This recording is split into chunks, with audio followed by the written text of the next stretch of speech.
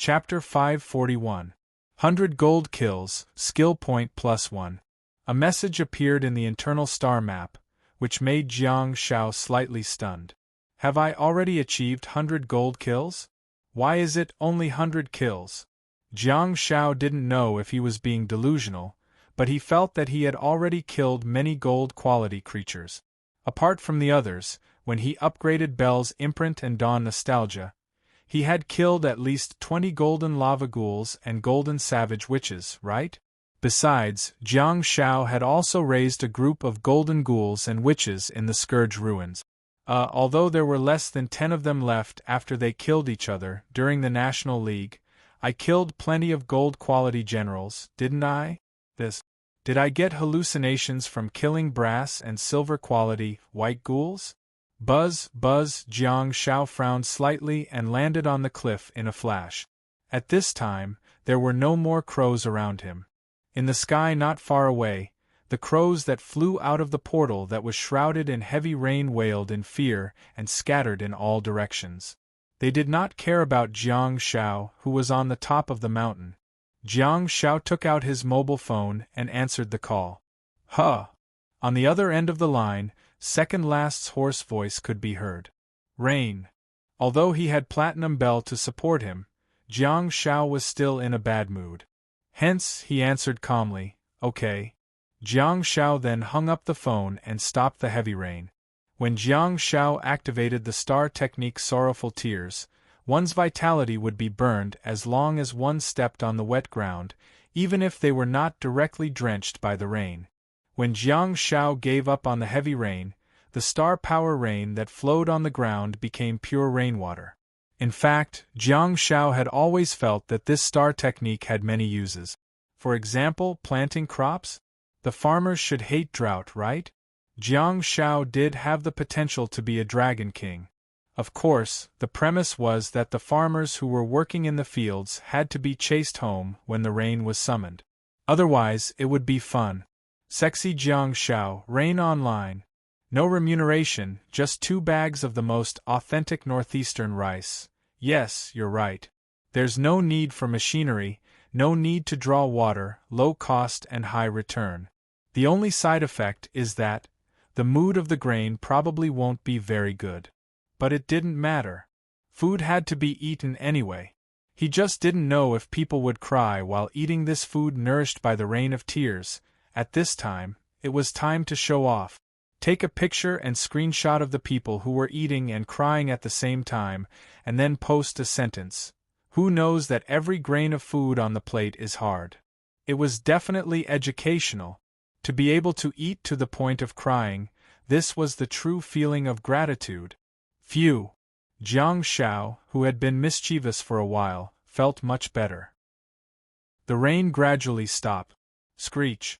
A figure covered in frost flew into the night sky and circled around the entrance of the holy ground. The piercingly cold wind blew away a flock of black crows. Then, a fire tornado appeared out of thin air and completely lit up the pitch-black night sky. Jiang Shao looked up and saw the goddess of lava that had completely torn the holy ground apart. Every time Second Last used the star technique Lava Dance, her body and clothes would turn into lava with the help of star power. It would be a terrifying sight of pitch-black, cracked skin, and bright red lava flowing around it. The two of them were clearly well coordinated. Under Jiang Zhao's gaze, Second Last descended from the sky and landed firmly on the back of the Pegasus. The white Pegasus neighed again and flew down while being covered in frost. Behind the two of them, the holy ground space door trembled violently. In the end, it could no longer maintain a stable state and disappeared completely. Second Last is so cool, Jiang Shao smirked, lowered his head, and smashed the head of a giant crow before pulling out a pitch-black star bead from within. Shadow Crow Star Bead, Gold Quality, Star Technique. 1. Illusory Crow. Summon a large number of illusory crows to cause interference to the enemy. Silver Quality, Upgradable. 2. Chaotic Crow.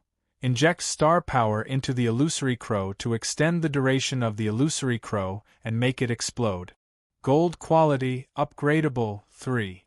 Shadow Crow. transform into a crow. Ingenious camouflage. The size of the illusion is directly related to the star power in the user's body. Gold quality, upgradable. Do you want to absorb it together? Of course not. Jiang Shao was already in the galaxy stage, and his last star slot had become usable. However, Jiang Shao wouldn't use his last star slot on such star beads and star technique. However, come to think of it, the name of the creature of other dimensions actually overlaps with the name of its star technique? That's new. So, is the star technique the main body? Fog, nay, the white Pegasus spread its wings, and the surroundings were covered in frost. It was like a gorgeous dream that barged into Jiang Zhao's world. The horse's hooves stepped gently on the boulder and its white mane cascaded down. It lowered its large head and gently rubbed against Jiang Zhao's mask. Clearly, it recognized his attire. Or perhaps it was not just looking with its eyes. Perhaps it had also smelled Jiang Zhao's scent. Jiang Shao rubbed Xiao Zhao's head and felt that there was something different. After all, it was night time and Xiao Xiao was huge. When Jiang Shao stood up, he realized that Xiao Xiao had grown taller again. Initially, the distance between its head and the ground was about 3.6 meters, while the distance between its shoulders and the ground was about 2.6 meters. Now, the tall horse had probably grown to about 4 meters. The change in height was still acceptable, but it did not just grow taller. Instead, its body had also become much larger. It was originally a massive creature, but now it was even more intimidating. Baishan Shuyu was 3.6 meters tall on average when he was an adult. Of course, there were some who were strong and muscular. Jiang Shao looked at Xiao Xiao in front of him and couldn't help but sigh in admiration. He said softly, "It's been hard on you. How long has it been since we last met? It's already growing in size." Xiao Xiao was imprisoned in the ruins of Calamity. When he was a supervisor, he reckoned that he probably didn't get enough nutrition. Jiang Shao felt a little guilty. On the horse, Second Last looked at Jiang Shao quietly and asked, "Galaxy?" Jiang Shao shrugged. It was self-evident. Then, he frowned and looked to the left. A flock of black crows appeared out of nowhere, flapping their wings and darting towards them. "Partners, shadow crows," Second Last said all of a sudden. "Huh!" Behind the mask, Jiang Shao raised his eyebrows slightly, only to see that there were black star beads in the crow's beak. Jiang Shao also discovered the difference. Compared to the group of black crows that had been fighting just now, the crows didn't make any annoying sounds. He stretched out his hands, and the crows circled around him before spitting the star beads in their beaks into Jiang Zhao's hands. Soon, Jiang Shao had a large handful of black star beads in his hands. There were more than 30 of them. After that, the crows that were flying around Jiang Shao turned into star power and finally gathered on one of the black crows. A young man then appeared in front of Jiang Shao. The young man seemed to be 28 or 29 years old, and was about 188 centimeters tall. He had short hair, bright eyes, and looked rather handsome. There was also a tang sword hanging diagonally on his waist. The black and gold scabbard and handle looked rather cool. "Xiao Yi," the handsome young man said as he stretched his hand out. Instead of reporting his code name, he simply said his name. Clearly, Jiang Zhao's actions just now had gained the recognition and respect of his teammate. After Jiang Shao put the star beads into his pocket, his thoughts lingered on the other party's name. Supper? What's the difference between that and supper? Jiang Shao shook her hand and said, "Hello, I'm having afternoon tea." Xiao Yi was dumbfounded. Second Last said coldly, "Naughty." Jiang Shao smiled, but unfortunately, his expression was hidden behind the mask. After thinking about it for a while, he said, "Jiang Shao." Xiao Ye's astonished expression eased a little. He also realized that behind this strange circle mask, there was a clown hiding behind it. It couldn't be helped. Jiang Zhao's way of communicating was far different from the black and white mime he had just now. Hence, Xiao Yi was indeed at a loss for what to do. Xiao Yi smiled and felt that such a teammate was easy to get along with. If there was another person like second last, it would be tough. Hello, new teammate. A slightly rough voice sounded and Jiang Shao turned around to see a hill moving towards him. This physique. His profession was almost written on his bulging chest muscles, shield warrior. So, this isn't a conventional combat team without rules awakened, but a configuration of 2 agility battalions and 1 shield warrior? With the addition of his medical support, especially after Jiang Shao could freely use the spacetime rift, the team's mobility was definitely superb. Tengu Zhang Wenqing. He was a strong and burly man with a scholarly name. He grabbed Jiang Zhao's hand with his rough hand and squeezed it so hard that it hurt. Second last said, "Let's go back to the warehouse." She then got off the horse and patted Xiao Xiao's head gently, causing it to shatter and turn into starlight that surged into her body. Under the lead of Zhang Wenqing, the 4 of them went down the mountain and returned to the dark green military vehicle. Is this the domestic Dongfeng warrior? Isn't this too cool? When Jiang Shao was in China, he had been in military vehicles several times, and the tofu in front of him was much more majestic than the ones he had seen before. On the slightly muddy mountain road, Jiang Shao and second last sat in the back seat while their bodies swayed left and right along with the vehicle. Second last asked, "When did you advance to the Galaxy River realm?" Jiang Shao answered, "This morning." Second last was speechless. Xiao Yi, who was in the passenger seat, turned around and asked in bewilderment, "You're only in the Galaxy River realm?" Jiang Shao closed his eyes silently and sighed. He initially thought that his situation would be better after advancing to the Galaxy River realm, but what's wrong with the Galaxy River realm? Can't the Galaxy River satisfy you? Who are you looking down on? Look again. I'll heal you. Chapter 542. I've written a lot of words in this chapter, and I'm reminded of the time when I wrote The Evolution of Devouring. I miss it a little. I hope you guys like it. May 5th, Konkind Republic.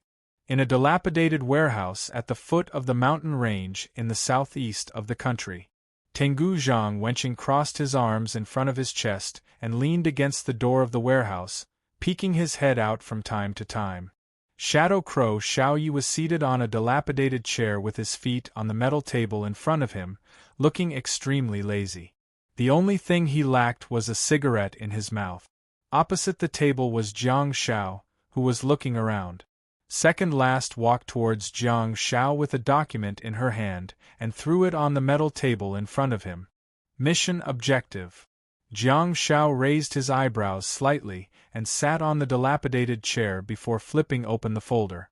On the first page, Jiang Shao saw a mixed-race person who seemed to be a combination of Chinese and Western. It was a middle-aged woman with fair skin, a high nose bridge, deep-set eyes, and long brown hair. She was also wearing a brown headscarf. As a whole, this frozen image looked like a beautiful sculpture. The only thing that was rather glaring was the slight smirk on her face, which seemed to be conveying her attitude to the photographer. But Shadow Crow lit up a cigarette in the end, but to second last and Tengu, who had an extremely sensitive sense of smell, the smell of the cigarette was extremely pungent. Shadow Crow said, "Konkind, born in 1977, 40 years old. Her original name was Guna Tudamets, and she was born and raised in a family of 5 in Konkind. In 1983, her parents and siblings died in the war, and the 6-year-old Guna was adopted by the villagers. In 1990, Konkind declared independence and Guna's adoptive parents died in the same year. Guna went missing. According to some information, this female criminal was a genius. She didn't awaken at the age of 16. Instead, she activated her star map at the age of 13. Jiang Shao asked in surprise, 13 years old? Activated automatically? The Shadow Crow snorted and continued, in 2012, Guna changed her name and called herself Konkind. She founded the Dark Hall, and the name of the organization was based on the name of the dimensional space unique to this country. The organization then recruited members and claimed that the female leader, Conkind, was the only savior, the chosen one, blah blah blah. The Shadow Crow waved his hand in boredom. He was very disdainful of these titles. In short, only by following her will people have a future. Second Last continued, since 12 years ago, her organization hasn't been active. They're very disciplined and rather secretive. There hasn't been any violent incidents until, phew. The Shadow Crow exhaled a mouthful of smoke and said, until now. Shadow Crow pointed at the ceiling. Through the broken ceiling, one could see the pitch-black sky. Ashen Night Mountain is nothing to us.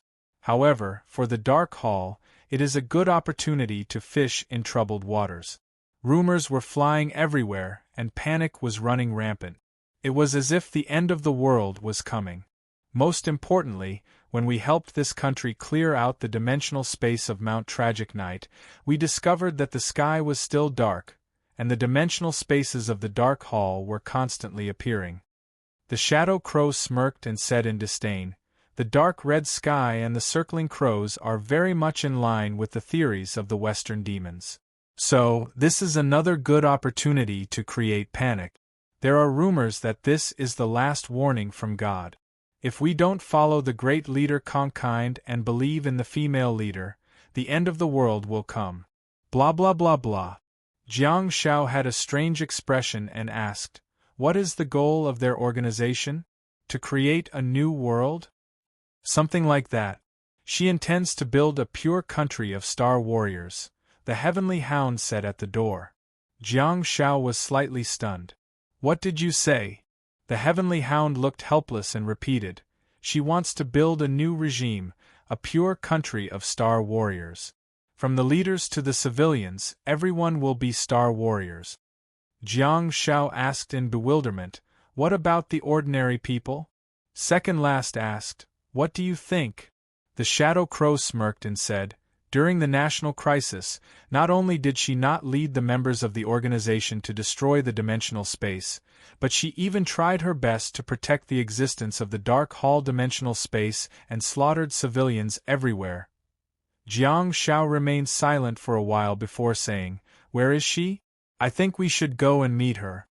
The Shadow Crow leaned back and rested his head on his arm. He said, she's like a loach, rolling in the mud with the members of her organization. We've already met her twice. She's very good at escaping.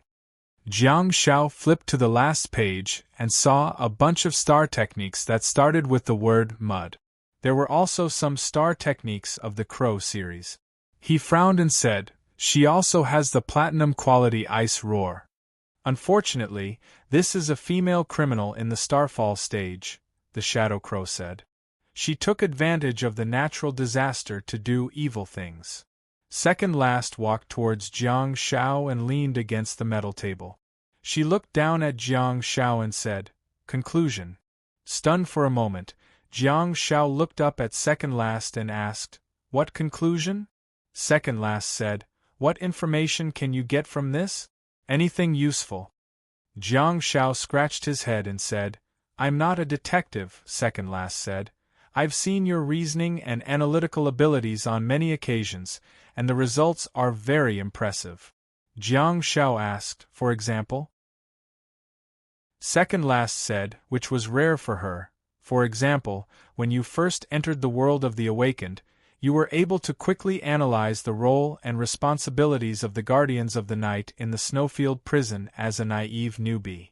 For example, you know very well why I'm so insistent on you joining the team. Another example is that you already know what happened to my team. You've never seen the person who left, but you already know the cause and effect. You even tried to start a new life with Little High. Another example is... Second Last paused slightly and continued softly. When you absorbed the first and second star techniques, Han Jiangshu asked you to use less of the second star technique. At the next moment, you managed to analyze her emotional journey. You and little Jiangshu. Jiang Shao exclaimed in shock. Second last said, I understand you and do my best. You're a member of my team. Second last, I can fight and command. If you're looking for a detective, you've really found the wrong person. Jiang Shao put the documents aside and continued, I'm a soldier. I can kill enemies and heal my teammates. I'll carry out the mission given to me. I'm not a police officer and I don't have the ability to find clues and chase the murderer. You should leave it to the professionals. Second last said, the mission of the Guardians of the Night is to ensure the stability of the Kongjin Republic. The main task is to close the dimensional spaces that are blooming everywhere. The local army, police, as well as the Mountain Crusher Army, Wasteland Reclaimers, and Mountain Crushers, are all doing that. This female criminal named Kongjin has been protecting the Dark Hall's dimensional space right under our noses.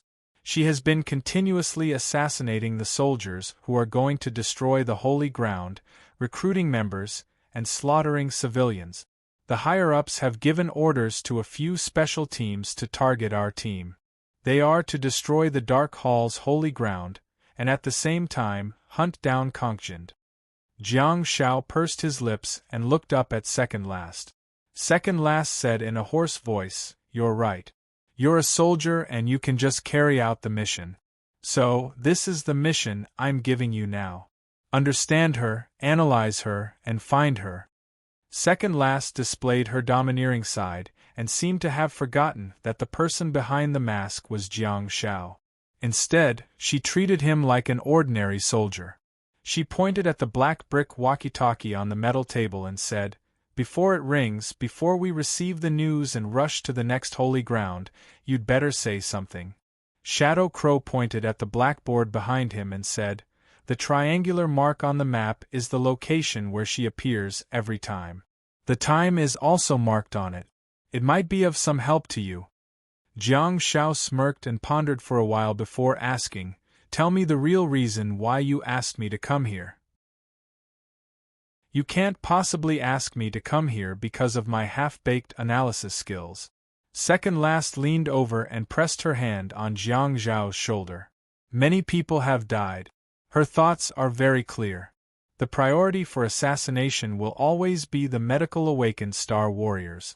If the medical awakened collapses, all of them will collapse. Jiang Shao was dumbfounded. Damn it, thank you so much. That's the greatest affirmation of my abilities. Second Last tilted her head and gestured to the walkie-talkie on the metal table. It might ring at any time. Jiang Shao took a deep breath and picked up the information again. An unfortunate childhood. Shadow Crow sneered in disdain. Jiang Shao glanced at Shadow Crow thoughtfully and lowered his head after a while. He flipped through the information and said, When she was 6 years old, her biological parents and siblings died in the war. When she was 13 years old, her adoptive parents died and she went missing. How did her adoptive parents die? The Heavenly Hound said, I'm not sure, no one knows. Jiang Shao frowned and guessed. Her adoptive parents shouldn't be Star Warriors?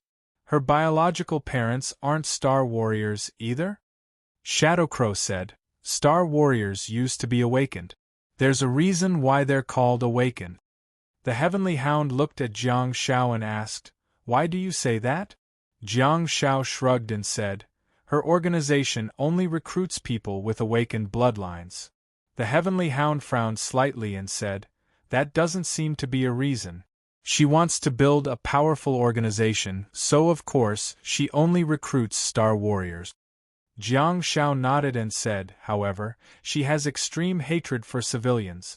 Even though the situation is so critical and she urgently needs to accept all the forces that can be used, she still ensures that the organization is pure and doesn't recruit any ordinary people.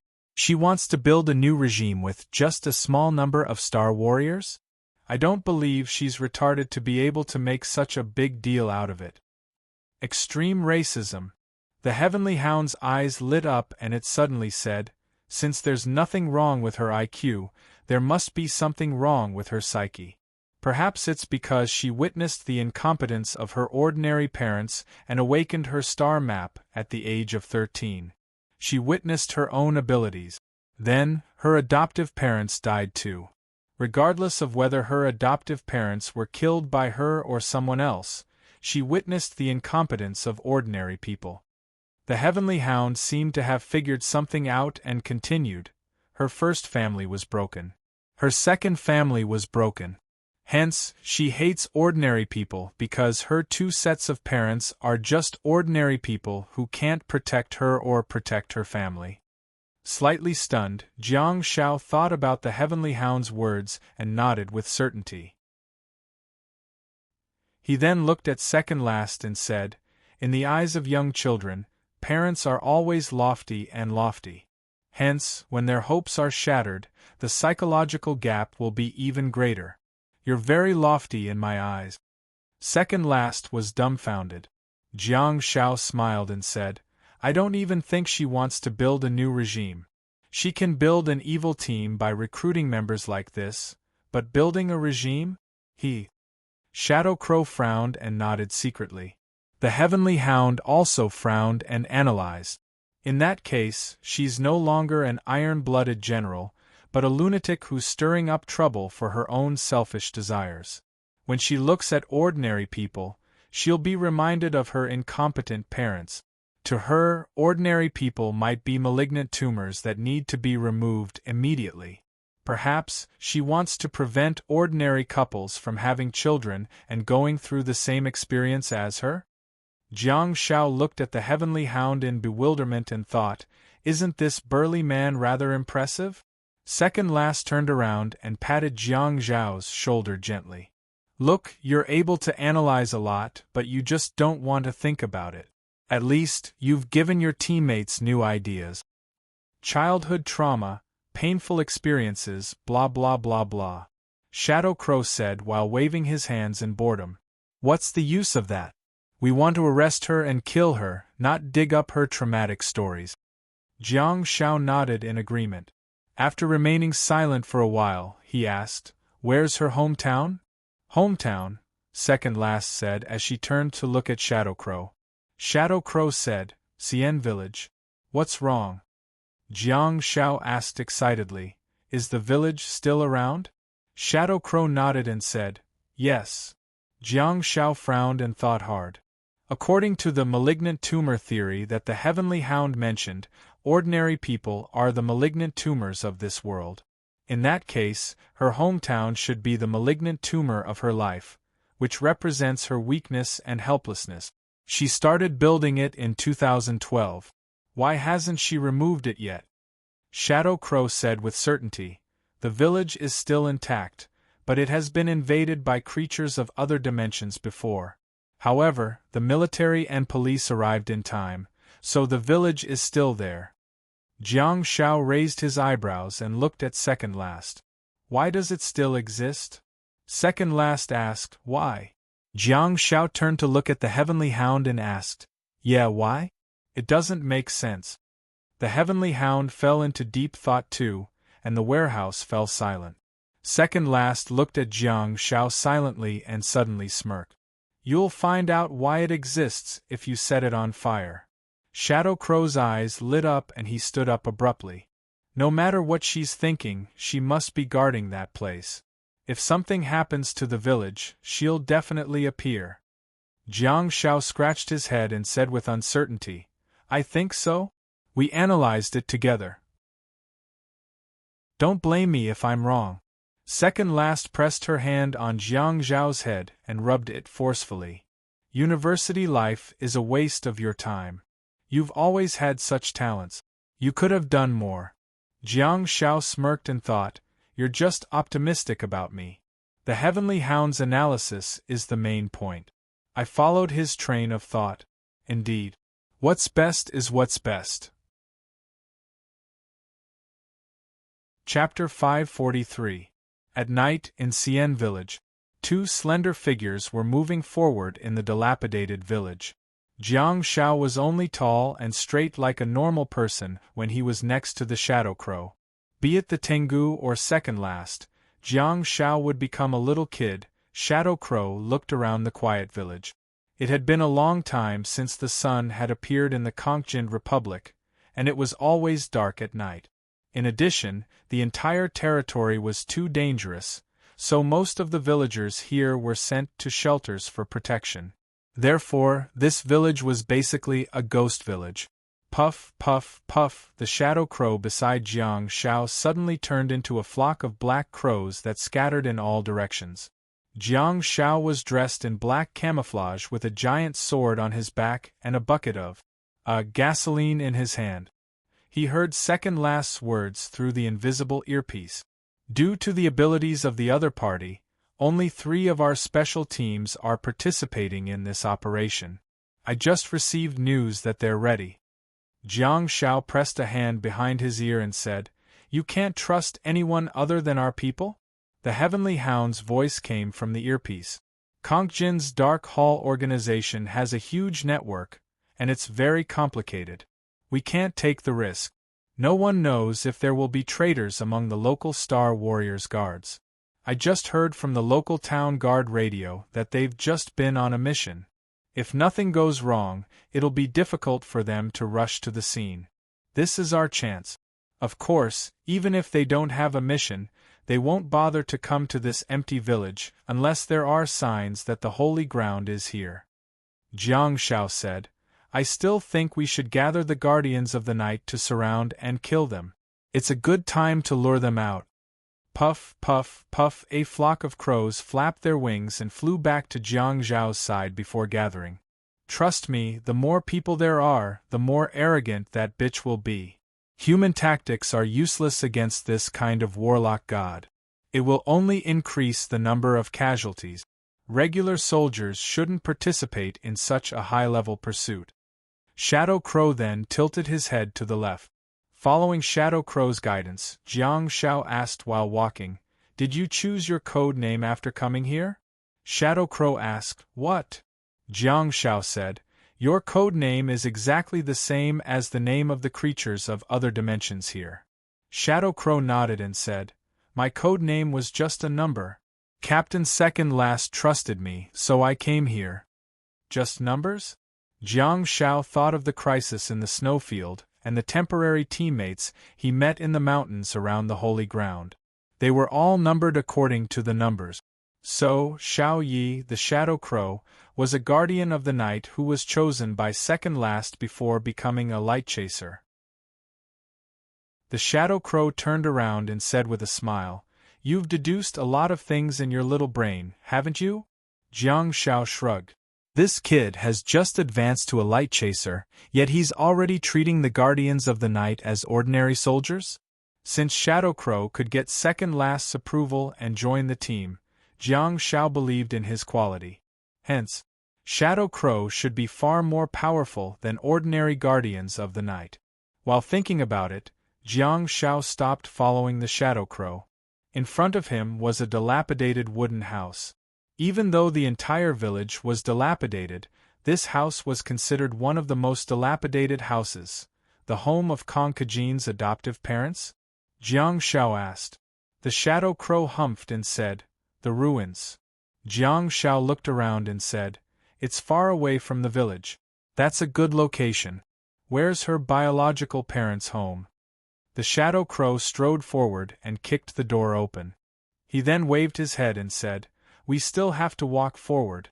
I'll burn it later." Jiang Shao smirked and said, "You're a warrior. Don't worry. I've just checked, there's no one inside." Jiang Shao strode in while the Shadow Crow held onto the Tang sword that was hanging diagonally in front of his waist. All of a sudden, he swung the sword upwards and quickly retracted it. His movements were so fast that Jiang Shao almost didn't see it clearly.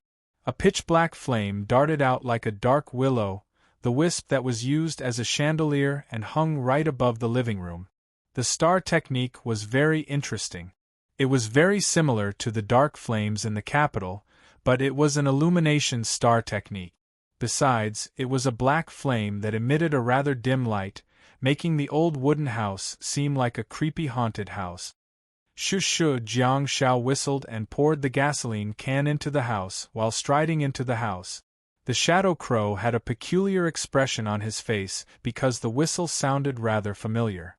It seemed to be the whistle of a perverted murderer in a movie. The shadow crow asked, "What are you doing?" Jiang Shao stopped whistling, but he didn't stop moving. In the house, the shadow crow said, "There's background music to liven up the atmosphere." The shadow crow was speechless. Next, the whistling sounded again. The shadow crow grinned and looked around while smelling the strong smell of gasoline. He then swiped his finger across the broken glass window and looked outside. Although the wooden house did not have a second floor, the first floor was large enough for the living room, kitchen, bedroom, storage room. Jiang Shao was stepping on the halo of nostalgia, and the scale of dawn continued to rotate, turning bright gold and illuminating the surroundings. Shoo, in the house that was covered in dust and collapsed tables and chairs, Jiang Shao stepped into a bedroom and stopped in his tracks. The scale of dawn under his feet quickly disappeared, leaving only the halo of nostalgia. Jiang Shao saw another halo of nostalgia at the end of the tattered bed in the bedroom. "There's someone here? You're scaring me to death. I'm supposed to be a shining figure under the spotlight. Why did I have to come to the haunted house to explore? Did I really encounter a ghost?" Jiang Shao was shocked. Under the bright gold halo, Jiang Shao saw a pair of frightened eyes. It was a boy about 16 or 17 years old with thick eyebrows, big eyes and thick hair. His face was filled with horror. The boy crawled back and asked, *and %yen hashtag? Jiang Shao blinked. "English? Who are you? What are you doing?" The boy's body trembled as he asked softly. Jiang Shao found it difficult to understand his unorthodox Russian. "All right, Russian." Jiang Shao continued to carry the barrel of gasoline and sprinkled it as he walked. He replied in Russian, "I hate the great demon queen. I heard that this is her home. I want to burn it down." The boy clenched his fists and slowly turned from fear to anger. "You can't do this." Jiang Shao walked around the bedroom and poured the gasoline on the boy's head. The boy was speechless. Jiang Shao shrugged. "She killed civilians, disrupted the country, and made everyone restless. She's a heinous criminal." The boy's words became more intense as he shouted, "She brought us hope and allowed us to escape from the chaos of war. She gave us food to eat and clothes to wear. Let us build a new order, a new country. No one will bully us anymore. No one." Jiang Shao seemed to have learned the Shadow Crow's language, and waved his hand in boredom. "Blah blah blah." The boy stood up and shouted, "You'll pay the price. This is the Holy Land of the people of Conkind. One day, people will come here to look at the statue of Conkind and our Savior. You're not allowed to defile this place." Jiang Shao retreated to the door and smiled. "So, you're no longer the same as those lowly people after you awaken your star map, right? You're finally qualified to follow Leader Conkind. You've forgotten the days when you were treated like pigs and dogs a year ago." The boy's face was flushed and he was extremely furious. "You?" Jiang Shao suddenly asked, "Are your parents star warriors?" The boy's breathing paused slightly. Behind the mask, Jiang Shao pursed his lips and asked, "Where are they? Are they still alive?" The boy said, "They're stupid. They don't understand this great cause. Only in the ruins can a stronger country be built. A brand new country." Jiang Shao nodded and said in Mandarin, "Break and build, defeat and succeed." The boy asked, "What?" "I've gone off topic." Jiang Shao smiled apologetically and said, "How about this? Since you're so devout, you can live forever in the flames with your holy land. Your bones and house will turn into ruins and become nutrients to nourish the establishment of a brand new and powerful country. Don't move, you're not devout if you move." The boy's body trembled violently in anger, and Jiang Shao felt that he would suddenly foam at the mouth and faint. Jiang Shao then left the bedroom and walked towards the living room. In the bedroom, the boy's infuriated face became a little twisted and he clenched his fists tightly while his body trembled. All of a sudden, his body turned into a pool of mud and disappeared. Shadow Crow, who was standing by the window, turned around when he heard the footstep. Everything's normal. Let's go. Jiang Shao glanced at Shadow Crow thoughtfully. Without a doubt, Shadow Crow had a perception-type star technique. Shadow Crow had searched the house, and it was impossible for him not to have found anyone. Besides, he was standing in the living room, and it was impossible for him not to hear the boys' yells. So, barrier star techniques? He might even have star techniques like illusion, camouflage, summoning, and doppelganger. In any case, he was a good informant. Jiang Shao didn't believe that the great Lady Kongjian would hide there alone and have nothing to do. The entire country was trying to destroy the organization that she had established. She was probably extremely busy. Of course, if it was Kongjian's star technique, the effect would be better. However, the other party did not attack at all. Jiang Shao didn't think that he was Kongjian's clone. She probably can't stand it, right? Jiang Shao looked at Shadow Crow and nodded. Everything's normal. Let's go. The two of them strode out and stood in front of the wooden house under the night sky. Shadow Crow asked, "You're here?" Jiang Shao said, "I didn't bring any fire." Shadow Crow was speechless. Huff. Shadow Crow unsheathed his Tang sword and black flames flew out, instantly igniting the house. As the fire spread, the black flames also turned into normal red flames.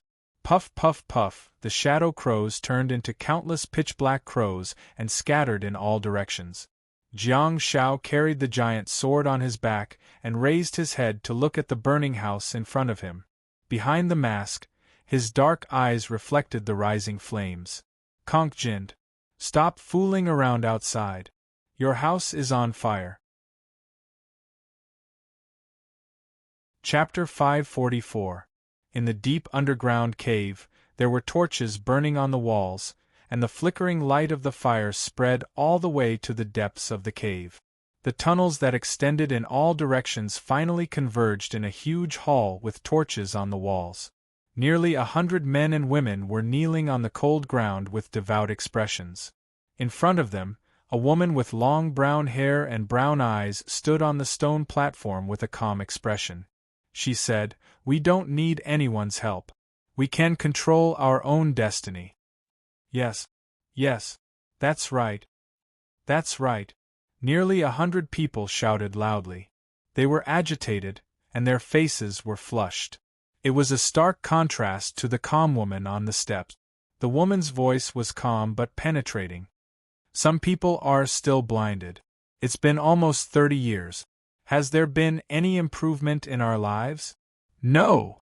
That group of bastards. Another wave of agitation rose from the crowd. The woman pressed her palm down slightly, and the noisy hall instantly became silent. They can't see the future of this country clearly. We all have ordinary relatives, our families, and our children. However, they can't protect themselves. The incompetent security forces can't protect our families. Our families, all ordinary people, will be pierced by the golden-red poisonous worms and corroded by the venom. Living in this world, they were tormented in pain. Their corpses will be exposed to the wilderness, bitten by the red walkers and pecked by the crows. This is God's punishment for this ignorant country. It's also the last warning to us. There were faint sounds of sobbing in the crowd below. It was not hard to imagine that most of the star warriors present had lost their relatives. Apart from the sobbing, there were also angry and distorted faces. The woman said softly, "People think that we're killing our companions, but only we know that this is a sinful world filled with hunger, famine, and beasts. To ordinary people in this world, there's only endless pain and torture. We can't bear to see such people continue to suffer, so we help them and let them go to a better place. We are not the ones who killed them, but this cruel world." The woman's voice gradually became louder. "Remember, the relatives and friends that we have redeemed are looking at us from heaven. Their deaths will give us a new life. The pain will become a source of strength in our bodies, and they will accompany us." Suddenly, A man bowed and went up to the woman. He whispered something into her ear. The woman managed her expression well, but her pupils contracted violently. A few seconds later, the woman said in a soft voice, "Dark Hall's third team, do what they should do." The man lowered his head and retreated. The woman turned around and looked at the faces below. There were sadness, grief, anger, fanaticism. All kinds of faces. She gave up on her previous speech and only said one word, "Dark Hall." For a moment, the oppressive crowd below seemed to have found a breakthrough. Dark Hall. Dark Hall. Dark Hall. At some point, the organization's name had changed from Dark Hall to Concujinda. Concujinda. Concujinda. Of course, no one thought that they were shouting the name of their country. Everyone looked at the female leader above. Through these shouts, it was as if they saw a true savior. The woman nodded, but her eyes were slightly empty, as if her soul had already left the world. At the same time, in the empty village under the dark night sky, a pitch-black figure with a giant sword on his back stood in front of the burning wooden house. The huge village was quiet, and only the crackling sounds of the burning flames could be heard. Occasionally, the sounds of houses being burned and collapsed could be heard. It was as if he was the only person in the empty village. "They're here." 4, no 6. Second Last's voice suddenly sounded in the invisible earpiece. It was so abrupt that she didn't even have time to tell him the exact number. Underground. Clearly, she would have discovered the abnormality a long time ago if she had approached from the ground. However, Second Last would only be able to discover the enemy when they were close to the surface. Jiang Shao raised his eyebrows slightly and thought, "Why are they here before the house is even half burned? What does that mean?" "It means that the boy has sent a message and that the so-called Dark Hall is active in the vicinity." Bang! A large hand suddenly emerged from the ground and grabbed Jiang Zhao's left ankle. Immediately afterwards, a huge force was exerted, seemingly trying to drag Jiang Shao into the ground. Jiang Shao stomped his right foot forcefully. Bang!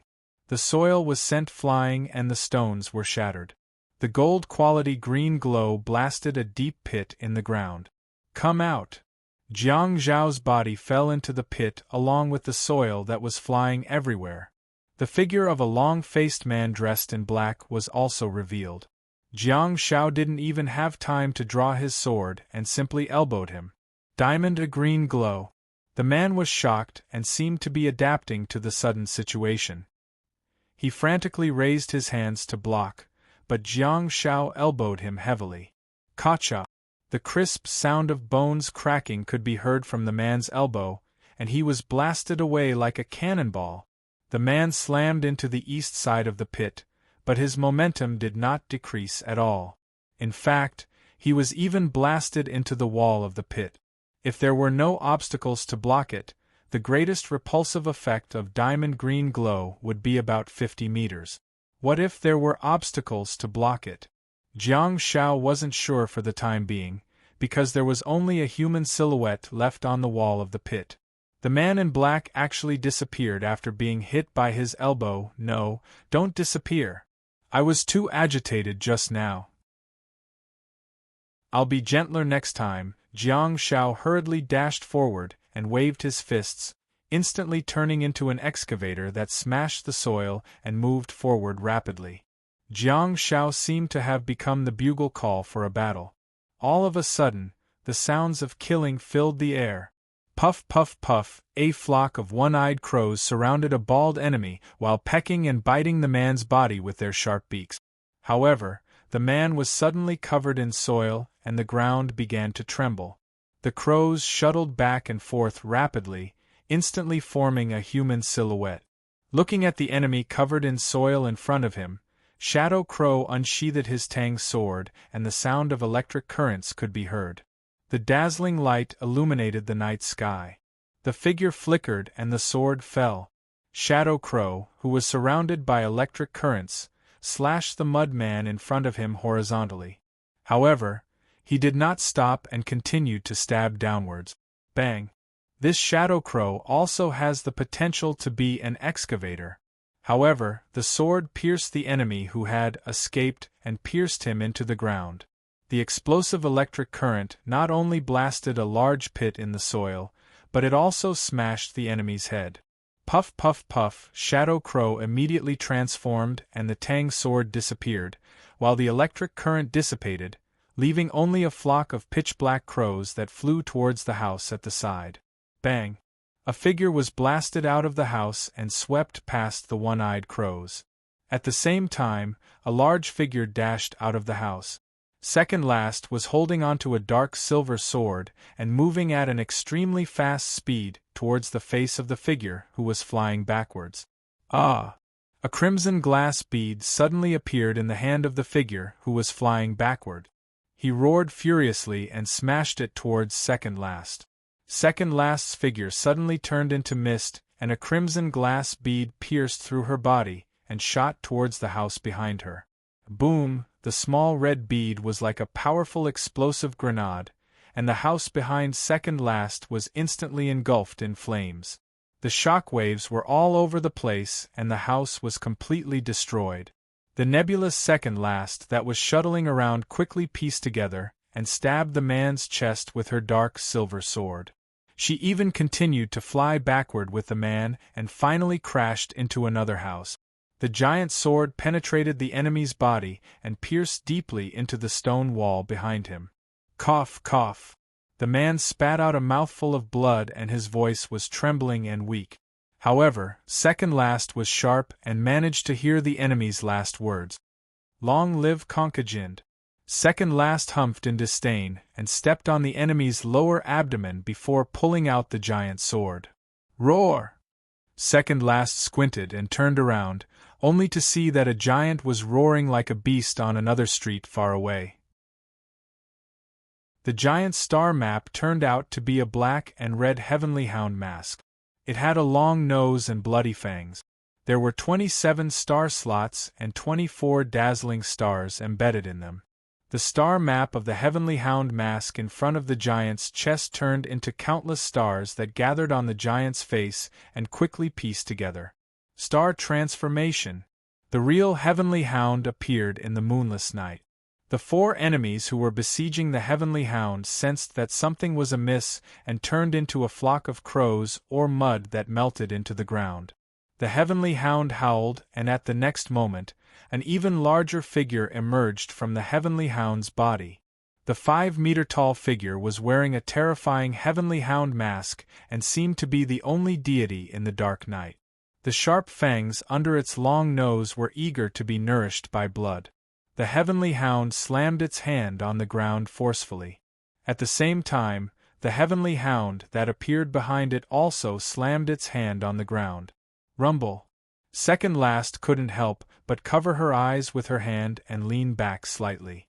She took a few steps back due to the impact of the turbulent wave. Amidst the chaos, Second Last's ears twitched slightly because she heard the sounds of an intense fight in the area that she was most concerned about. Second Last quickly turned around and scurried away. Under the night sky, a figure surrounded by a golden halo was madly wrestling with another figure in a quagmire, discussing philosophy. The scene had completely changed. Second Last seemed to have come from another world.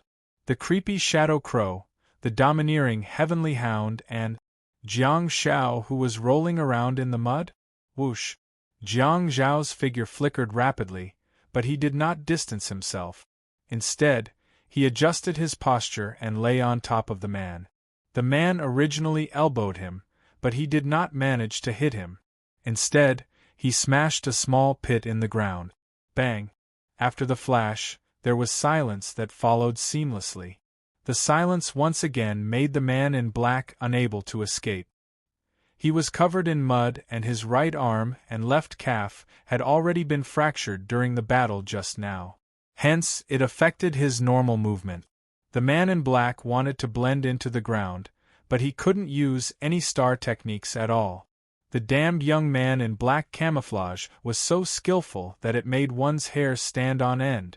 Jiang Zhao lay on the back of the man in black camouflage, and when he appeared, His left arm had already wrapped around the man's neck.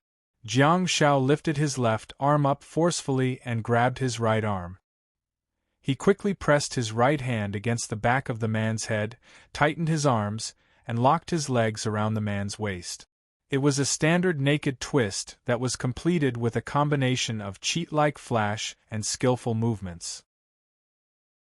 The most abominable thing was that the young man in black camouflage actually sang a lullaby despite the intense battle.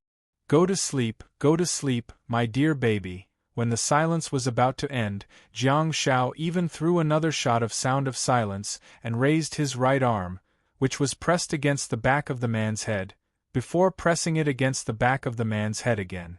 The 2 shots of sound of silence lasted for a total of 20 seconds, and Jiang Shao was in a naked twist for less than a second.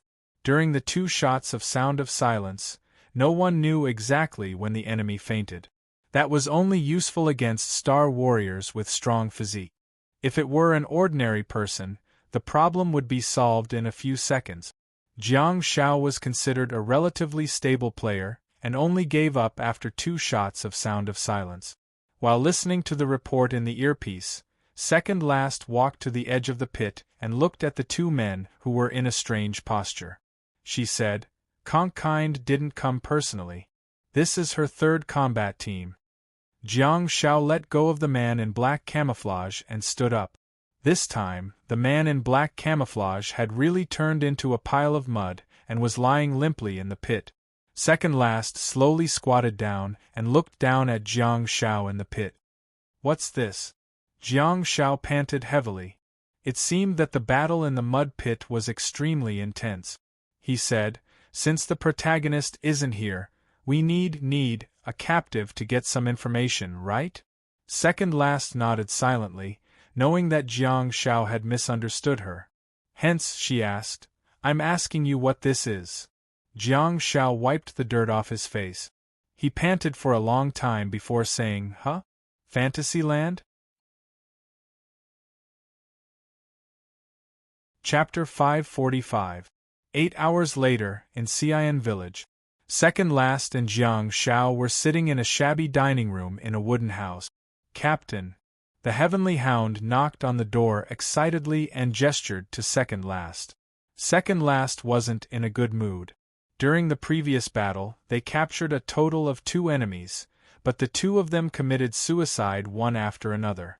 Even though they were handcuffed and turned into ordinary captives, they still managed to find a way to commit suicide. Jiang Shao had seen those special handcuffs before. In fact, he had even worn them himself in the snowfield. At that time, Hai Tianqing led his team and was treated as a prisoner. They were handcuffed and thrown into prison. The magical handcuffs emitted a special glow and had the special effect of cutting off star power. They should have been specially developed for Star Warrior criminals. Second Last turned around and glanced at the Heavenly Hound, only to see the joy on his face. Hence, she gestured for him to come in. "Captain." The Heavenly Hound strode in and said, "Are you still angry about the captives? Captain? This kid is a good material. Why do you have to mention it?" Jiang Shao sat on the shabby chair and fiddled with a sword in his hand. "Maybe our analysis is wrong. Maybe Conk-Jind doesn't care about that house as much as we think she does. She just sent a team to investigate." The Heavenly Hound said, "Conk-Jind is very cunning and cautious. She has already been besieged by us many times, but she always manages to escape.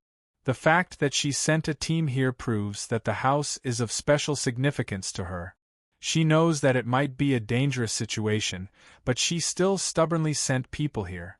She might be praying from the bottom of her heart. This is just an act of revenge, and a team can solve the problem." Jiang Shao shrugged and spun the military blade in his hand. He did not comment. Second Last asked, "What's the good news?" The Heavenly Hound handed a piece of paper to Second Last and frantically said, "In the past 8 hours, the Guardians of the Night have activated the frequency of the Holy Ground in the Conk-Jind Republic. This is the summary of the information." Second Last grabbed the paper and nodded silently. It's the same as when the holy ground was gradually disappearing. Heavenly Hound was delighted. Yes, sir. Based on this trend, there will be no more Dark Hall extra-dimensional holy ruins opening in the next 3 days. Currently, the speed at which we are destroying the holy ground has far exceeded the speed at which the holy ground is opening. Jiang Shao turned to look at the Heavenly Hound and said, 3 days later, will we see the light of day again? Tengu nodded heavily. Our hard work has finally paid off. We can see the sun. The people of Conkind can see the sun. Sunlight didn't just represent light, it also represented hope. This was especially true for the Conkigenda Republic, which was plagued by rumors and demons. Light could destroy many things. It could even shatter lies. It was a very effective way to deal a blow to the Dark Hall. The Dark Hall was not the only enemy of the joint army of China and the Conkigenda. Their potential opponents were the Star Warriors who were wavering and had yet to be corrupted. It was broad daylight and the universe was clear. This is a particularly good pair of words. Captain, please answer. The Shadow Crow's voice suddenly rang in everyone's invisible earphones. Second Last frantically answered, Speak. The Shadow Crow said, Traces of the Dark Hall have been found in Kalyana. There are nearly 100 of them, and the local military camp has been destroyed by the Dark Hall. Second Last frowned and slowly stood up. The Shadow Crow said, Several teams along the way gave us the exact location of the Dark Hall members before they were destroyed. According to their route, they are heading north. In the room, Second Last hooked her finger. The Heavenly Hound frantically took out a map from his pocket and scurried towards the wooden table. He then opened the map and laid it out. Second Last asked, Location. The Shadow Crow said, Silent Canyon, Kalyana. Both locations have been reported, and we've lost contact with them now. Second Last pointed her finger at the Silent Canyon and slowly moved it upwards, fixing it on Kalyana. She asked in a deep voice, Why did you only report it now? 2 of the Silent Ravines patrol squads had sent out a distress signal. Kalyana's military had also sent out reinforcements. However, none of them returned. By the time they wanted to report back, the Dark Hall had already charged into the town's military camp. The Shadow Crow paused for a moment before continuing. They reported in detail that nearly 100 members of the Dark Hall had attacked the military camp and requested for reinforcements. After that, they could no longer be contacted. Jiang Shao asked, Nearly 100 members of the Dark Hall? That's a huge operation, right? The Heavenly Hound nodded and said, It's a huge operation that has never happened before. Jiang Shao thought about it and said, They destroyed a military camp and demonstrated their strength. They once again expressed their determination and created panic. Second Last's finger continued to move upwards and towards the north, before finally stopping at Ferber City 83.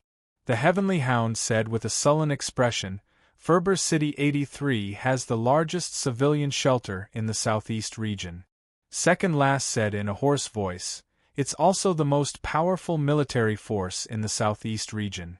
With a complicated expression, the Heavenly Hound asked, Captain, do you think that their target isn't the civilians but the entire city?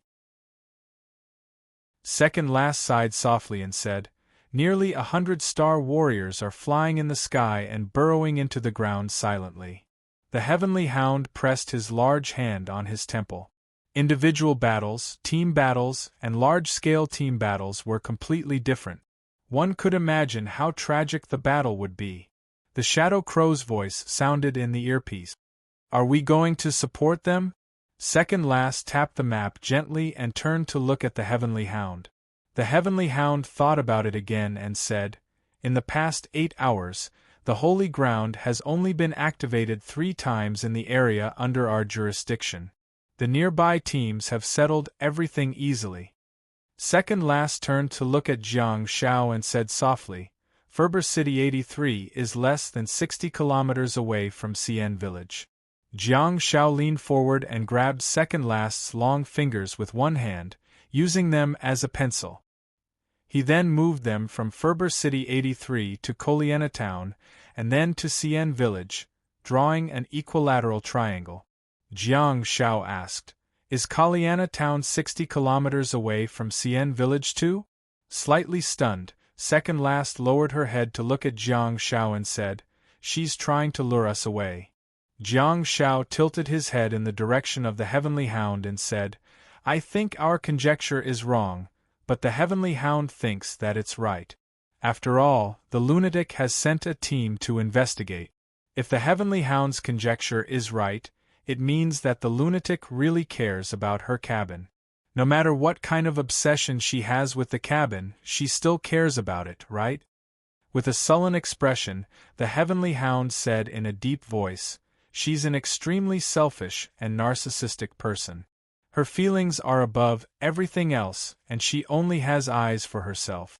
Even though she knows that it's a trap, she still sent a team of elites to die in order to satisfy her fantasies.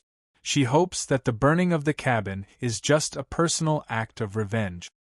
Jiang Shao asked, "Can she do something like sending 100 elites to die and getting the surrounding teams to rush back to support her?" Second Last shook her head and said, "She's the leader, after all. I think she's been planning this for a long time. She shouldn't be doing it purely to satisfy her selfish desires." The Heavenly Hound said, "Regardless of whether it's been planned for a long time or not, I think she'll rush here." The Shadow Crow said in disdain, "Why would she rush back? To look at the burned house?" The Heavenly Hound said, "If my home is burned down and people tell me that my house has been reduced to ruins, what do you think my first reaction will be?" Jiang Shao said, "I'll go back and take a look." The Heavenly Hound nodded and said, "Besides, this place has a special significance to her. So, regardless of whether the attack on Ferber City has been planned for a long time or if it's along the way, I think she'll come." Jiang Shao said meekly, "What if her ultimate goal isn't Ferber City but Xian Village? Are we going to wait here for nearly 100 star warriors to visit us?" The Heavenly Hound looked down at the map and said, "According to their route, they're indeed heading all the way north. It should be Ferber City, where there are targets for them to kill and star warriors to rebel against them. Since they've been planning this for a long time, they can't possibly waste time by taking detours. The only possibility is that the lunatic will rush here." Second Last looked at the two of them and pressed on the invisible earphones. "BRIs." The Shadow Crow said, "Got it." Second Last paused for a moment before continuing, "Be careful." The Shadow Crow said, "Don't worry, Captain, no one can see through my concealment skills. However, I have to ask for instructions. I need to turn off the communication temporarily. The slightest sound will expose the target." Second Last said, "Sure." As the Shadow Crow's voice disappeared, Second Last said to the Heavenly Hound, "Go to the tallest building and keep the communication channel open." "Yes," the Heavenly Hound said firmly before turning around to leave. Second Last sat on the chair and placed her legs on the broken wooden table.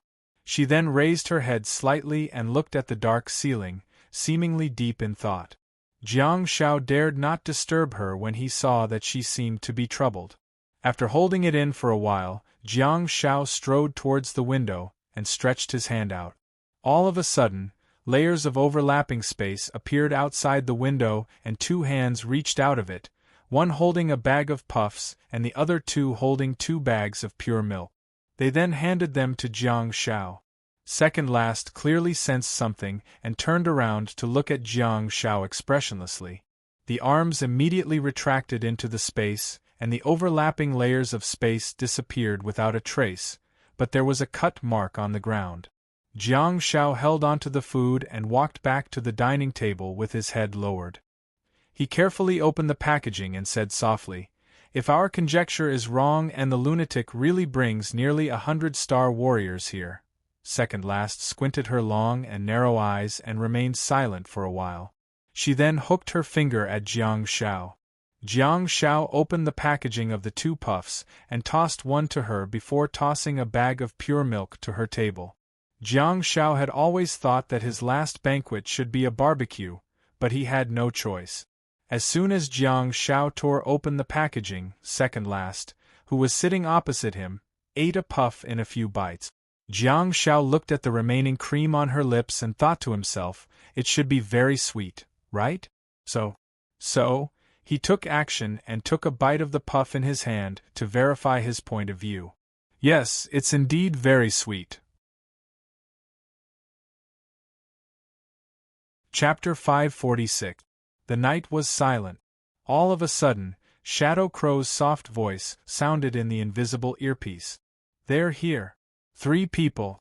1 master and 2 servants. The target is Conkind. According to their speed, they're expected to arrive at Xian village in 2 minutes. Second last stood up abruptly while Jiang Shao picked up the giant sword. They're here. They're really here. And it's a 3-man team? Where's her army? Are they really going to attack Ferber City? It's a godsend opportunity. Bring some gasoline, second last said as she walked to the window and peeked into the distance. I don't have the ability to hide like you do. They'll discover me. Do you need me to enter the ruins of the calamity? Jiang Shao asked frantically. Second last seemed to have thought about it a long time ago. She said, No, take the gasoline and stand at the door of the house next to us. Wait for them to come. Jiang Shao asked in shock, Wait for them to come? Second last nodded and said, There must be a perception-type star warrior beside her. The only thing that can make her stay and fight is our number and her last home. After thinking about it, Jiang Shao hurriedly walked out of the restaurant and picked up a bucket of gasoline. The home of Conkind's adoptive parents had already been burned down, and only the ruins of her biological parents were left. It seemed that second last had asked Shadow Crow to stand guard only to ensure that there wouldn't be a 100-man team.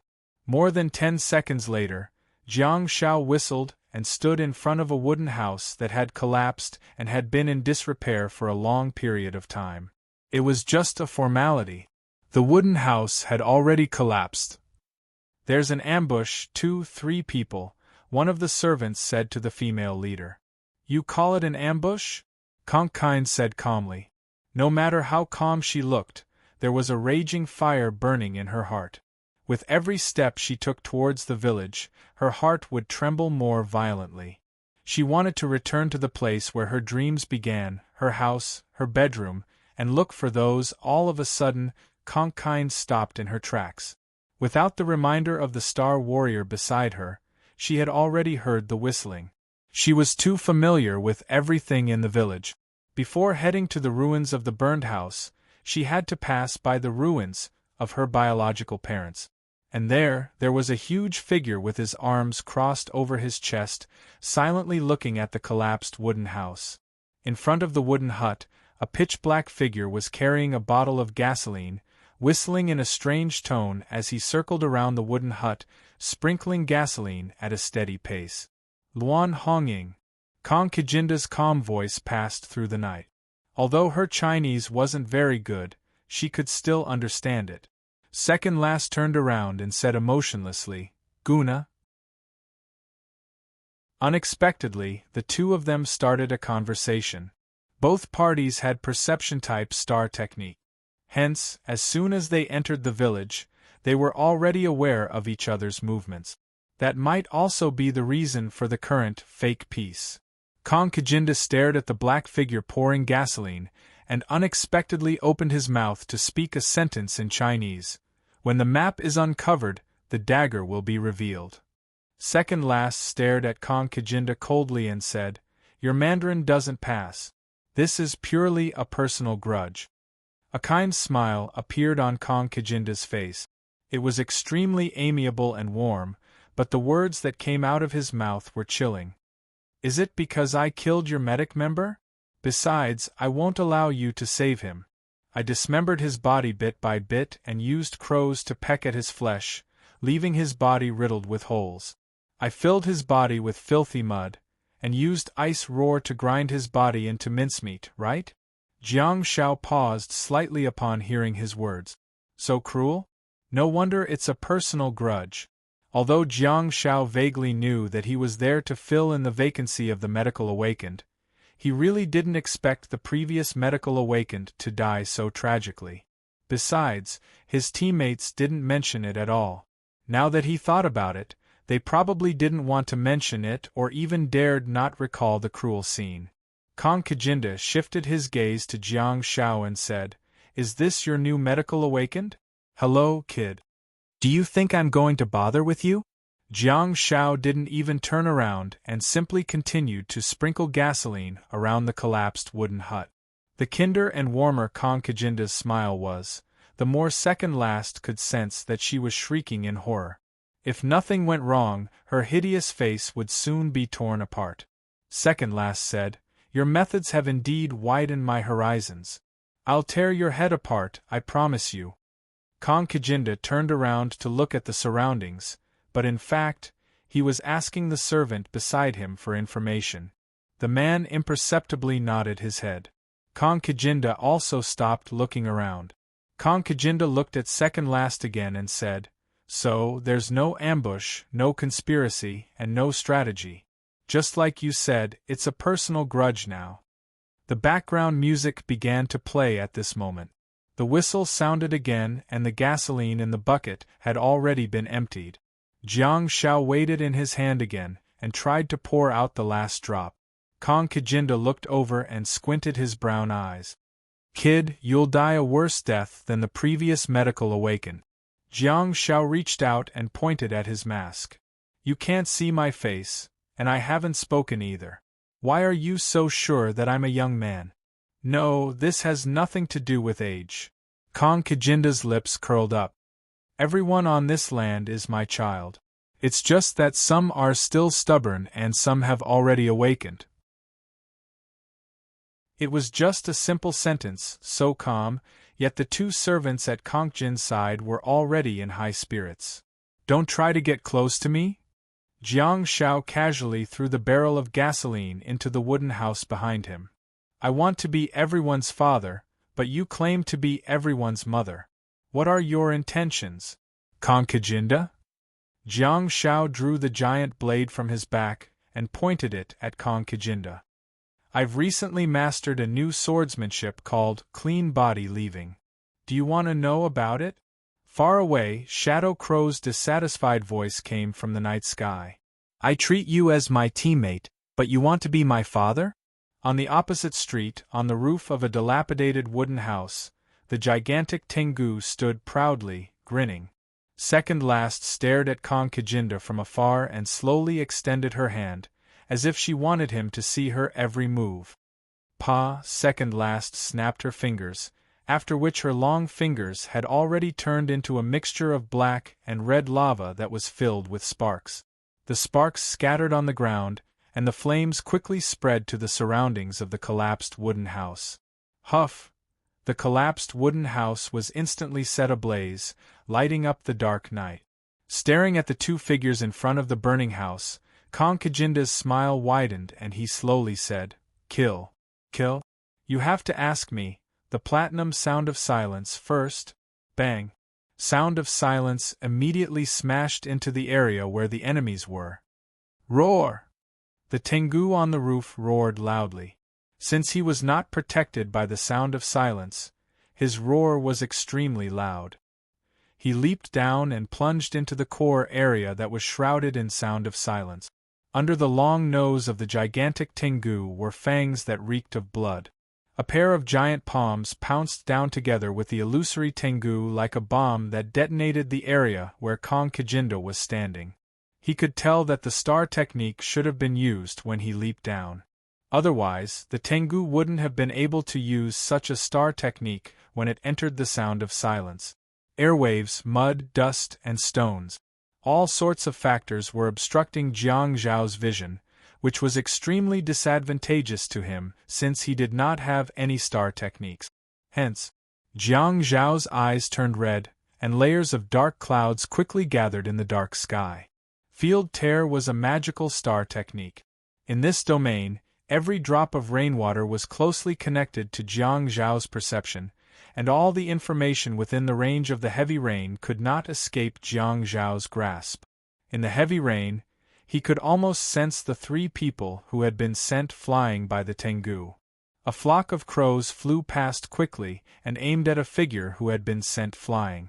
The pitch-black one-eyed crows quickly took shape. The Tang sword was unsheathed, and the buzzing sounds of the electric current could be heard. The sound was getting more and more urgent, and it even lit up the night sky. Screech! Amidst the lightning and thunder, a figure floated past and raised his sword. The dizzy servant who had been smashed by the sound of silence, and then sent flying by the Tengu, was slashed in half by the Shadow Crow. He was split into two. There was no exciting battle in the Shadow Crow's heart, nor was there any exchange of blows. He was ruthless, but his sword was fast. He was killed in seconds. Jiang Zhao felt the waves of air pushing him to the side, while Second Last, who was beside him, released her star power and her ponytail danced in the wind while her dark red hair rope fluttered in the wind. She held a dark silver giant bow in her hand, and a dark silver heavy arrow shot out from her hand. Whoosh! The heavy arrow chased after another servant who had been sent flying and pierced his chest before he could. It then took the servant's body and turned around to stab into the house across the street. Why did he say that the heavy arrow was one step ahead? Because the Tengu's claws missed. Roar! The Tengu landed on all fours, but it was not discouraged at all. After a few leaps, it raised its giant claws and plunged into the servant, who could not use any star techniques because of Jiang Zhao's sound of silence. The heavy arrow pierced the servant's chest and created a large hole, while the Tengu's giant claws tore the servant's upper body apart. One of the two servants was beheaded on the spot by the extremely fast Shadow Crow, while the other was killed by the sound of silence. The Tier Realm star technique helped Jiang Zhao understand the situation on the field. Why didn't anyone chase after the real protagonist, Conk-Jind? Because, the moment she was sent flying, her mud body had already been revealed. The Conk-Jind who had been talking to everyone all this while was not her real body. Where exactly is she? Did she follow the army to Ferber City 83? At the next moment, the ground suddenly trembled and the mud began to flow like a river. Countless mud dragons emerged from the ground. The surging mud river was like a devouring beast that tore apart the surrounding buildings and swallowed them into the mud. Puff, puff, puff. The Shadow Crow immediately turned into a flock of pitch-black one-eyed crows that flew into the sky and circled continuously. The Tengu leaped up and landed directly on the crows, after which it half knelt and looked at the heavenly disaster beneath its feet. Nay, a horse neighed and the tall horse spread its wings and soared into the sky. Second Last had a sullen expression as she rode on Xiao Zhao's back and flew into the sky. She held her bow and arrow and looked at the boiling mud below. She yelled, "Underground!" Jiang Zhao's figure flashed and he sat behind Second Last. All the buildings, streets, military vehicles, were completely swallowed by the mud river and disappeared without a trace. Of course, Jiang Zhao knew that she was underground. The Tier Realm rain had already mixed with the mud and touched the female leader, who was hidden deep underground. Conk-Jind was obviously unhappy and had no intention of leaving. The boiling mud river surged up like a fountain and the mud dragons swept towards the prey in the air. The female Dharma goddess of the Dark Hall was furious. Of course. For Jiang Zhao, if you have a temper, go home and play around. Why are you throwing a tantrum outside? Use your long-range attacks. Don't worry about me, I'm very fast. Jiang Zhao hollered. Second Last, the Tengu, and the Shadow Crow were all stunned. Immediately afterwards, the heavy arrows locked onto them, the electric current condensed, and the Tengu showed its ferocity. The torrential rain that belonged to the Tier Realm had long been mixed with the rolling mud and seeped into the ground. The raindrops clearly told Jiang Zhao the exact location of the enemy Jiang Shao gripped the giant sword in his hand tightly, and the majestic star power in his body surged. The tip of the sword was covered in diamond green glow. Looking at the churning mud river below, Jiang Shao stood up on the horse's back and held the giant sword in front of him. The green light of the diamond shone brightly, and it was ready. Jiang Shao leaped down from the sky and stabbed downwards rapidly, as if he had become one with the giant sword. The green glow on the tip of the sword even drew out a green line that outlined the trajectory of Jiang Zhao's stab. It was the official name, the 14th form of the Xia family swordsmanship, a letter of divorce. Chapter 547. The 5,000-word chapter was written to thank all the readers for their support. A ray of green glow fell from the sky at a high speed, causing a huge pit to be formed in the surging muddy river. It seemed to be able to shatter mountains and split seas. The subsequent wave of the giant sword caused the churning mud to splatter everywhere. Perhaps this is the advanced version of the excavator. When Jiang Shao vaguely saw a face full of anger, he threw sound of silence aside and his body flickered rapidly. What followed after was a huge electric current, and a dark silver-heavy arrow was wrapped in it. Following behind the lightning-heavy arrow was the phantom of a Tengu that whizzed past. Bang! Jiang Shao was covered in mud that stained Xiao Xiao's fair body, but Xiao Xiao did not react at all. It simply obeyed Second Last's orders and tried its best to release the ice roar. The flowing mud had somehow lost its fluidity and was swept up by the ice roar. Amidst the explosions, the mud was rolled into a clockwise vortex. "Did you succeed?" Second Last asked unexpectedly. She had sharp eyes and ears, so she asked Jiang Shao solemnly. With a sullen expression, Jiang Shao said, "It's still mud. I can't find her." The mud stopped surging and remained undulating. From time to time, the destroyed houses, broken wood, and rubble could be vaguely seen. The muddy water flowed slowly and filled the low-lying mud pit before seeping into the ground along with the heavy rain. Second Last said, "I can't find her." Jiang Shao asked, "What's her maximum casting distance?" "Stop. Rain." Second Last ordered. Jiang Shao immediately stopped the field tears and thought to himself, "Yet, I still can't find Kong Kijinda. Has she gone deeper underground or has she already escaped?" Second Last turned around and got off the horse, after which a four-legged beast star map suddenly appeared on her body. It quickly enlarged and became lifelike before enveloping Second Last. When Second Last landed on the ground, a long-tailed lynx that was composed of ice-blue lines appeared quietly. It was more than 5 meters long and was huge and graceful. A tuft of hair stood on its pointy ears, as if it was listening to everything around it. The long fur on its cheeks swayed along with its menacing head. Sniff, sniff, the giant lynx strode forward gracefully, lowering its head to sniff its surroundings. A few seconds later, it suddenly raised its head and ran northeast. Jiang Shao rode on Xiao Xiao and frantically patted its head. "Follow your master."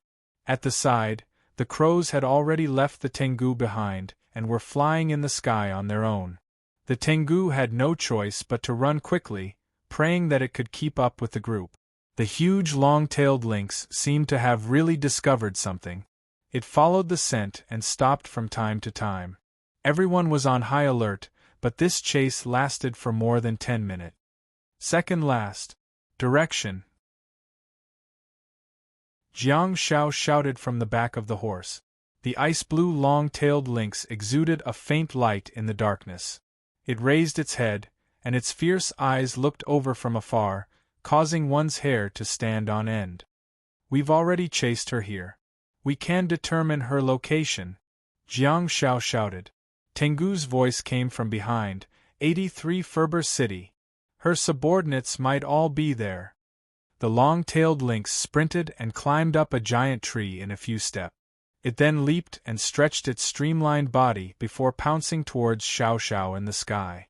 Xiao Xiao quickly descended, and the giant lynx quickly transformed into its human form. The two of them worked well together, and in the end, Xiao Xiao caught second last steadily. She also heard her master's instructions. Northeast, maximum speed. Jiang Xiao stared blankly and felt extremely envious. I have to choose my star pet well in the future. Ah, my star pet, where are you waiting for me? Second last sat on the horse and said, she's no longer underground. She's already become a crow. Okay. Jiang Xiao snapped back to his senses and asked with a sullen expression, there's going to be a fierce battle later, right?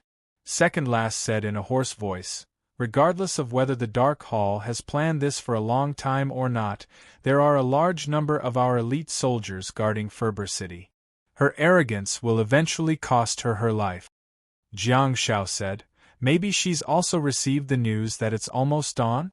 She's trying to put up a last-ditch struggle. Second last nodded and said, indeed, the active period of the Dark Hall's dimensional space has already passed. With our help, the holy ground will soon be destroyed. The rumors that she created are about to be destroyed. Jiang Xiao still wanted to say something, but second last suddenly turned around and a dark silver whip appeared in her hand. She then lashed it at Jiang Xiao. Jiang Xiao got a great shock and looked at the towering mountains below in the direction of the dark silver whip. Compared to the flat ground, the mountainous terrain was indeed more difficult to run on and more exhausting. Of course, the Tengu sensed everything and pounced forward to grab the dark silver whip. Its massive body was then lifted into the air. It's indeed the Tengu. It's a huge dog that's being dragged into the sky. A few seconds later, a flock of crows flew over and circled around the Tengu. The lonely eyes of the crows looked at the messy Tengu from all directions and could not help but caw a few times. The Tengu held onto the whip tightly and closed its eyes without saying a word. It was like an old monk who was meditating and ignoring the crows cawing. In Ferber City, it was already in chaos and there were sounds of killing everywhere. What was even more intolerable was that the soldiers in the city were not only fighting against the enemies, but also suffering from internal attacks. Any soldier of the Kongjin Republic could be a member of the Dark Hall. Not to mention the Chinese soldiers who did not trust the Kongjin Republic soldiers, even the Kongjin Republic soldiers themselves did not trust their comrade. Apart from themselves, no one could trust them. The Kongjin Republic soldier, who had just flown into a rage in the military camp, was the best example. All of a sudden, everyone was in a state of panic and danger. What made the situation even more difficult was that there were not many Chinese soldiers there. Be it the Wasteland Reclaimers, the Guardians of the Night, or the mountain-shattering army, all of them rushed there with the goal of destroying the holy ground.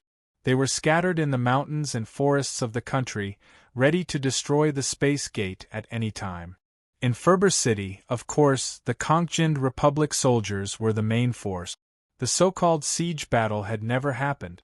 To a group of Dark Hall organizations that could fly in the sky and hide underground, and had spies inside and outside, the blockade of the city was like a piece of paper that could be easily destroyed. The struggle between the organization and the enemy army had evolved into a real battle on the street. The defenders were weak, and it was indeed easier to destroy them than to defend, especially under the muddy river. The muddy river created by countless rules awakened at the same time had become a sea of mud. Even some star warriors could not withstand it, let alone ordinary people. This was a war with local characteristics. Apart from the battles on the streets and alleys, the bigger battlefield was unfolding underground. The battle there was not inferior to the battle on the surface. No one could protect anything. Under a natural disaster like the Sea of Mud, all the houses, armaments, and even the guards and civilians were all destroyed. Perhaps it would not be long before the entire city was reduced to nothingness. It was said that the warriors would rise in the individual competition. In the team competition, the rules awakened were still the kings because the core position of the rules awakened could not be shaken. However, in the team of 4, the role of the rules awakened was still not maximized. In such a large-scale war, people could truly realize what the core position of the rules awakened meant. When the melee fighters of the Dark Hall and the melee fighters of the Kongjin Republic transformed into two flocks of crows and started biting each other, the overwhelming muddy river had already destroyed everything around it and engulfed the two of them unknowingly. A series of ice roars appeared in the city. In the chaotic and noisy city battlefield, both parties had of course seen all kinds of ice roars. However, the continuous wave of platinum ice roars caused everyone to have a drastic change of heart. The hearts of the Kongjin Republic soldiers and the small number of Chinese troops sank. As for the Dark Hall members, they were cheering loudly to welcome their high and mighty god. Finally, the savior arrived on the battlefield. She crushed countless bodies and announced her arrival to everyone. Such a large-scale and indiscriminate attack would definitely hurt the Dark Hall members, but the Dark Hall members did not care. To be able to die at the hands of the female leader was the best proof of their faith. The female leader was not afraid. She did not go underground. Instead, she stepped on the mud pillars and stood high in the air. She looked down at the ruined city below her. Beside her, a group of 8 people surrounded her. Defensive barriers, purifying mist, dark green aura. All kinds of defensive measures protected the proud god on the mud pillar in the middle. As the 9 mud pillars moved slowly, the sea of mud behind them became a vast ocean. In front of them, endless frost raged dong dong dong. All kinds of long-range attacks bombarded the female leader high up in the air. The 8 people struggled to hold on. The huge city was already half in ruins and the other half was a sea of mud. Just as the female leader of the Dark Hall was showing off and acting domineering, some of the Kongjin Republic soldiers who had been struggling for a long time started to betray them. Other than the traitors, there were also a number of soldiers who were potential members of the Dark Hall. If they had not been completely defeated by the Dark Hall, they would still be Kongjin Republic soldiers who were willing to protect the civilians. However, under the pressure of life and death, people would always make some terrible choices. Such a scene was undoubtedly one disaster after another for the Huaxia army, which was already sparse in numbers. When Jiang Zhao's group of 4 arrived at Ferber 83, Jiang Zhao's heart was trembling. The city was clearly divided. Half of it was a sea of mud and the other half was a ruin. It was unknown how many fresh lives were buried in the muddy sea. Screams and cries could be heard from the broken ruins. The sea of mud was like a devouring beast. As the female leader's group moved forward, it devoured the already ruined city inch by inch. Hurry, hurry up! In the city, a middle-aged woman was holding the hand of an elderly woman as they staggered and ran. Behind them was the surging sea of mud. The two of them seemed to be racing against the Grim Reaper. However, the elderly woman could not escape from it. As she ran, her ankles were submerged in the mud and her body fell forward. "No, mother!" The middle-aged woman loosened her grip and turned around, only to see that half of her mother's body had been submerged in the mud. The middle-aged woman broke down and ran over. She grabbed the elderly woman's hand and cried at the top of her lungs as she tried to pull her out. However, there was nothing she could do. A few seconds later, the two of them were sucked into the mud and no longer had any signs of life. The soldiers tried their best to prop up the mud wall and used their abilities to move the sea of mud in the opposite direction to protect the civilians. However, a knife suddenly appeared behind them. The former comrade's eyes were sharp. He stabbed his comrade's heart and turned around to kick the mud wall to pieces. He took off Kong Kijinda's military uniform and knelt on the ground. His face was filled with sincerity and his eyes were filled with fanaticism. He shouted the name of his savior, but he was also drowned by the sea of mud. Scenes of heartbreak, anger, sorrow. All sorts of scenes kept appearing and happening at every moment. The Huaxia armies that had received orders and rushed over from all directions to provide support naturally saw such a chilling scene. Without saying a word, they rushed into the streets and alleys. A few more disciplined squads acted as vanguards and charged at the slowly advancing dark Temple 9 mud pillars. Who would have thought that the female leader, who was standing on the mud pillar in the center, would turn her head to look at the white horse flying in the sky? The sea of mud that was advancing north suddenly changed direction and was moving towards the tail feather squad. As it turned out, Kong Kijinda was not an ambitious person. He was just a simple madman. No matter how big the scene was, it was only for her personal benefit. No matter how sophisticated the plan was, it would be changed because of her own selfish desires. The actions of the tail feather squad infuriated her, and she wanted nothing more than to devour them, to devour their flesh. The new medical reinforcements of the tail feather squad had star techniques that were far beyond Kong Kijinda's imagination. Since she couldn't deal with the tail feather squad there, she decided to return to her battlefield. There, her mature combat system would allow her to compete with anyone. Kong Kijinda had lured everyone here to Ferber 83 City. His main objective was not the Dark Hall's target, but to slaughter the tail feather squad. Charge! Jiang Shao yelled.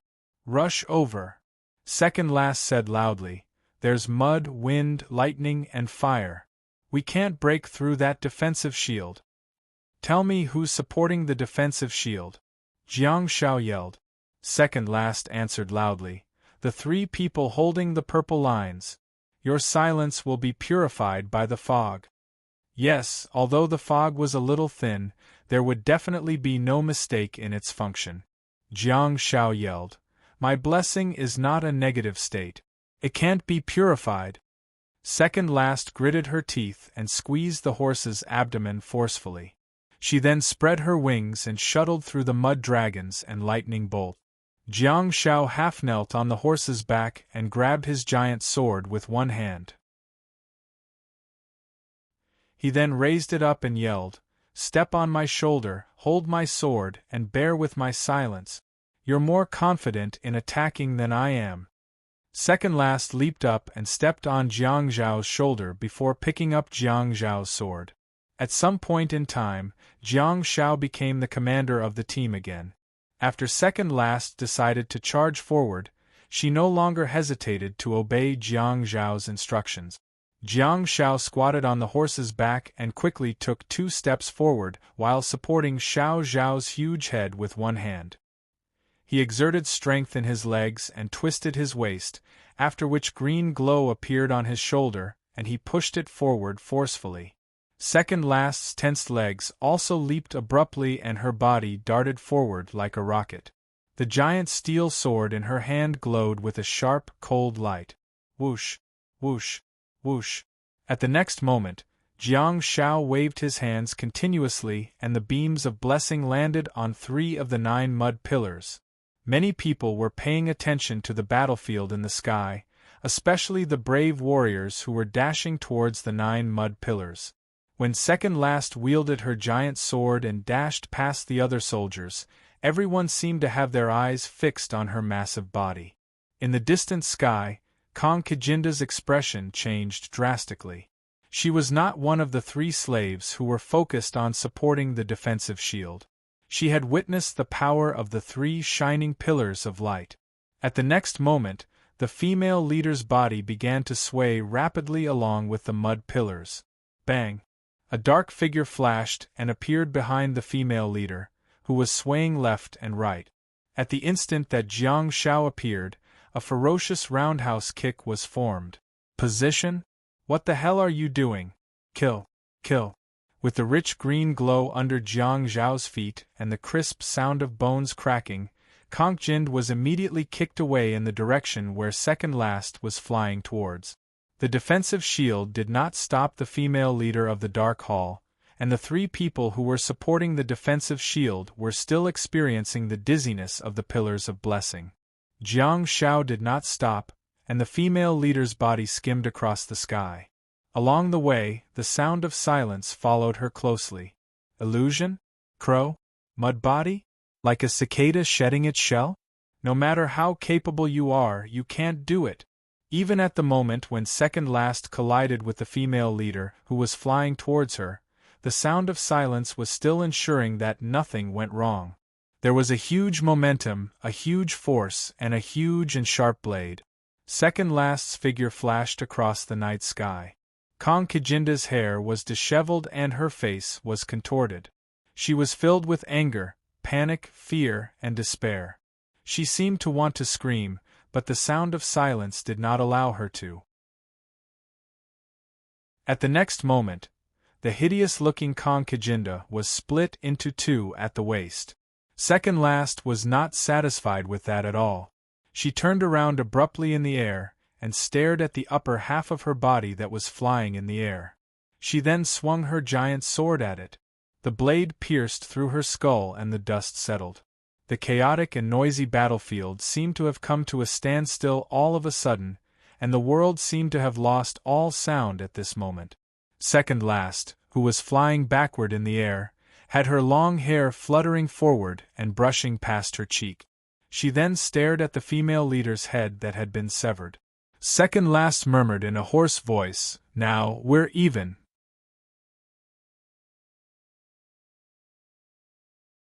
Chapter 548. Galaxy First Kill, Skill Point +10. Leapfrogging, Skill Point +5. Two messages appeared in the internal star map, but Jiang Shao did not have the time to care about them, because the scene in front of him left him dumbfounded. Kongjin seemed to have affected everyone's hearts. Even though Jiang Shao was in the mud pillar and surrounded by the most fanatical believers of the Dark Hall, they did not attack Jiang Shao at all. They simply stared at the sky in a daze as the mud pillar under their feet gradually stopped moving. The churning sea of mud was still surging, and the fanatical believers underground had no idea what had happened.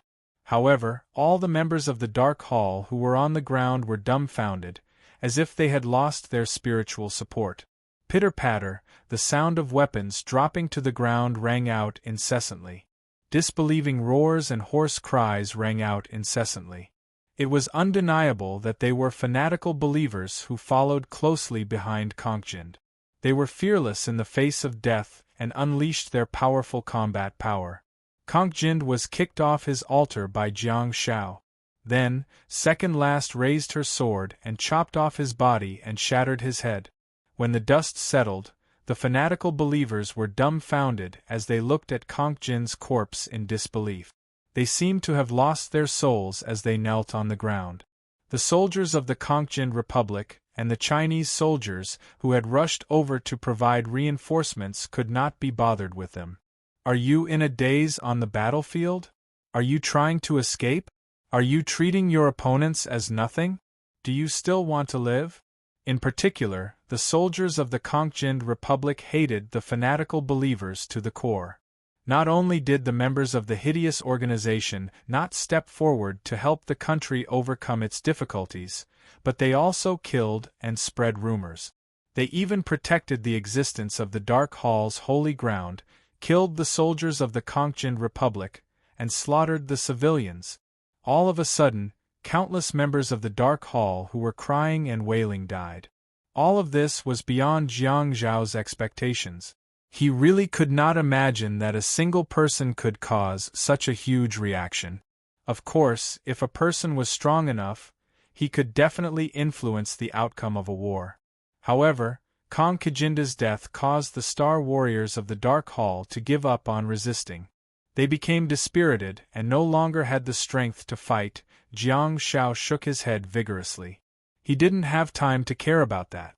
The muddy sea was still surging, and the underground battle had yet to stop. As a light chaser, Jiang Shao was willing to take on greater responsibilities within his capabilities. Of course, Jiang Shao would start with the 8 slaves beside him and kill them.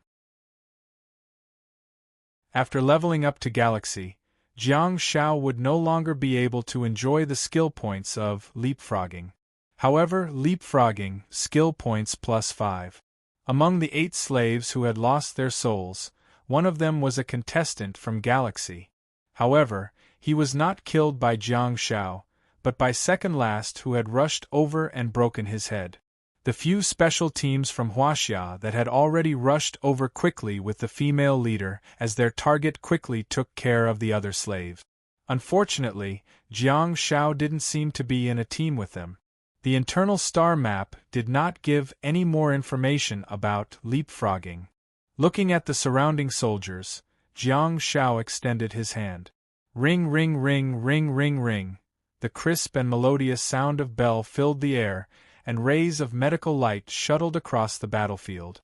Jiang Shao released bell extremely quickly. Not only did it have the effect of healing the body, but it also had the effect of stabilizing the mind.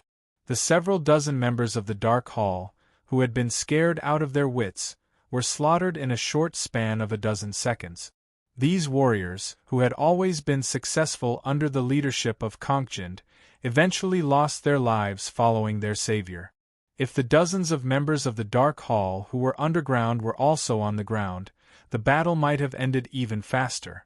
The members of the Dark Hall were still staring at the female leader's body even before they died. On the other hand, the soldiers of Kongjin's country, as well as the soldiers from the various special forces of Huaxia, looked at Jiang Shao after killing the enemies. He was a young man who had suddenly appeared on the battlefield, dressed in black camouflage and wearing a circle mask.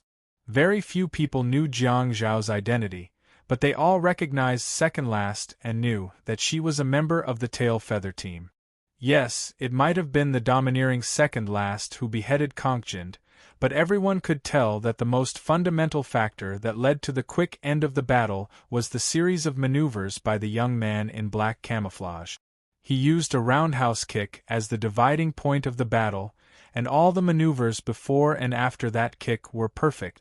Where did the Tail Feather team recruit such a master tactician?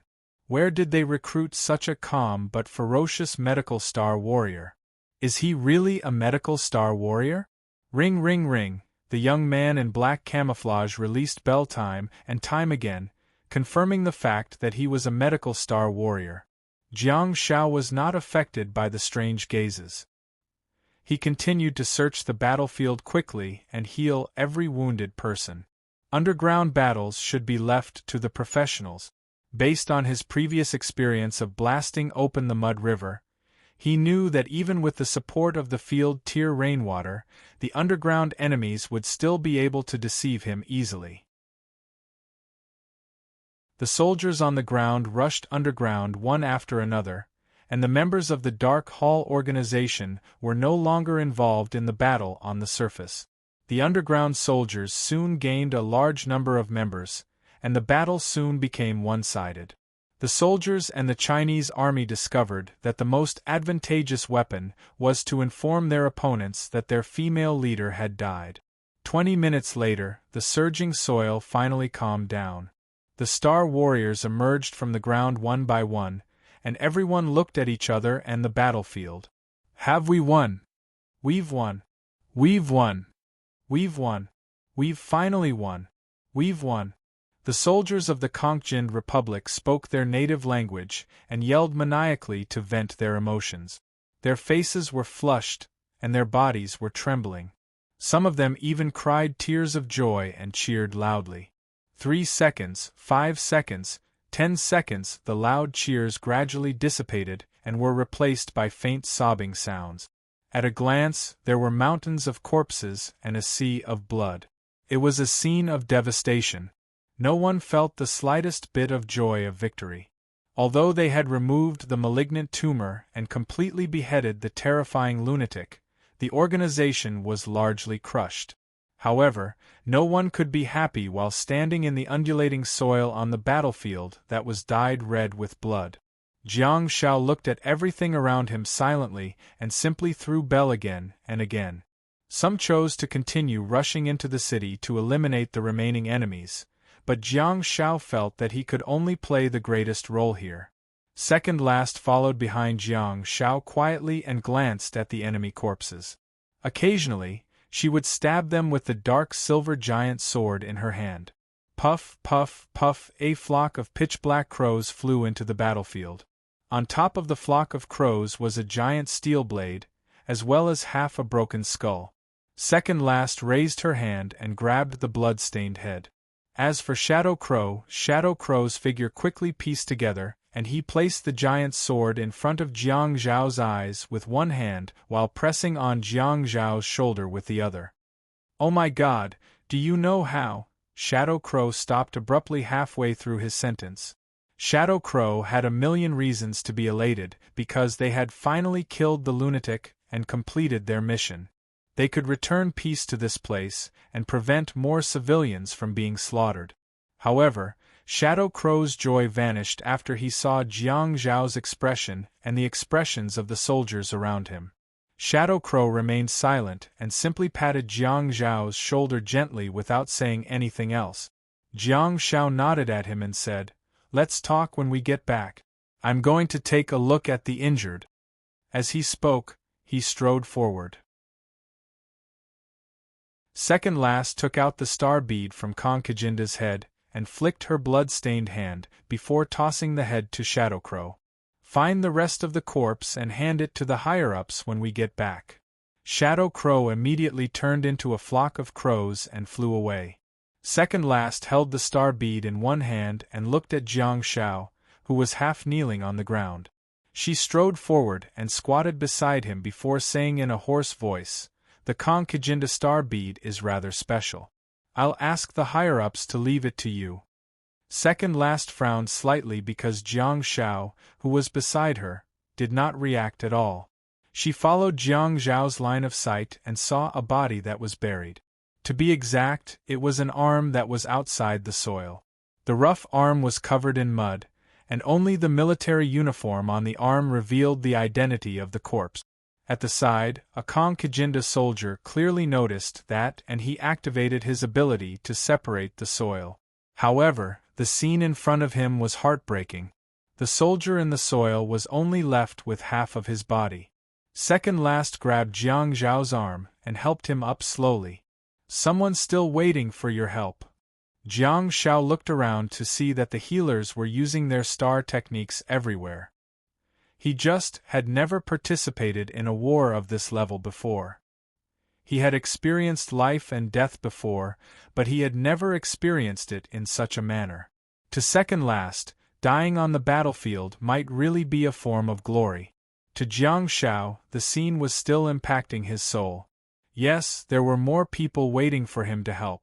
Jiang Zhao's eyes turned red and he activated his star technique, Rain of Tears, after which the dark sky was filled with dark clouds and drizzling rain. Domain Tears plus Cleansing Tears allowed him to sense everyone in the rain and purify all the negative effects that might exist in the soldiers. In the drizzling rain, Jiang Zhao searched for every soldier who was wailing in pain and tried his best to save every dying soldier. Half of the once dilapidated city had already turned into an undulating sea of soil. Under this sea of mud there were many broken corpses. Among these corpses, it was unknown how many of them were the souls of martyrs from the east. The soldiers were all strong, but the rain gave them a reason to cry. Ring, ring, ring in the rainy night, white rays of medical light flickered continuously. There were several soldiers gathered together on the road in front of Jiang Zhao who were receiving treatment. One of the men suddenly stretched out his hand. Second last didn't frown at all. If she hadn't recognized the military uniform of the desert, she might have already slashed him. Jiang Zhao naturally thought that the other party was asking for help and hence, he was not stingy with his bell. As bell bounced back and forth between Jiang Zhao and the soldier, Jiang Zhao had already walked to his side. The soldier lifted his wind-proof mask. Jiang Zhao's pupils constricted. It was his father whom he had talked to on the plane. Jiang Zhao was using Domain Tears to sense the injured and hence, he didn't notice the face under the windproof mask. The middle-aged man smiled and revealed a set of white teeth. He then stared into Jiang Zhao's eyes with a burning gaze. Jiang Xiaopi, right? He reckoned that he should also have a perception-type star technique. The man's words sounded rather familiar.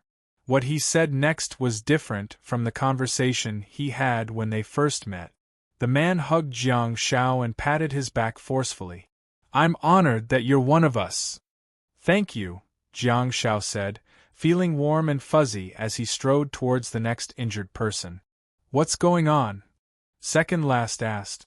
Jiang Shao said, he's a comrade I met on the plane. He's a father and his child admires me very much. He asked me to sign an autograph for him, and I wrote a sentence on his family photo. Second last raised her eyebrows slightly.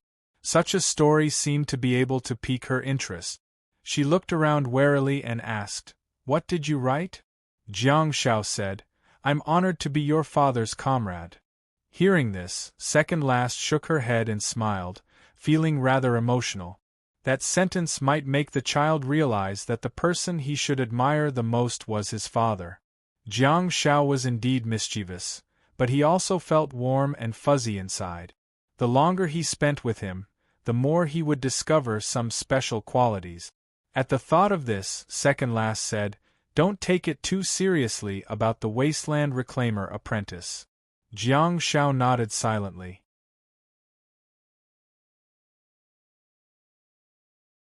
Chapter 549. Half an hour later, the remaining members of the Dark Hall in Fur 83 City were executed. A day later, most of the members of the Dark Hall who were hiding in Fur 83 City were arrested. 2 days later, a new urban area was rebuilt in Fur 83 City with the help of the soldiers of the Kongjian Republic and the Chinese Star Warriors. Stone and mud houses were erected, the roads were leveled, and there were many buildings for the civilians to live in. The security of the city was restored, and a large number of supplies were continuously sent in. A large number of refugees continued to pour into the city. Although the city and even the entire country was still shrouded in sorrow, it was developing in a good direction. Of course, it was just bandaging the wound, and it would probably take a long time for the wound to heal. On the third day, at 10:12 a.m. on May 8, 2017, for the people of Kongjian, it was a special day and time that was worth commemorating. With the help of the various special teams in China, the Holy Ground survived the active period of its bloom and was destroyed repeatedly. The southeast region of the Kongjian Republic welcomed the first glimmer of light. The sky was bright. It was the second dawn that Jiang Shao and second last had fought together. However, this time, it was much more impactful than the dawn of the night calamity mountain in the northwest of China. The soldiers and civilians of China reacted extremely quickly, and with the highest quality of protection, minimal casualties, and the fastest speed, they fought their way out. Everything was done in an orderly manner, and their efficiency was extremely high. As for the people of Kongjian, the Dark Hall organization was their internal problem, and the Holy Ground of the Dark Hall was their external problem. In the past few months, their bodies and minds had been through unimaginable pain and torture. When the sun shone on the earth, when people walked out of the dilapidated buildings, when they looked up at the sun and knelt on the ground and cried tears of joy, Jiang Shao found it hard to describe his inner feelings. In the past 3 days, the name of a team had spread throughout Fur 83 City, the southeast region of the Kongjian Republic, and even the entire country. The Guardians of the Night, the Light-Chasing Team, and the Tail Feather Team. It was a team that had personally crushed the Dark Hall organization and lost an outstanding Medical Awaken member. However, they did not collapse and continued to gather members to kill the female leader of the evil organization. Amidst the attention and respect of the Tail Feather Team, 2 codenames were imprinted in the hearts of the people of Konkine Town: Second Last and Nine Tails. Second Last was a person who cut off everything. Nine Tails was the one who commanded and facilitated this scene. This light-chasing team with a designation once again announced to everyone that they were qualified to leave their designation. This kind of name was also remembered by all the Huaxia army units, and they felt honored. As the sun rose, the Dark Hall fell, and the Holy Ground disappeared without a trace. The first batch of reinforcements received orders to evacuate in an orderly manner. After a long and arduous battle, they had the right to enjoy some peace, return to the army to rest, or reunite with their families. The second batch of troops would be rotated in to help the people of Konkjind with the post-disaster reconstruction work, eliminate the stubborn remnants of the Dark Hall, and eliminate the possible other dimensional beasts in the forest. They would look for those that slipped through the net and restore peace to this place. Jiang Shao initially thought that Second Last was going to let him go so that he could go back to school and continue his career in the World Cup. However, there was news from Second Last that an important figure of the Guardians of the Night in the Northwest wanted to meet Jiang Shao. That made Jiang Shao a little nervous. Be it in his previous or current life, he had never met any important figures.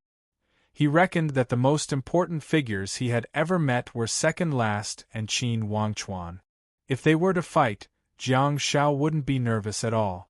He was a star warrior after all, and that was his profession. But meeting and chatting Jiang Shao could still be mischievous to ordinary people because that was his attitude in life.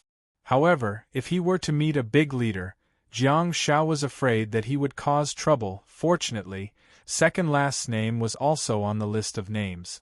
On May 15th, the Tail Feather team completed the handover with the second batch of Guardians of the Night, and they could finally return home in glory. However, Shadow Crow and the Heavenly Hound went in a different direction from Second Last and Nine Tails. They were not on the same military plane. In the airport, the Heavenly Hound and Shadow Crow rushed to send their two comrades off. They didn't know when they would meet again. During the standby time, the four of them chatted animatedly. Shadow Crow seemed to have been agitated by something. He pursed his lips and said, "Who knows? Maybe we can advance a little. The Heavenly Hound will be fine. Before I was chosen by Captain, I was already a candidate for the Light Chaser. I used to be a Guardian of the Night, but Captain Second Last promoted me to a Light Chaser." The Daitenga rubbed his head and placed his hand on the Shadow Crow's shoulder. "If you're afraid of being sent back to your original unit, wait until I'm promoted to the Light Chaser Captain. I'll ask you to join my team." Jiang Shao nodded seriously.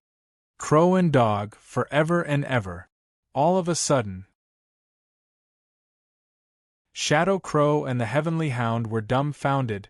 Second Last did not join the discussion between the three of them. Seeing that the soldiers were boarding the planes one after another, she strode towards the military plane and finally said, "Let's go." Jiang Shao hurriedly caught up with her and turned around to wave at his two comrades who had gone through life and death with him. Shadow Crow waved his hands while looking at Second Last's tall and slender figure. He said in displeasure, "She's really cold. She didn't even say goodbye to me." The Heavenly Hound asked, "Has she ever been nice to you when you were in her team?" Shadow Crow said, I don't think so." The Heavenly Hound chuckled and said, "This proves that our captain is always the same." In the distance, Second Last suddenly turned around expressionlessly and pointed at the two teammates who were whispering to each other. She then tapped her finger gently. The Heavenly Hound and Shadow Crow subconsciously stood up straight, raised their heads, and kept quiet. When Second Last and Jiang Shao boarded the military plane, Shadow Crow finally grumbled, "Why are you talking so loudly?" The Heavenly Hound stammered. "Actually, she should be able to hear what you're saying now."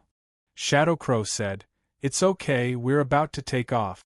She can't come down and beat me up." The Heavenly Hound asked, "Did you learn bad things from Nine-Tailed?" "We won." "Relax, what's the point of being bitter and hateful every day?" Shadow Crow bumped the Heavenly Hound's shoulder and said, "By the way, if I really can't get the position of captain, you have to transfer me to your light-chasing team."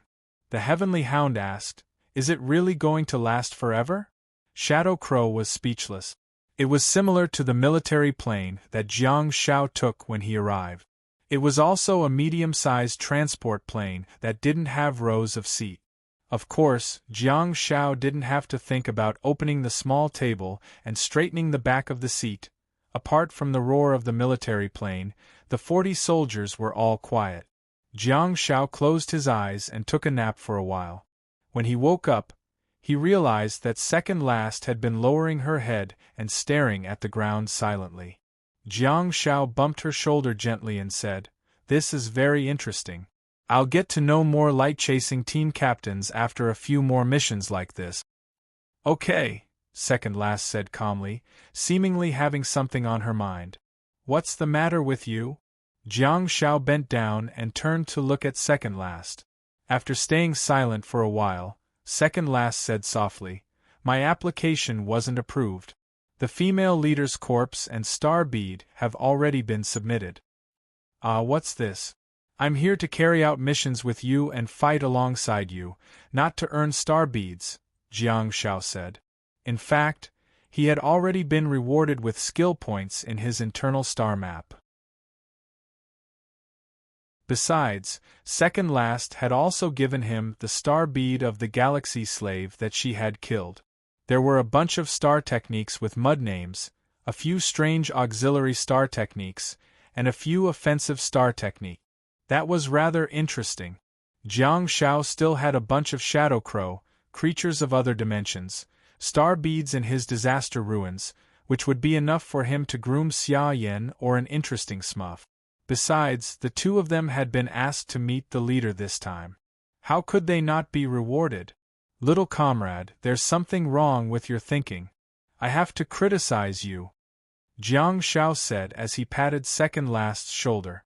Second last turned around to look at him, giving him a great shock. However, Jiang Shao was relieved to see that she was smiling. Second last said, "No, I know what my mission and responsibilities are. I'm very satisfied with this operation." Perhaps, second last, just felt that she hadn't fulfilled her promise to Jiang Shao. "You said that you would work hard to fight for it back then." Jiang Shao seemed to have realized something and comforted her. "This meeting should be a good thing, right?"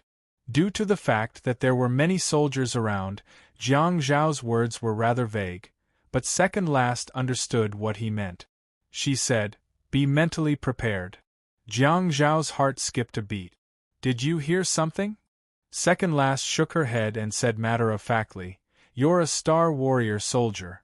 The more capable you are, the greater the responsibility you should bear. Star Warriors are different from ordinary soldiers, and there will be a huge difference in their careers. The difference in combat power between Star Warriors and their roles on the battlefield is more obvious, and the role that they play is obvious to all." Jiang Shao panicked and suddenly reached out to grab second last's sleeve. He said softly, "I don't have the ability to lead a team or be an official. Don't let me go." Second last remained silent and simply stared at Jiang Zhao's pitiful expression. She knew that Jiang Shao was lying through his teeth. There was no doubt about his commanding ability, which had been tested and verified time and time again in actual battles. However, she didn't expose him and instead said softly, "That's what I'm worried about too. I'm willing to fight alongside you from the beginning to the end, just like always. However, there are some things that can't be concealed." Jiang Shao said softly, "You can't hide me? Did you grow up for nothing?" Second last was dumbfounded.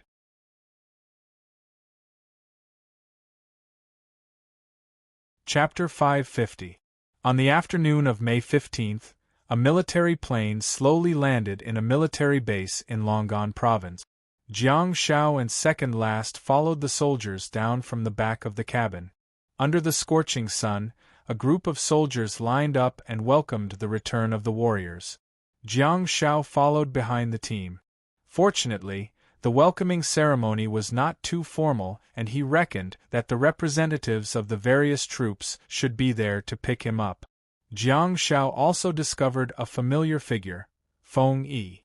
Jiang Shao had only met this soldier once, but he had a deep impression of him. After the National High School League ended, the soldier barged into the locker room and tried to enroll Jiang Shao into the Northwest Star Warriors University. This soldier was also the one who handed the FMVP award to Jiang Shao. He was the one who gave Jiang Shao the Void Calamity Star Bead. The Calamity Ruin and the Spacetime Rift were two extremely precious star techniques that were also the main reason for Jiang Zhao's soaring combat effectiveness. Jiang Zhao was able to be like a fish in water on the battlefield because of the help of the Spacetime Rift. He really had to thank the other party. As expected, Feng Yi, who was tall and had a stern expression, was there to pick Jiang Zhao and second last up. In the past, Jiang Zhao had rejected Feng Yi's invitation to join the army and the invitation to enter the Northwest Star Warriors University. Jiang Zhao made it clear that he wanted to go to school and had no intention of joining the military for the time being. Besides, his goal was the Star Warrior Academy. On one hand, Han Jiangshue's goal was the Star Warriors of the capital. On the other hand, Jiang Zhao was afraid that it would be snatched away. He had long promised second last that he would join her team, but he was dragged away by the Northwest Legion as soon as the National League ended. What's going on? People must keep their promises. Then, second last was transferred from the Guardians of the Night in the north to the Northwest Guardians of the Night. Jiang Zhao naturally became a member of the light-chasing team of the Northwest Guardians of the Night. Everything had been arranged in a clear manner. General Feng Yi did not speak much. Together with a soldier beside him, they boarded a military vehicle and drove away from the military base. No one spoke in the car, and it was silent along the way. However, Jiang Zhao was feeling suffocated. As soon as he leaned forward and tried to catch up with Feng Yi, second last pressed him back into his seat. Wow, this is so uncomfortable. After more than an hour of driving, the military vehicle passed through layers of checks and entered a military camp. Feng Yi arranged for the two of them to stay in a soldier's dormitory and said, "Rest today and be on standby tomorrow." Then he left. Rather than saying that this was a military camp, it was better to say that this was a half-military, half-civilian town. This kind of planning was very interesting. Of course, the barracks were completely sealed off, but a few streets away from the barracks were the people's living quarters. It was Jiang Zhao's first time in Longan Province, and he really wanted to experience the local delicacies. At the very least, he wanted to go shopping and broaden his horizons. In the end, the dormitory that was arranged for them was facing each other. With second last's abilities, she would be able to hear anything that Jiang Zhao wanted to do. Of course, if Jiang Zhao really wanted to leave, no one could stop him. After all, he had the space-time rift to support him. However, Jiang Zhao did not intend to court death in this military camp.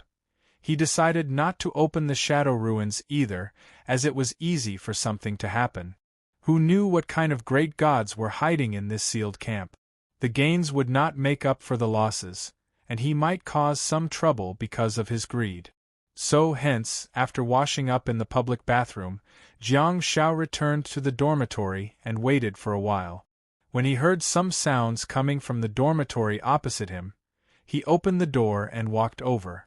Women are really troublesome. They take so long to shower. This should be considered the reception area of the dormitory. The conditions were different from the living conditions of the regular soldiers. Although Jiang Zhao went to the public bathroom, second last's room had a separate bathroom. Knock, knock, knock. Jiang Zhao knocked on the door. Soon, second last opened the door with a towel in one hand and a hand on her wet hair. She was wearing a camouflage short-sleeved shirt and slippers. She looked down at Jiang Zhao and asked, "What's the matter?" Jiang Zhao asked softly, "Why don't you go shopping?" Second last said calmly, "I'm on standby." Jiang Zhao placed one hand on the doorframe and said, "Rest today and be on standby tomorrow. Why are you listening to your superior's orders?" Second last frowned slightly, clearly reluctant to leave the military camp. Jiang Zhao frantically said, "We only have ginseng ramen at home. It's not easy for us to come here. We have to try the authentic taste." Second last was unmoved. She took a step back and reached out to close the door. Jiang Zhao hurriedly held the door open and said, "There should be plenty of beef and mutton here. Don't you want to eat them?" Second last glared at Jiang Shao in annoyance and closed the door slowly. Jiang Shao tried to hold the door open, but he was no match for her in terms of strength. He frantically said, "Don't you want to try the grilled fish here?" The door that was closing slowly stopped, leaving a small gap. Jiang Shao was speechless. After a while, second last said, "We only have military uniforms." That's a problem. Jiang Zhao's ink wash style was in the Scourge ruins and he couldn't take it out. Jiang Shao thought for a while and said, "Wait a while, I'll go talk to my comrades." "I'll do it." Second last closed the door, changed her clothes, and walked down the dormitory. Jiang Shao didn't know who she went to talk to, but she told him to stay in the room obediently. Jiang Shao didn't dare to say anything or ask anything. Half an hour later, a man and a woman dressed in black shorts and a black short-sleeved shirt stood in front of a shop and looked up at the plaque. Jiang Shao asked, "We've been looking for Jincheng ramen in this town for a long time." The old man who was passing by smiled and said, "Ramen is what the locals call it. The locals call it beef noodles. This shop is pretty good." "Oh, thank you." Jiang Shao scratched his head and strode in. Jiang Shao and second last were clearly carnivores. After eating a bowl of noodles each, they each ordered 5 plates of meat. Jiang Shao was so satisfied that he didn't feel homesick. Second last did not get to eat the grilled fish that she was looking forward to. Hence, the two of them hurried back to the dormitory. When Jiang Shao returned to the dormitory, he discovered that someone had been to the dormitory and had left behind a camouflage combat uniform and a guardian officer ID. Wow! Jiang Shao had always considered himself to be a guardian of the night, and he had never intended to violate the verbal agreement with second last. Now that the guardian officer ID was out, did it mean that he had officially joined the team? Jiang Shao picked up his guardian officer ID. He looked around and thought, I'm considered a legitimate person too? Since I have an official guardian officer ID, does it mean that I'm registered in the military? What about my original household registration? Has it been cancelled? Jiang Shao scratched his head and thought to himself, did I lose my account because of this fight? But this guardian officer ID looks so good. Jiang Shao didn't mind at all. Anyway, he had already made up his mind to join the Guardians of the Night and had already promised second last. Hence, he definitely wouldn't go back on his word. It was just a matter of time. Now that someone had helped him with it, it saved him the trouble of going through the formalities in the future. Jiang Shao looked at the exquisite ID in his hand. It was squarish and made of black leather. There was no need to open it, and there was a special round shield logo printed on the outside. The shield was actually a modified version of the word Yi. The silver-white shield with the word Yi on it was black, and the more he looked at it, the more beautiful it looked. It was a little different from a regular soldier's ID.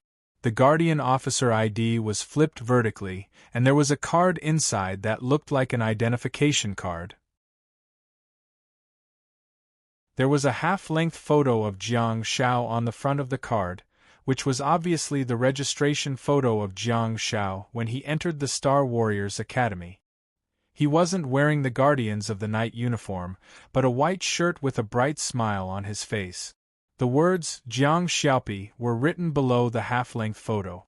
The words Guardians of the Night Northwest were written below the name, followed by the words Light Chasing Team. The information was only about the light chasing team and not the team. However, Jiang Shao was slightly surprised to see that the words on the ID that was printed with transparent patterns were much smaller and the number of words had increased too. There was Jiang Zhao's personal information and his position was also specific to the tail feather team. Below that was the rank of first lieutenant. Under normal circumstances, students from various Star Warriors universities would only be awarded the rank of first lieutenant after they graduated and joined the various Star Warriors army in China. However, Jiang Shao had just started his freshman year and the date of issuance was stated to be October 2015. However, it didn't state the year he joined the army. That data should be in more detailed documents and not reflected on the ID of the Guardians of the Night. However, Jiang Shao only came to this world in August 2015 and met second last. Hence, the time difference should be about the same. Of course, due to the fact that 16 years old was the publicly recognized age for awakening, there were differences in the age limit for Star Warriors and ordinary soldiers. If he was already a first lieutenant 2 years ago, Jiang Shao would be a captain by the time he was in his third year. Besides, that was only based on the number of years in the army. There was a huge difference between Star Warriors and ordinary soldiers, and there were many cases of exceptions being made. It was a very special phenomenon. As an extremely high-risk and outstanding profession, the military ranks of the Star Warrior soldiers were mostly forced to be promoted due to their military positions. Jiang Shao felt that something was amiss. After all, he was still studying in the Star Warriors Academy, and the Guardians of the Night's ID clearly stated that Jiang Shao had already been employed 2 years ago. Jiang Shao thought about it and reckoned that it might be based on the time when he first met second last in the snowfield. There was no apprenticeship or probation, and he became a light chaser right away. What an exception! After thinking about it carefully, Jiang Shao thought that he was recruited into the army after he saved second last in the snowfield and started his military career. Of course, second last couldn't do whatever she wanted. Jiang Shao was recruited because of his hard work. Along the way, Jiang Shao had shown his outstanding side in all the competitions of various sizes. This time, he was assigned to save the situation in the nick of time and killed the female leader of the Dark Hall. That was another great merit. Everything that happened in the past few years had, in turn, fed back on the recruitment situation of Jiang Shao and second last when they first met in the snowfield. Hence, the so-called exception was made. Jiang Shao was very confident and he felt that he was qualified to enjoy such exceptional treatment. Be reasonable. If the Guardians of the Night still don't take action, the Wasteland Reclaimer's ID will probably be issued soon.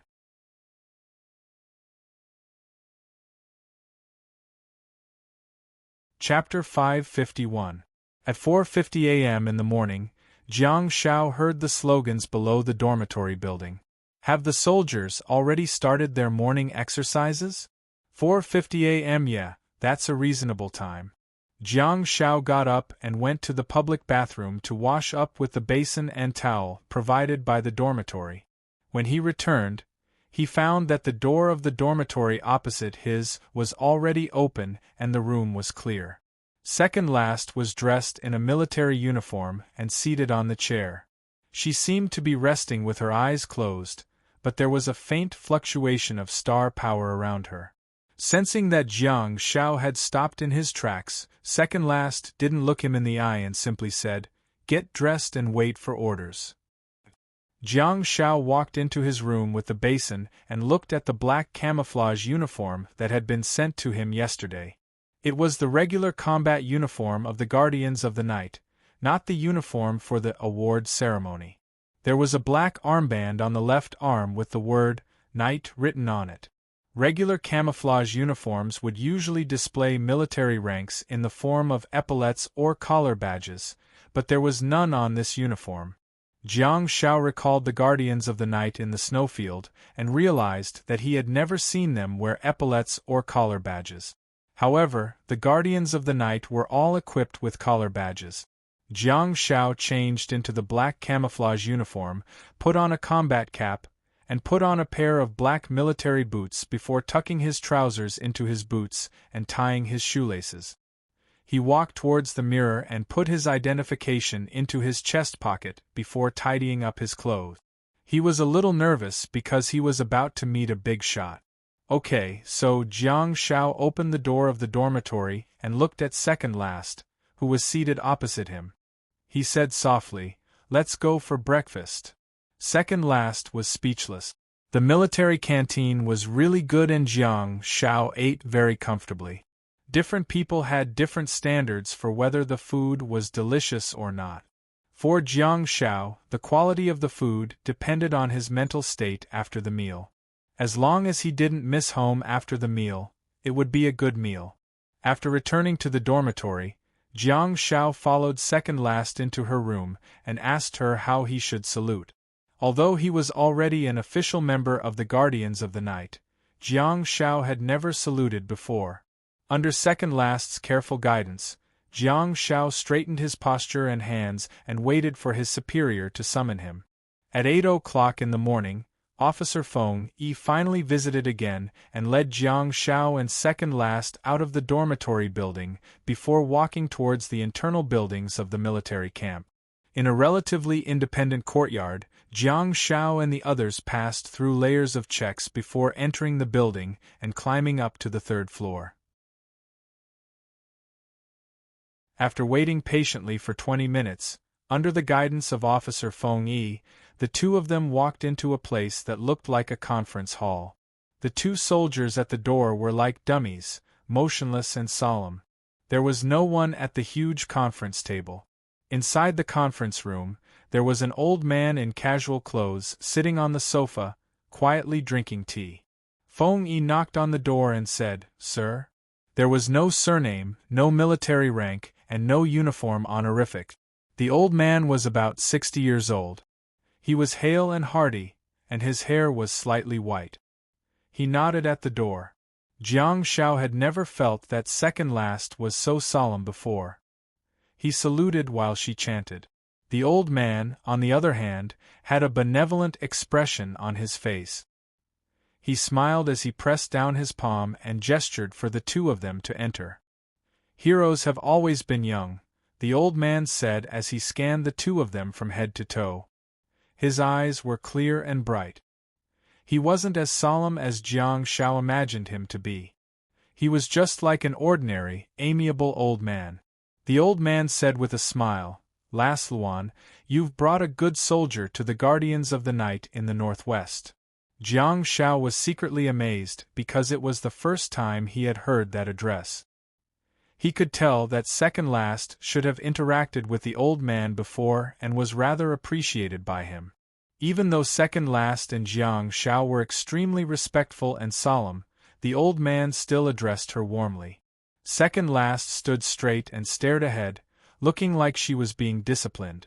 The old man turned to look at Jiang Shao and said, "I heard that you're the child of the Han family of the Wasteland Reclaimers in the north." "Yes, sir," Jiang Shao answered. The old man chuckled and said, "In the first 20 years, people will say that you're the child of the Han family. In the future, people will say that the Han family is your parent. In the first 20 years? I still have 3 years to work hard. Is that considered a goal set by the commanding officer?" The old man smiled and turned to look at the door before nodding at Feng Yi. Jiang Shao was still a little confused, but second last had already saluted and turned around to leave. Jiang Shao hurriedly followed her out of the conference hall and met up with Feng Yi again at the door. What are they going to do? The two of them followed Feng Yi to the second floor, where they entered the same conference room as before. However, there were 2 rows of soldiers standing there. An hour later, Jiang Shao, who was still in a daze, was sent back to the dormitory by Feng Yi with a large red box and an exquisite crescent moon medal on his chest. Be it Jiang Shao or second last, they were both so excited that they couldn't calm down for a long time. The crescent moon medal was a unique medal of merit for the Guardians of the Night, which was used to commend the soldiers who had made outstanding contributions during the battle. No matter how one looked at it, it was a real honor that was precious and rare. Just as Jiang Shao stood on the stage of the conference room and Feng Yi put the crescent moon medal on his chest, he received a message in his internal star map. Unlocked merit system, rewarded with 100 skill points. Obtained crescent moon medal, rewarded with 3,000 skill points. How do I resolve my worries? The only way is to get rich. Jiang Shao looked at the 3,218 skill points below him and was at a loss for words. He had never seen such a huge sum of money before in Jiang Zhao's internal star map. The illusory Jiang Shao acted as the background, and the pitch-black upper right corner flickered, after which a round metal with a black background and silver edges appeared and hung high above. On the exquisite black metal, there was a silver crescent moon, which was the pattern of half a silver moon. The metal in his internal star map was dreamy, but the one in Jiang Zhao's hand was even more exquisite. The Guardians of the Night had their own custom-made metals that were divided into 3 levels. From the lowest to the highest, they were New Moon Metal, Crescent Moon Metal, and Full Moon Metal. As the name suggested, the lowest level was a crescent moon, which corresponded to a new moon. The second level was a half moon, which corresponded to a crescent moon. The highest level was a full moon, which corresponded to a full moon. Jiang Shao opened the crimson box and saw the medal and certificate inside. She was brave and tenacious in battle, resolutely carried out orders, completed combat missions with outstanding results, and made significant contributions. She is specially awarded the Crescent Moon Merit Award. Jiang Shao licked his lips and wondered, was it because I resolutely carried out orders and rushed over from Zhongyuan province? Or did he direct second last to kill the leader of the Dark Hall and turn the tide of the battle? Did he end the long battle by getting rid of the Dark Hall and ending it? Or perhaps, on the battlefield after the war, he went around treating and saving people, pulling his comrades back from the brink of death and healing them completely? Or all 3 aspects? Jiang Shao carefully put the certificate away and took off the crescent moon medal in front of his chest. Looking at the exquisite medal that gave him 3,000 skill points, his mind began to wander.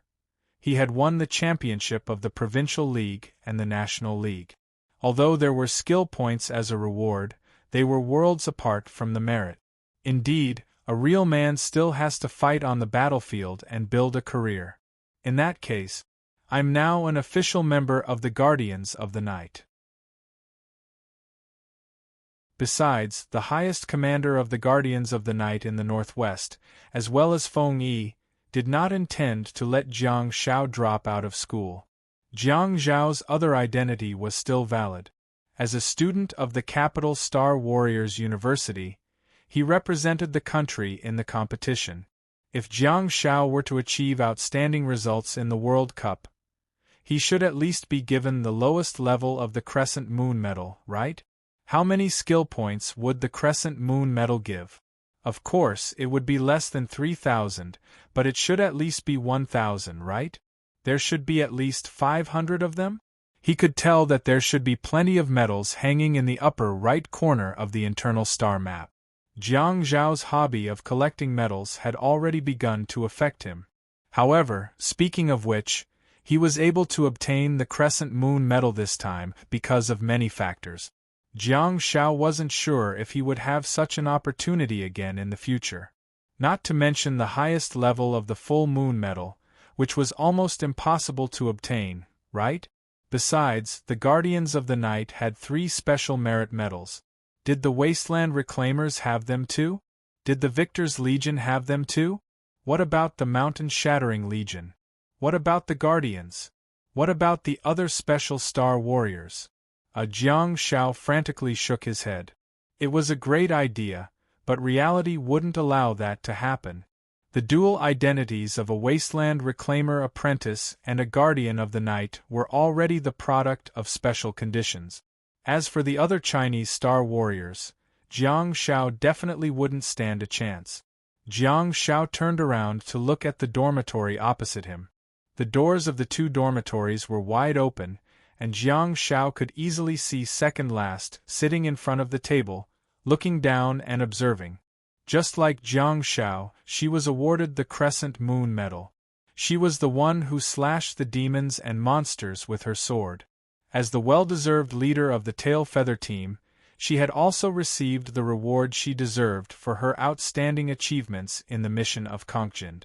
Jiang Shao put away the medal and strode over, only to realize that second last, who had always been sharp, didn't seem to have noticed his arrival. The reward in the internal star map made Jiang Zhao's thoughts wander, and he didn't realize the true meaning of the medal.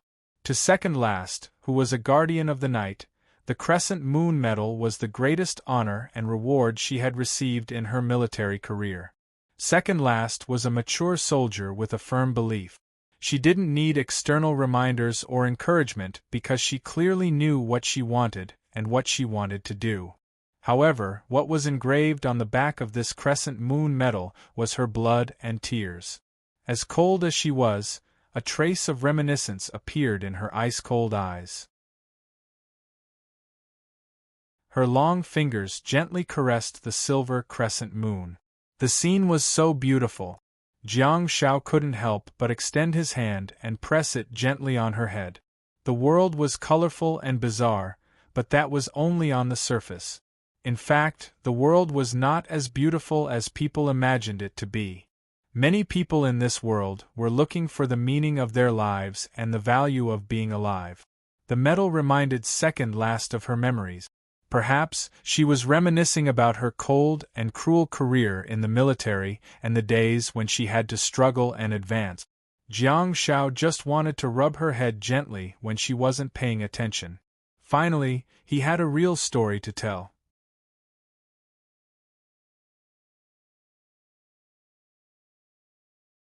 Chapter 552. On the afternoon of May 16th, at Jincheng Zhongchuan International Airport, Jiang Zhao changed his boarding pass and put on a set of China-style clothes. He also put on an ink-style cap with the brim of the cap on it. He then looked at the crowd around him quietly. The people were in a hurry, and the sound of announcements could be heard from time to time in the airport. Although everything seemed ordinary, it was healing Jiang Zhao's heart. That was the normal world. It was busy, noisy, and even slightly noisy, but it made Jiang Zhao feel extremely at ease. The man in the suit and leather shoes might be worrying about the meeting tomorrow, the young man holding a book might be worrying about the company interview, the laughing family of three might be making travel plans, and the beautiful rivers and mountains of the outside world might be imagining. "I've already communicated with your teacher and the supervisor."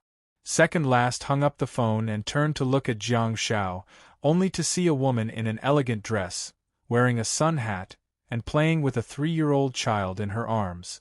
Jiang Zhao said, seeing this scene, "Do you feel that everything you've done is worth it?" Second last looked away like an emotionless robot and continued, "They want you to return to the team before the 25th. Your itinerary is to set off for Neon on the 26th. Oh, the higher-ups have approved me to go abroad, right?" Jiang Zhao asked as he turned to look at second last. "They've approved it. Just use your student identity to participate in the World Cup. There won't be any mistakes," second last said. Second last thought about it and continued, "If there's such a mission in the future, I'll pick you up and send you back." Jiang Zhao smiled and said, "It's all right if there's no conduit. There are so many tasks here, so let's not add to the mess. It's different how we go back." Second last nodded and didn't say anything else. Jiang Zhao suddenly said, "You said yesterday that you have a new appointment. What do you mean?" Second last asked, "Didn't you understand?" Jiang Zhao scratched his head and said awkwardly, "The alcohol content of Liangzhou's xiaobai is too high and the alcohol is too strong." Second last leaned forward slightly and whispered into Jiang Zhao's ear, "My team has always been independent. Regardless of the level, my team has always been independent, and the members have always been incomplete. That's why I have to lead apprentices. After this mission, my superiors have instructed me to take on more responsibilities. I can slowly choose my team members, but I have to lead a few teams first." Jiang Zhao's ears felt a little itchy and he vaguely recalled what she said last night. "Yes, I wanted to ask yesterday. Have you become a platoon leader from a squad leader? Or a company commander or a battalion commander?" Second last said softly, "None of them count. Our formation and combat style are different from that of normal troop. I'll lead 3 teams to test it out." Then, I'll lead 12 light-chasing teams and form an independent battle array. You know the situation both at home and abroad. You have to be on standby at all times. I can call you back at any time. Jiang Shao tilted his body and rubbed his ears. You're too picky. Aren't Tengu and Shadow Crow great? Why can't they become your official members? Second Last shook her head and said, I'll transfer the two of them to me and let them lead a team each. Jiang Shao pursed his lips and said, Okay, leader. Let me know when you find someone you like. Second Last said, Okay, let's go. Jiang Shao carried his school bag and stood up. Call me at any time. I'll come back any time. Didn't you say that dying by your side is much better than dying outside? Second Last stood up and looked at Jiang Shao silently, after which her stiff facial muscles relaxed a little. She rubbed Jiang Zhao's head gently and said, Go ahead. Jiang Shao tilted his head and broke free from the palm on his head. He then walked towards the security check with his boarding pass. Second Last said, Identification. Jiang Shao hurriedly took out his Star Warrior ID and Beijing Star Warrior ID from his school bag. During the security check, he was inevitably questioned and recognized. He was also inevitably brought into the hut. After giving his signature to the lady at the security check, Jiang Shao left unscathed. After walking out of the cabin, he realized that Second Last had yet to leave. She was looking past the security check post and into the cabin. Jiang Shao waved his hand at her, and Second Last nodded slightly before turning around to leave. Phew! Jiang Shao sighed deeply and looked at his boarding gate before looking around. With the enthusiastic help of the security lady who chased after him, Jiang Shao hurriedly scurried away. The lady was so enthusiastic that she even wanted to lead the way for him. Jiang Shao almost teleported into the plane. But then again, if Jiang Shao didn't come to the airport and instead hung out in the city, he could teleport into the plane when it flew over his head. Wouldn't that save him a lot of trouble? Forget it, it's too dangerous. I'd better abide by the law and be responsible for the lives of others. Kids shouldn't imitate. Okay. Go ahead and imitate, you guys don't know how to teleport anyway. There were no direct flights to Shudu in Jincheng City. Hence, Jiang Shao landed at Xanadu Xinjiang Airport 2.5 hours later. The high-speed rail would take him 20 minutes to return to Shudu, but it was a long way from the airport to the high-speed rail station. Jiang Shao finally had a chance to play with his mobile phone. He had been busy with battles and awards for the past few days. Besides, Second Last had been by his side all the time. Hence, Jiang Shao didn't have much time to play with his mobile phone.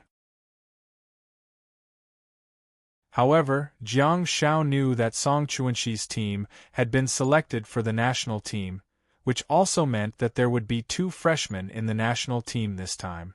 Besides, they were both from Beijing Star Warriors University. It was worth mentioning that although there were no changes in the number of main students participating in the individual competition, there were 3 teams participating in the national team competition, which was 1 more team than in previous years. Among the 3 teams, 1 was from Beijing Star Warriors University, 1 was from Shanghai Star Warriors University, and the last was from Xiangnan Military Academy. The big shots of the 3 teams were all present.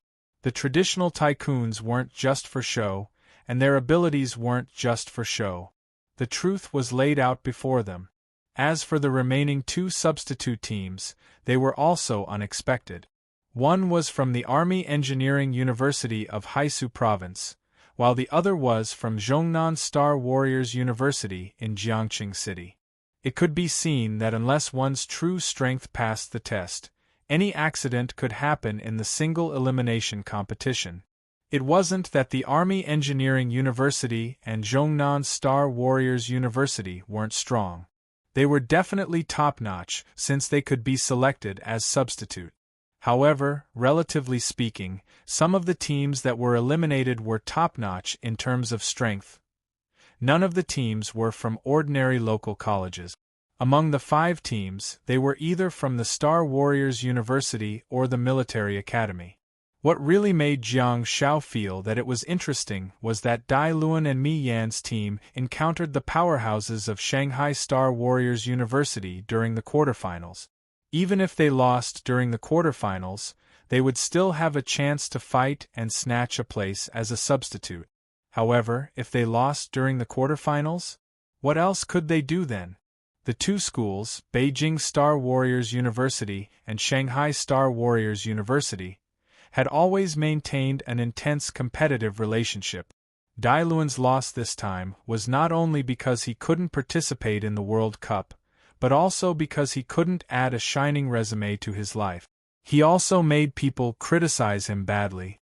The problem was that the people of Shanghai Star Warriors University were only looking down at Dai Luan's team as if they were the victors.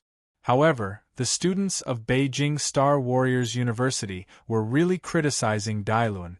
They might hold back a little when they met in school, but what was there to be afraid of online? Criticize. Puke. Although I can't do it, I won't embarrass myself. You clearly can't do it, so why are you still going up to play? All of a sudden, Dai Luan's actions during his time in school spread like wildfire and attracted a lot of attention and criticism. If Dai Luan and his team continued to advance, there wouldn't be a problem. History books were always written by the victors. Under the glory of achievements, there were some things that could be covered up or even ignored. Now, the two low-level cadres, Director Song and Director He, had really managed to snatch a place in the main team of the national team with their freshman teammate. On the other hand, Dai Luan, who had a smooth journey and had been sabotaging others, was eliminated. Not only was he eliminated, but he was also eliminated by their arch-rival, Shanghai Star Warriors University. There was a huge uproar on the internet. It had been almost 10 days since the competition, and the hype had all passed. However, the popularity of the competition had not diminished at all. After all, the national team qualifier was no longer considered a hot topic. It was just like a base station that everyone wanted to take advantage of. Jiang Xiao casually scrolled through Weibo and felt that there were indeed many gurus on the internet. The jokes that people made up for Dai Luan were rather interesting. Stop slandering Dai Luan. He was the one who saved me when I was lost. Isn't it just that he didn't get selected for the national team? He's the one who used his actions to tell me that I can do it too. He's been suppressing the other team for several years, forming cliques and isolating his classmates. I bet you didn't expect a snow goddess with 30 star slots to appear in year 1. Dai Luan and Song Chuanxi have joined forces to prove that the best are always in year 1 and the best are always the juniors. The news about the national team qualifier caused a huge uproar. The news about the national team's individual competition was also extremely popular. The Capital Star Warriors finally regained their dignity and recommended 3 people to advance to the next round. On the other hand, Shanghai News only reported that Ember was the only one. Wu Xiaojing, who was a military doctor from the East China Navy, could also be considered to be able to support the situation. The Xiangnan Military Academy, which had been happily watching the drama unfold, was completely defeated this time. They were completely defeated in the individual competition and didn't even manage to get a substitute. However, the Xiangnan Military Academy had strict discipline and never participated in any dispute. Hence, it only attracted the doubts and discussions of ordinary netizens. Among the members of the national team, the one with the most traffic was Jiang Xiao, who hadn't posted on Weibo for a long time. The national team ranked 4th. A medical star warrior. Can you believe it? That little toxic healer actually ranked 4th in the national team's individual competition? The most important thing was that the competition authorities strictly blocked the news and only gave Mother Yang the exclusive report. Although there were no specific scenes of the competition, the rankings were supported by the results. Only the little toxic healer from the Capital Star Warriors defeated Xie Yan from the Central Plains. Then, there was no more. Then, the little toxic healer ranked 4th. There's no next round? The official explanation was that the little toxic healer was unwell and had voluntarily given up on competing for the captain's position. Unwell? Who are you trying to fool? There's a bunch of medical awakened staff present. How can the contestants be unwell? Besides, the little toxic healer is a great healer. How can he be unwell? Why do the remaining 3 people have to go straight to the round-robin stage and fight for the captain's position? Could it be that the little toxic healer's childish temper is acting up and he doesn't want to play with his brothers and sisters anymore? Of course, Jiang Shao also saw the post that was full of doubts, but he could only sigh. Indeed, I'm throwing a tantrum. There's no point in playing with my brothers and sisters. It's more exciting to kick the female goddess of Starfall off her pedestal.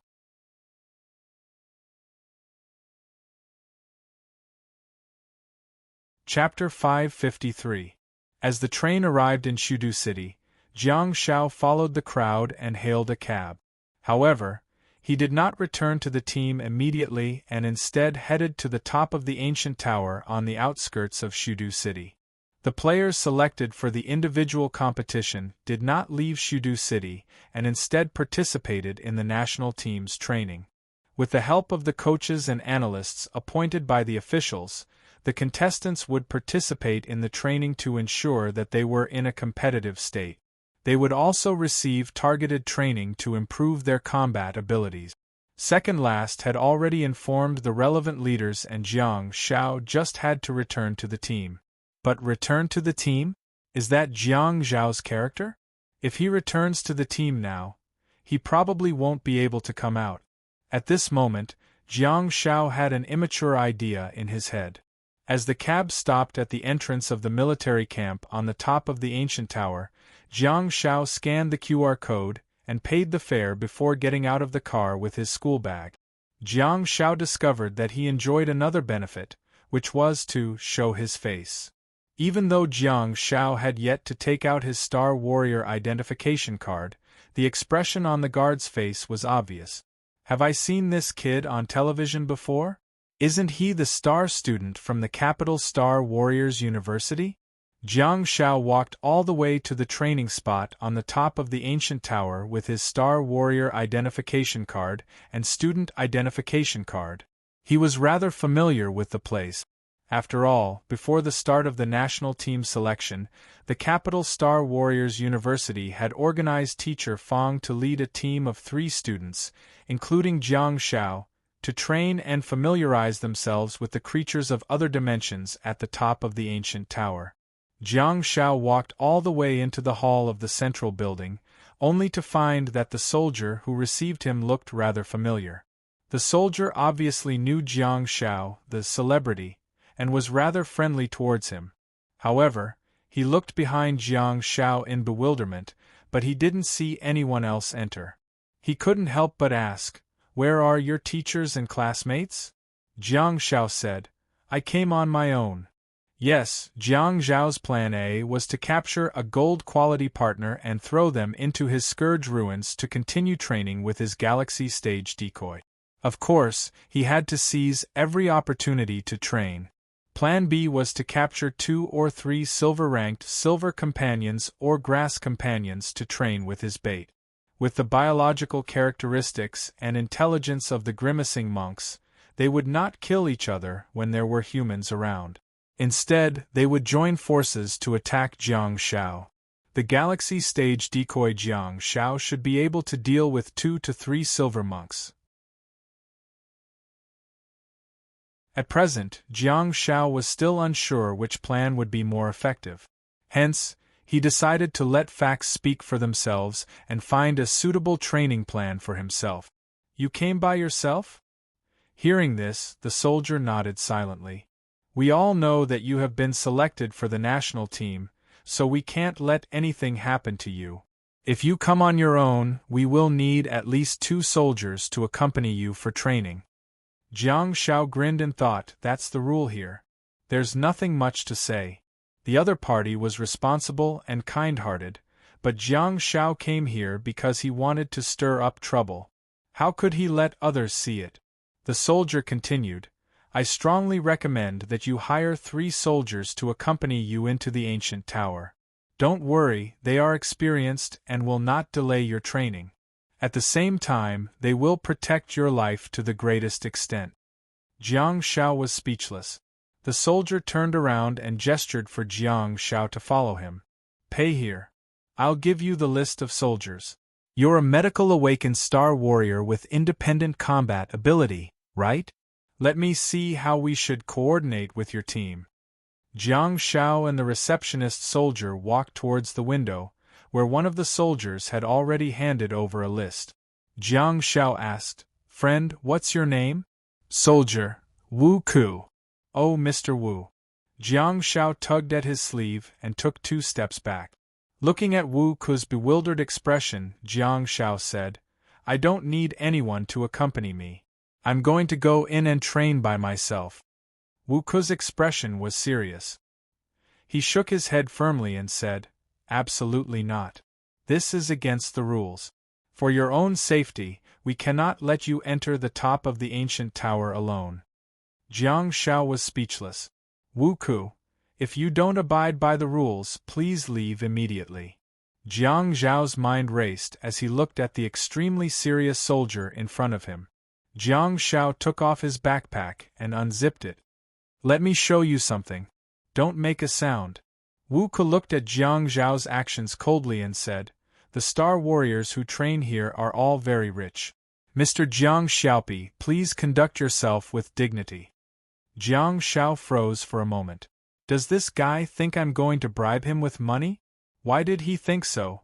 Something like this has probably happened here many times. Jiang Shao looked at Wu Ku dumbfoundedly and said, "Are you dreaming? If I have money, I'll give it to you. Can I go get some skewers by myself?" Wu Ku was speechless. Jiang Shao opened the interlayer of his ink backpack and took out a black leather ID. He whispered, "Don't make a sound, don't make a sound." Wu Ku frowned and his expression changed immediately afterwards. He stared at the silver round shield on the leather ID in shock. There was a word "Yi" on it. The 2 of them were like lawbreakers in the streets and alleys, whispering to each other and sneaking glances at the things in the backpack. Such a scene happened in the reception hall that was filled with surveillance cameras. The surrounding soldiers couldn't help but look over. Wu Ku reached into his bag and touched the silver round shield with the word written on it. After a while, he squeezed out a sentence: "Student Jiang, forging an ID, especially one from the country's special forces, will result in a very severe punishment. You're still young and you've already been selected for the national team. You have a great future ahead of you. I advise you. No, I can't advise you. I should arrest you." Jiang Shao was speechless. Wu Ku took out his Guardians of the Night officer ID and flipped it open to check while muttering softly, "Northwest Guardians of the Night? Light chasing team? Young man, you're good. This certificate is pretty decent, huh? This transparent stamp.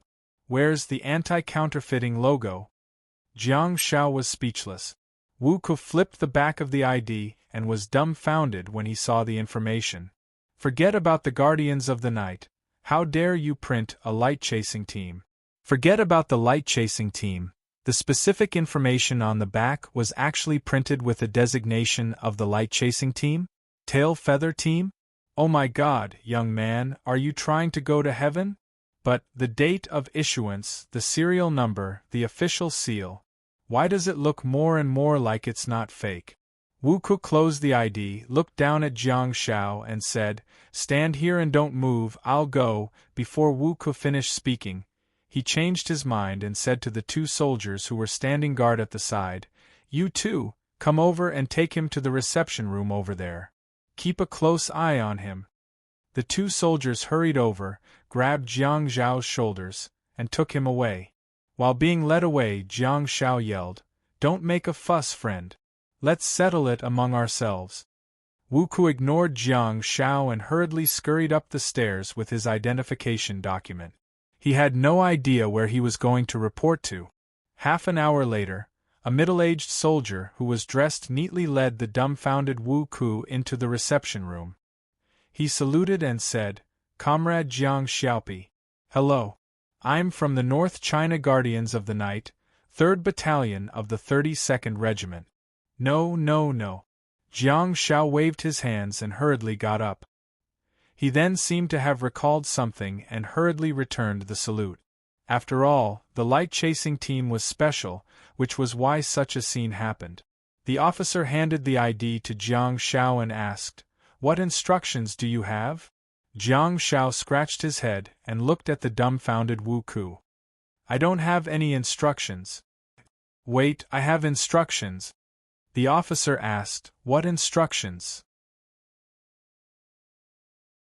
Jiang Xiao thought for a while and said, "I want to go in and see the brothers on duty and check on. This one at the top of the ancient pagoda," Wu Ku asked tentatively, "supervise the maintenance of order around the holy ground, as well as the management of the various key areas?" Snap! Jiang Xiao snapped his fingers. "Yes, that's it." The officer was speechless. "You're from the Northwest Guardian of the Night. Why are you here in North China to supervise and inspect? It's not that there aren't cases of cross-inspection, but Captain Chaser should be the one leading the team. You've just joined for 2 years." The officer looked at Jiang Xiao with a smile on his face and said, "I heard that you're going to do the inspection alone." Jiang Xiao nodded and said, "Yes, you guys accompany me. It'll be easier for me to get into trouble." The officer pursed his lips and said, "Take a look at the guardians on the 1st floor. It'll be very dangerous if you go further up. It's not appropriate for you to go alone." Jiang Xiao said, "Okay. It's decided then. By the way, I don't have to buy tickets, right?" The officer was speechless. Jiang Xiao said apologetically, Sorry, I don't have much experience. I'll look for the Guardians of the Night who are on duty at the reception next time I go to another experience point." The officer thought to himself, "This kid is not only going to freeload here, but he's also going to freeload in other places in the future?"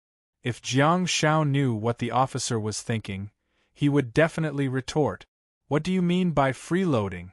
I'm here to supervise the inspection.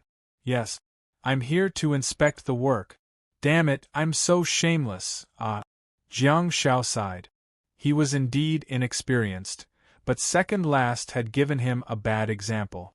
Back then, when Second Last brought Jiang Xiao to the volcano dimensional space and the arsenal dimensional space, she did not look for anyone and simply flashed her identification to get the soldiers to let her in. Jiang Xiao thought about it and felt that it was still a problem of age.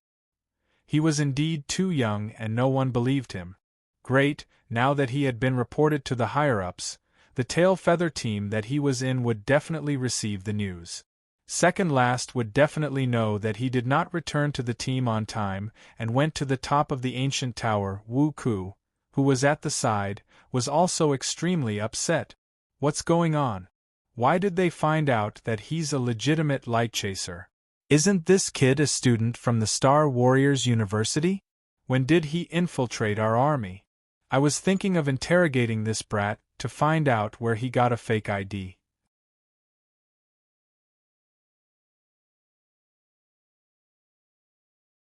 Chapter 554. It's a 4,000-word chapter at the end of this volume. I hope everyone likes it. Please give me some tickets. That night, Jiang Xiao walked out of the top of the ancient tower. In his scourge ruins, a few figures were engaged in a heated battle with the decoy, Jiang Xiao. Facts had proven that bait with the physical fitness of a galaxy stage could compete with a gold-grade king creature.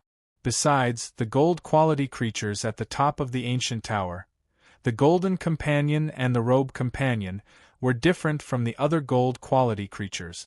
The Grimace monks were clearly more focused on techniques, and their star techniques were more supportive. They did not have the massive size and brute strength of the Ape Ghoul King. Hence, Jiang Xiao, who was also willing to compete in techniques, discovered that a gold-quality Golden Companion could not satisfy him at all. Hence, Jiang Xiao threw another Robe Companion in, after which the situation got out of hand. If Jiang Shao hadn't entered the Scourge ruins in time, he would have probably died again. The star techniques of the robe companion were disgusting. The Fuguang robe and Starlight robe were both good and would increase one's defense. However, the gold quality star technique, Starlight robe, came with a relatively strong anti-shock effect, which made Jiang Shao, who did not have any star techniques, miserable. Hence, Jiang Shao killed the robe companion and threw another golden companion in, but the situation was still not ideal. Jiang Shao then tried a combination of 2 to 4 silver quality monks.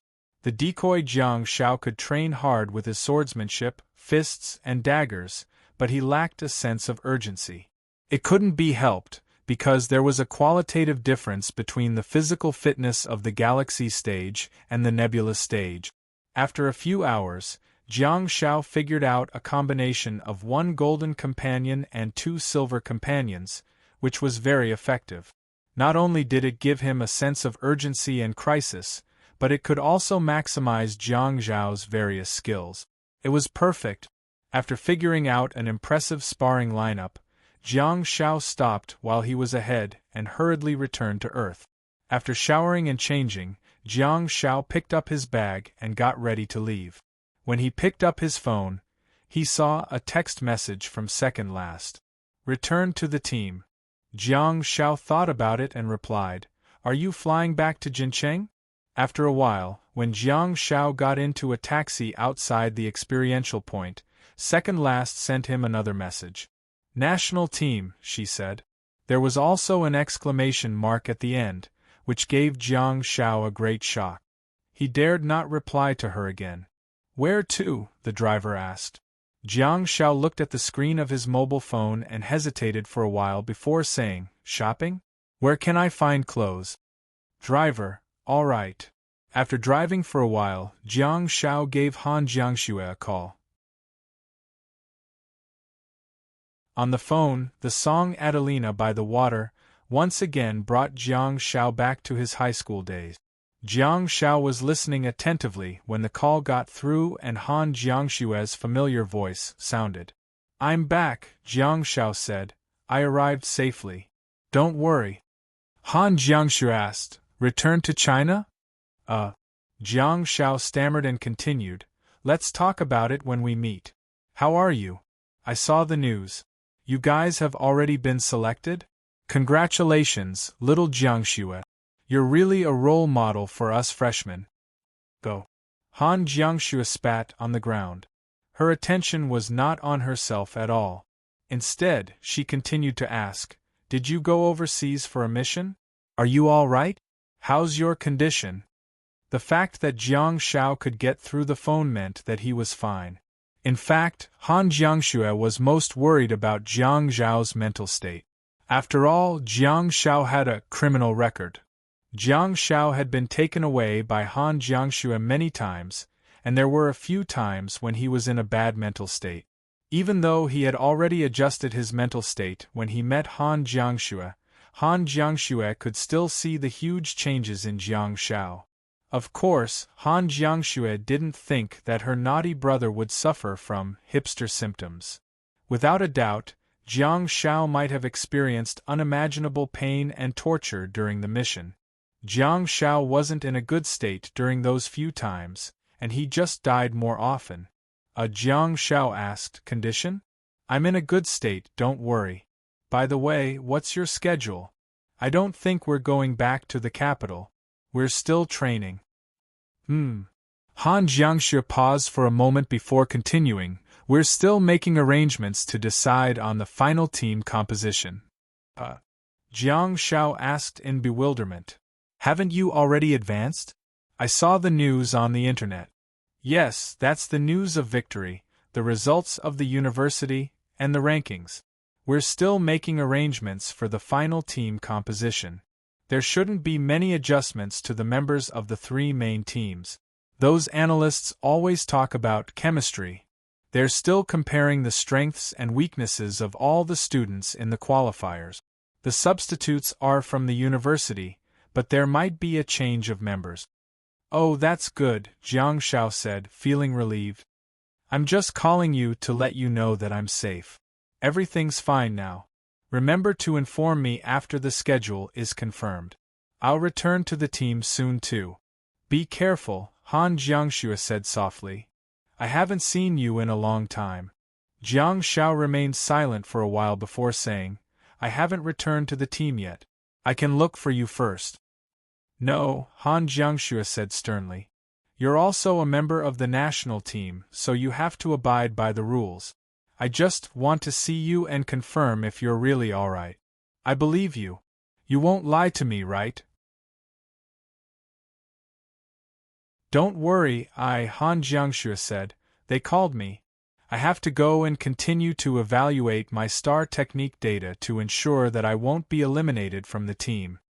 Jiang Shao hurriedly said, Okay, hurry and go. Just perform normally. It'll definitely be fine. Han Jiangxue said, Okay, hurry and return to the team as soon as possible. Don't go out and play, okay?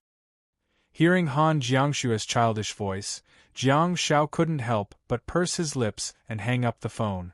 Of course, he had to return to the team. However, before that, Jiang Shao planned to customize a special short-sleeved shirt. Night fell. The commercial street was brightly lit, bustling with traffic and a hubbub of voices. Jiang Shao lowered his cap and walked through 3 or 4 shops before finally seeing one that had a similar style. The shop attendant watched the young man walk in curiously. He was wearing an ink cap with the ancient town of Jiangnan printed on it. The brim of the cap was lowered and he looked rather mysterious. Jiang Shao said, I'd like to customize a t-shirt. The shop attendant blinked and felt that Jiang Shao looked familiar. Smack! Jiang Shao reached out and waved his hand in front of her face to catch her attention. Your styles are very similar. Jiang Shao then gestured to the ink painting hanging on the wall. Sure. Do you have any requirements for the design? I have a lot of alternative designs here. You can come here to take a look. The shop attendant walked towards the interior of the shop where there was a computer. No, I'll give you the design, Jiang Shao said as he followed her in. The requirements are simple. The shop attendant asked, What is it? A white short-sleeved shirt, Jiang Shao said. On the front, the calligraphy should be bigger and have 2 numbers, 29. The shop attendant said, Oh, okay. Print it on the top and bottom with a slight tilt so that the 2 words overlap. It'll look good. Jiang Shao nodded and said, On the back, the calligraphy should read, Immortal Hero. The shop attendant noted down the requirements and said, No problem, please leave your address and pay the deposit. I remember now. Are you Jiang Xiaopi? Shu. Jiang Shao hurriedly raised a finger and said, It's very important to me. I want to wear it to the competition. It'll be my lucky shirt. Can you hurry up and make it? The shop attendant's eyes lit up and she frantically said, No problem. Absolutely no problem. Hurry. I'll deliver it to you within 2 days. You're going abroad soon, right? I see you've been selected for the national team. Awesome. Thank you, Jiang Shao said with a nod. The shop attendant was extremely enthusiastic. Come, we'll make the design now. Take a look at it and see if you're satisfied. Jiang Shao came personally for that. After fiddling with the shop attendant for a long time, he was finally satisfied. He left the hotel address and the deposit, along with an autograph, before leaving in a hurry. Jiang Shao finally slowed down after walking for 2 blocks. I'll wear this short-sleeved shirt under the national team uniform. I'll fulfill my promise and you guys will accompany me. Jiang Shao, who was walking with his head lowered in the crowd, vaguely heard a familiar voice. So, what's your suggestion for the new generation of medical awakened star warriors?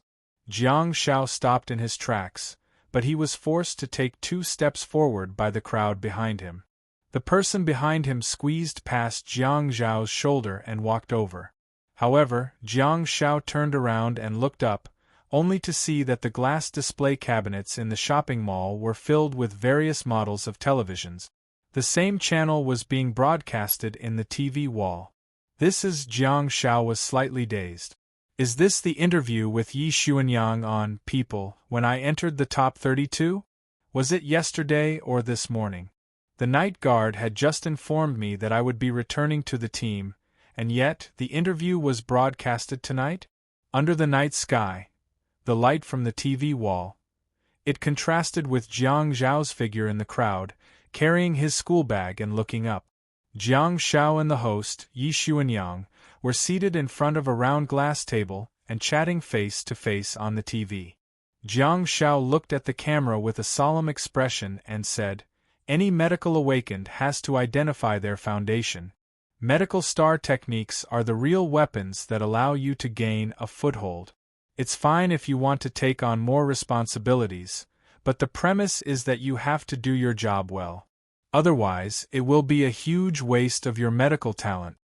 In the image, Yi Xuanyang, who was dressed in a black suit, looked elegant and smiling. "Let's get back to you.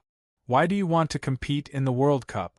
You're only in year 1, so you have plenty of time to grow." In the image, Jiang Shao, who was seated in front of the glass table, said, "You know my results," Yi Xuanyang said with a smile. "The Beijiang Provincial High School League, the Beijiang Provincial Second Wasteland Reclamation Competition, the National High School League. Your student career has been amazing.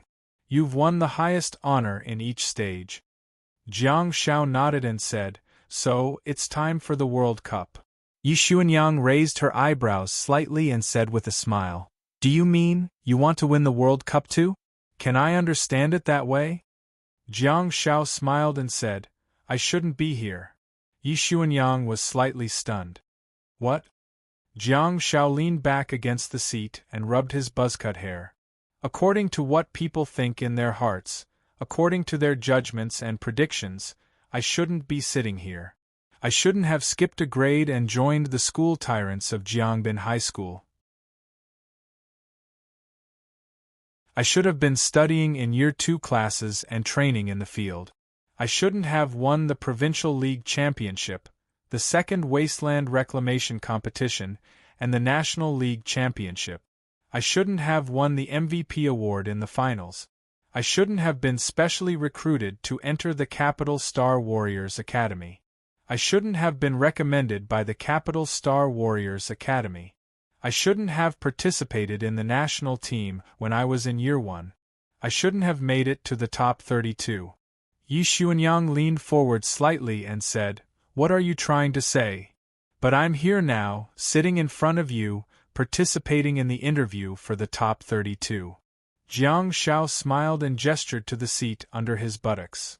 "I've done all the things that I shouldn't have done, all the things that people have predicted, expected, and judged that I shouldn't have done." Yi Xuanyang nodded, seemingly deep in thought. Jiang Shao suddenly said, 2 years ago, when I first awakened my star map, would you believe me if I told you that I would achieve all of the above?" Yi Xuanyang smiled and shook her head. "Of course I wouldn't believe it. How could I?"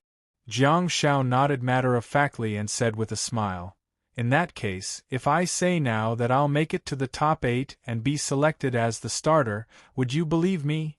Yi Xuanyang paused for a moment. After a while, Yi Xuanyang looked at Jiang Zhao's childlike expression and shook her head gently. "No, I don't believe it. It's too difficult for a medical awakened support. The rules of the preliminary round have changed this time. You've entered the semifinals, but the next stage is a real 1v1 elimination round." Jiang Shao asked, "When is this show going to be broadcast? I initially wanted to interview you because you've achieved excellent results, but it seems that your goal is more than that." Yi Xuanyang smiled and said, "In this case, if you're selected as the starter for the national team, this interview will be broadcast. If you're eliminated, this interview won't be broadcast. What do you think?" Jiang Shao could tell that she was mostly teasing him. However, Jiang Shao said with a serious expression, "In that case, when this show is broadcasted, if I say that I'll break through the best ranking in the World Cup for auxiliary support, will you believe me?" Yi Xuanyang's eyes lit up and she said, "Oh, Jiang Xiaopi. I thought you were a child who liked to laugh and play around. Now, it seems that you're more like a warrior than I thought." Jiang Shao looked at Yi Xuanyang with a serious expression. "I shouldn't be here." Yi Xuanyang looked at Jiang Shao silently, and the interview between the two seemed to have come to a standstill. After some editing, Yi Xuanyang said, "My colleague once used a sentence to describe your career as a star warrior. His original words were, 'From the moment you awakened your star map, you've embarked on a path to the Saint Hall.'" Jiang Shao asked, "The path to the Saint Hall?" Yi Xuanyang nodded and asked, "What do you think?" Under the television wall and outside the glass display cabinet of the shopping mall, Jiang Shao lowered his head, lowered the brim of his hat, and turned around to join the crowd.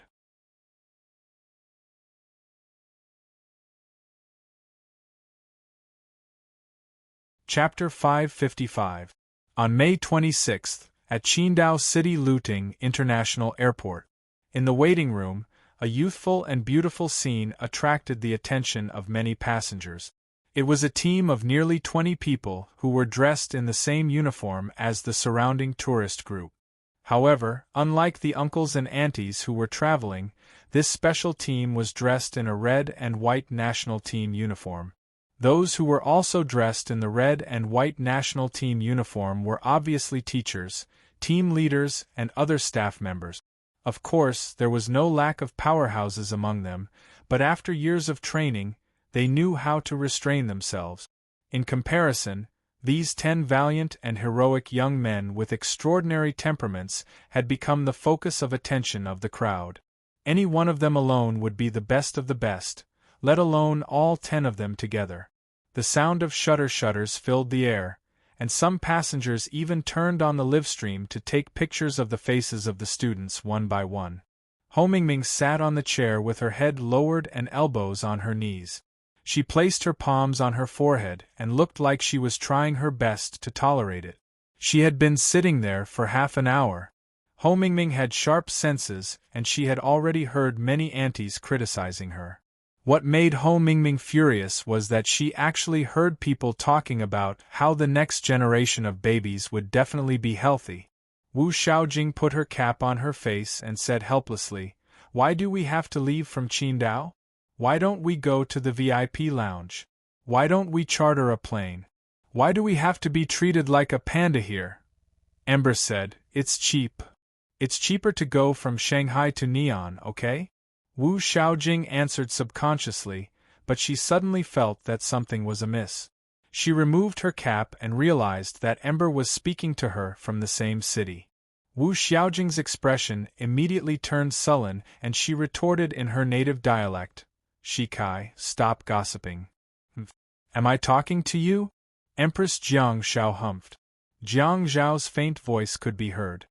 "I miss the feeling of saying everything. I miss the feeling of dreaming together. I miss the feeling of wanting to love you even after we quarreled." Ember was dumbfounded. Wu Xiaojing was dumbfounded. The two of them turned around in bewilderment, only to see Jiang Shao resting his elbows on his knees and resting his chin on his hand. He was staring at the ground with a dazed gaze and singing a bitter love song. Finally, a middle-aged woman took action. She had brought her phone and photos to the blind date. However, his target was neither Ho Mingming nor the beautiful Wu Xiaojing, but the gentle Xian Ha. Ho Mingming suddenly turned her head, scaring the people around her. The students with perception-type star techniques also turned around to look. At the next moment, another large team walked in wearing the same red and white national team uniform. To the surprise of all the passengers, the atmosphere in the departure hall suddenly changed. Although both teams were wearing the red and white uniforms of the national team, the atmosphere was tense as both sides stared at each other from afar. As the national teams were competing in the team competition, they had a numerical advantage. However, in terms of momentum, the national teams didn't lose out in the slightest. The slightly noisy departure lounge suddenly became silent, and the voices of the aunties also stopped. The leaders of the two teams quietly stood in the middle of the two teams to prevent any conflict from happening. The group of children were all elites and not stupid. Of course, they wouldn't make low-level mistakes here.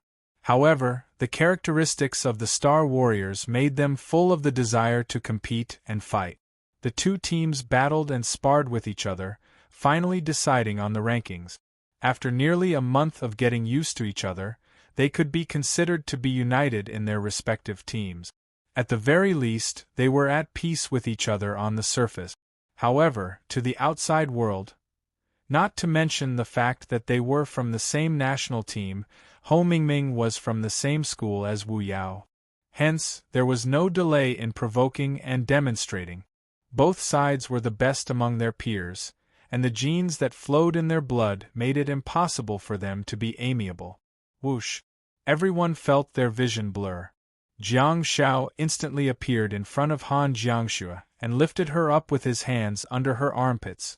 All of a sudden, the expressions of the national team members changed slightly. Teleportation. Space-time gap. Even if they were lucky enough to see such a magical star technique, they would never be able to get used to it even if they had seen it many times. That's awesome. I knew you could do it. Jiang Xiao lifted little Jiangxue up and even spun in circles happily. Kiss hug raise me up. Jiang Xiao was about to lean his face forward, but Han Jiangxue pressed her hand on his forehead and pushed his head away. Put me down. Although Han Jiangxue's expression was cold, she was actually filled with the joy of reunion. However, Jiang Zhao's actions made her feel like kicking his butt. How old is she? She's even spinning in circles? There's so many people watching.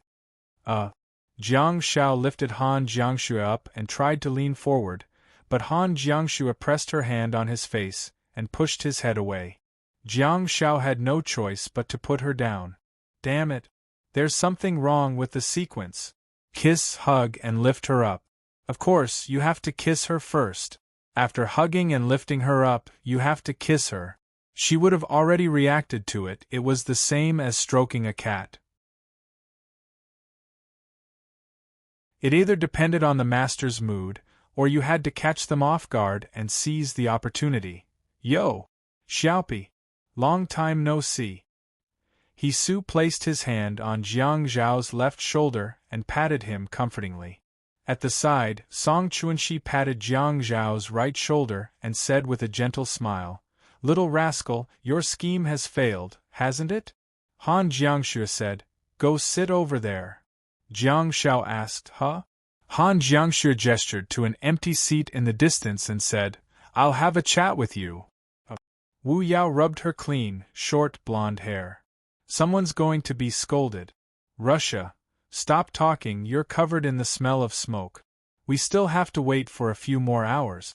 Can you resist smoking? Russia. Jiang Xiao reminded Wu Yao of her need for nicotine in a cheapskate manner and then fled while Wu Yao was still in shock. A few seconds later, Wu Yao raised his eyebrows and stared at Jiang Xiao with a cold gaze. He couldn't help but smack his lips and reach for the cigarettes in his pocket. Song Chuanxi grabbed Wu Yao's wrist with one hand and chided him. "You've just finished smoking." Wu Yao looked upset and smacked her lips again. She couldn't help but look around. However, Song Chuanxi knew that she was looking for the smoking room. Jiang Zhao's actions completely dispelled the tense atmosphere between the two teams. Wu Xiaojing clicked her tongue in wonder and said softly, "No wonder he's the social belle of the capital." Xian was speechless. Wu Xiaojing turned around and saw Xian snickering. Xian stood up and sat over, seemingly trying to avoid Wu Xiaojing's photo killing. He leaned towards Wu Xiaojing and asked in an ethereal voice, "Why is he a social belle?" Although they were of the same age, Xian's petite appearance made Wu Xiaojing feel like a little sister. Wu Xiaojing couldn't help but smile and say, "No matter how strong or difficult someone is to deal with, he can deal with them. That fiendish Xingyan, that arrogant Ho Mingming, and even that taciturn Xieyan, Shrimpy can chat cheerfully with him." Ember nodded in agreement. It's not bad for him to be the captain. He's the captain? Zhao Wenlong, who was seated at the back, said while holding a thermos flask in his hand, I'm afraid he's going to lead our entire team astray. Phew! Zhao Wenlong blew on the tea and moved his lips closer to the thermos flask. Slurp. Ha! The national team members were teasing each other and it was rather harmonious.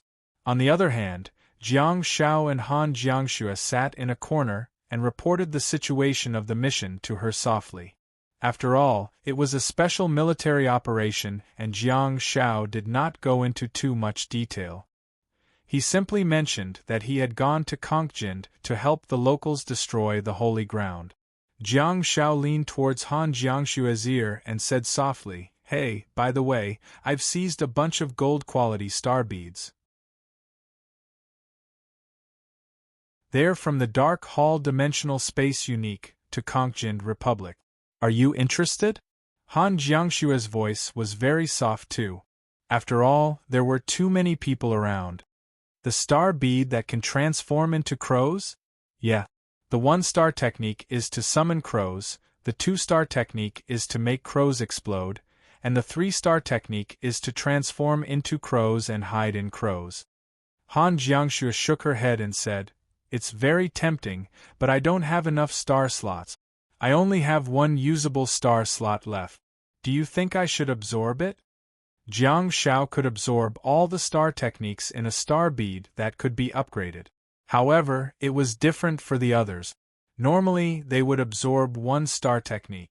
Even though Han Jiangxue was talented and extremely compatible with flames, she had only absorbed 2 star techniques in one star bead, the fire summoning star bead.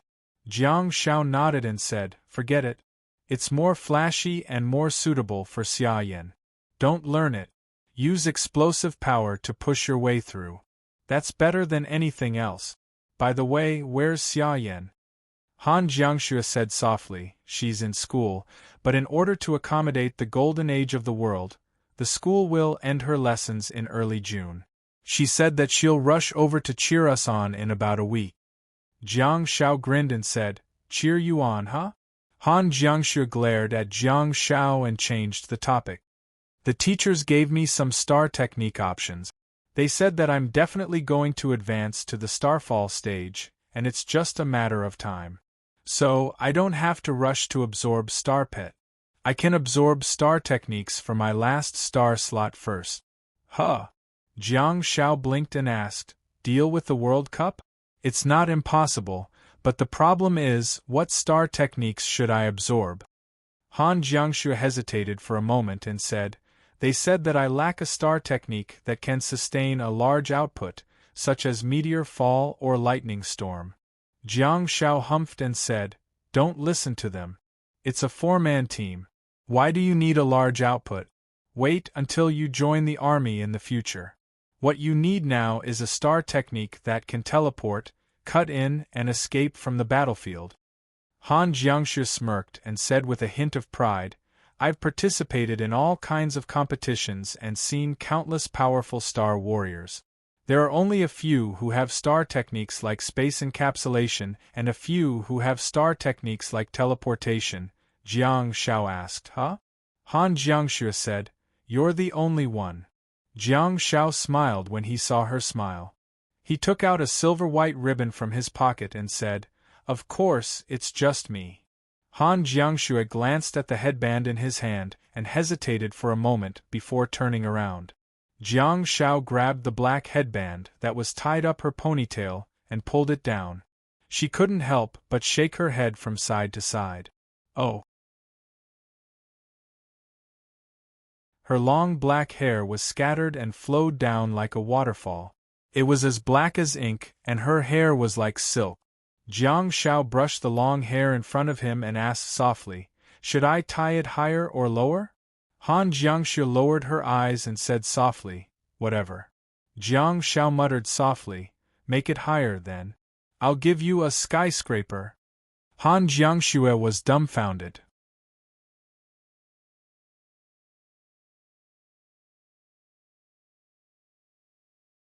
Chapter 556. On the afternoon of May 26. at the Haneda International Airport in Edo City, the capital of Japan. Under the illumination of the flashing lights, more than 50 people dressed in the uniform of the Chinese national team were walking hurriedly with their heads lowered. Under the guidance of the staff, they walked out of the airport and dashed into the bus that was coming to pick them up. Jiang Xiao, who was walking quickly with his head lowered, vaguely heard the shouts of Chinese. The two buses were more than enough to accommodate more than 50 people. Due to the fact that the competition was different, the members of the individual competition and the team competition were managed separately, from the training and assembly to the departure of the team competition members. Is everyone here? On the bus for the individual competition members, the leading teacher stood in front of the bus and yelled while enduring the flashing lights outside the window. Fang Xingyun hurriedly raised his hand and said, "Xiaopi isn't here yet. Has anyone seen Jiang Xiaopi?" At the same time, on the bus for the team competition members, Jiang Xiao sat down in the back seat by the window and placed his hand on the seat by the aisle. He said to Wu Yao, who was following behind him, "Someone's here." Wu Yao was unruly. She didn't care that Jiang Zhao's hand was still on the chair and simply sat down. Jiang Xiao hurriedly retracted his hand and said, "Hey, are you asking for milk?" Wu Yao looked at Jiang Xiao impatiently and said, "Did you get on the wrong bus? Go away, you're sitting in Song Chuanxi's seat." Song Chuanxi, who was behind Wu Yao, was a little dumbfounded too. She stared at Jiang Xiao in a daze and asked, "How did you sneak in?" Jiang Xiao pinched his collar and stretched it outwards. "What do you mean sneak in? I'm a national team member too, okay?" Jiang Xiaopi. Is Jiang Xiaopi here? At the same time, the leading teacher at the front of the bus yelled. Jiang Xiao subconsciously shrunk his neck and hid quietly. Wu Yao grabbed the back of Jiang Zhao's neck and lifted him up like a bamboo rat. "Here." The leading female teacher looked at the resentful Jiang Xiao and hollered, "Go back to your bus. The hotel we're staying in is different." All right. Jiang Xiao said helplessly and squeezed out of the aisle. He then looked at the bus behind him through the rear window and disappeared in a flash. The male teacher in charge of the bus at the back was startled when someone suddenly appeared beside him. After seeing that it was Jiang Xiao, the teacher in charge hollered furiously, "Jiang? Small. Naughty. If you're going to be naughty again, you're going to be a substitute. There are plenty of people watching your position." Jiang Xiao shuddered in shock and hurriedly walked to the back. This car was much more spacious than the one in front, so everyone could sit casually. While walking along the aisle, a strong arm suddenly appeared and blocked Jiang Zhao's way.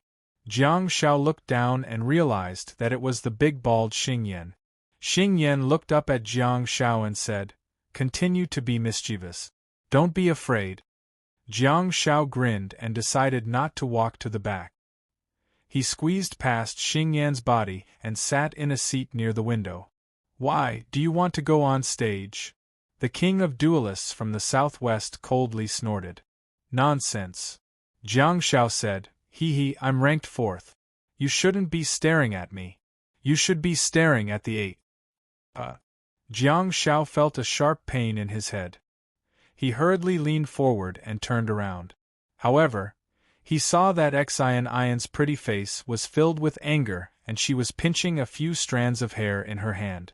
Jiang Xiao said, "My hair is so short. How can you pull it out?" Xian glared at Jiang Xiao and sat down. Jiang Xiao sighed and said, "As expected of a woman who can be in the top 8. Strong." Xing Yan subconsciously rubbed his big bald head. Ho Mingming, who was in the front row, stood up and took the initiative to maintain order. Shut up. Keep quiet. Slurp. Ha! That night, Jiang Xiao experienced the congestion from Jianghu City. He looked at the foreign country under the night sky and felt very strange. After all, the skin color of the people here was similar. The passers-by walking on the road were not as exotic as Miss Wu Yao. As the car drove steadily and turned into a hotel, Jiang Shao saw the welcoming crowd on both sides of the road. China will win. China. China. All kinds of slogans finally converged into one simple word: China. Banners, shouts, and cheers accompanied by the cheering crowd gave everyone in the bus a jolt of energy. Are these local Chinese people living here? Or are they people who came from China? On the bus, the students who were sitting in the aisle got up one after another and looked out of the window. Jiang Shao only felt a huge palm pressing on his shoulder, but he did not break free. At this time, Jiang Zhao's eyes were fixed on the crowd that was congested at the entrance of the hotel square and holding up signs. In particular, a little boy with the color of the star red flag painted on his face was holding up a small red flag in his father's arms and waving it back and forth. This made Jiang Zhao's heart stir.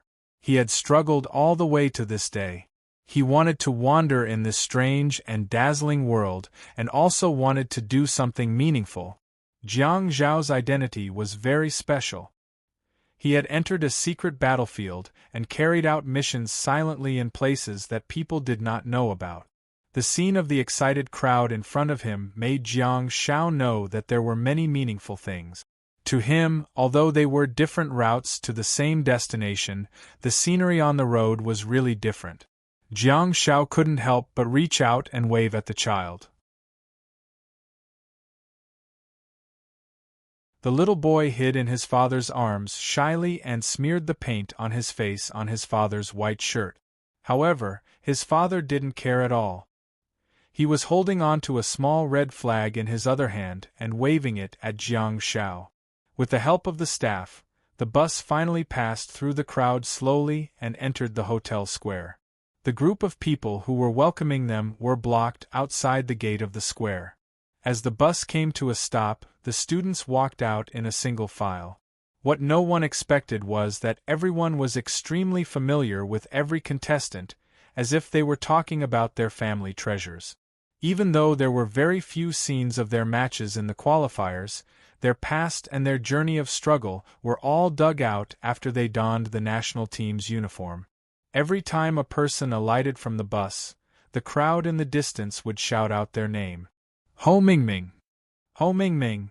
Even the arrogant Ho Mingming couldn't help but raise her hand and gesture slightly before turning around to walk towards the hotel. Fan Ren!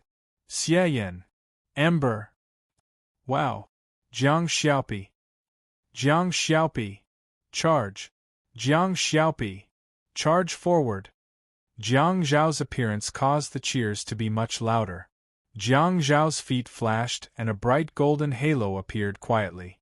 At the next moment, the bright golden halos of nostalgia lit up at the feet of the cheering crowd at the door. Even though they were in front of the brightly lit hotel, the group of people who were stepping on the halos of nostalgia were still dazzling and eye-catching. Then, the cheers got louder, the faces of the well-wishers and cheerful faces were imprinted in his mind.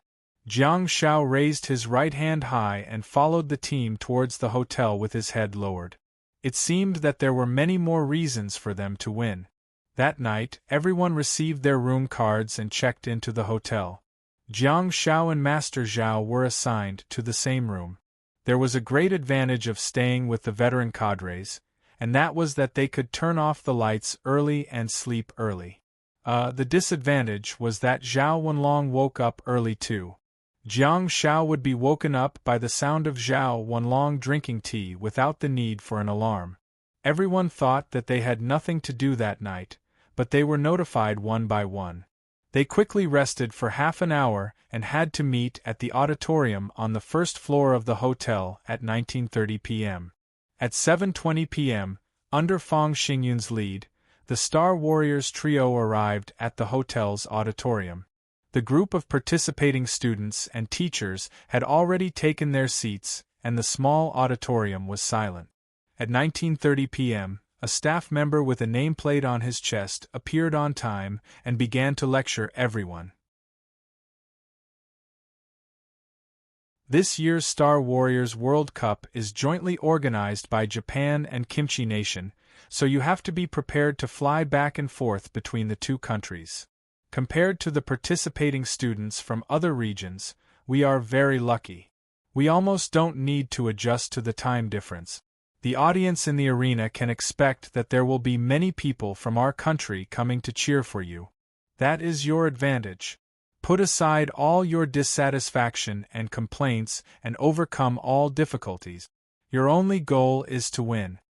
In this year's Star Warriors World Cup, there are a total of 652 contestants from more than 113 countries and regions who have qualified for the competition. There is no such thing as a qualifier. There is no such thing as an elimination round. For you, every match is a finals that will determine your fate. If you win, move on. If you lose, go home.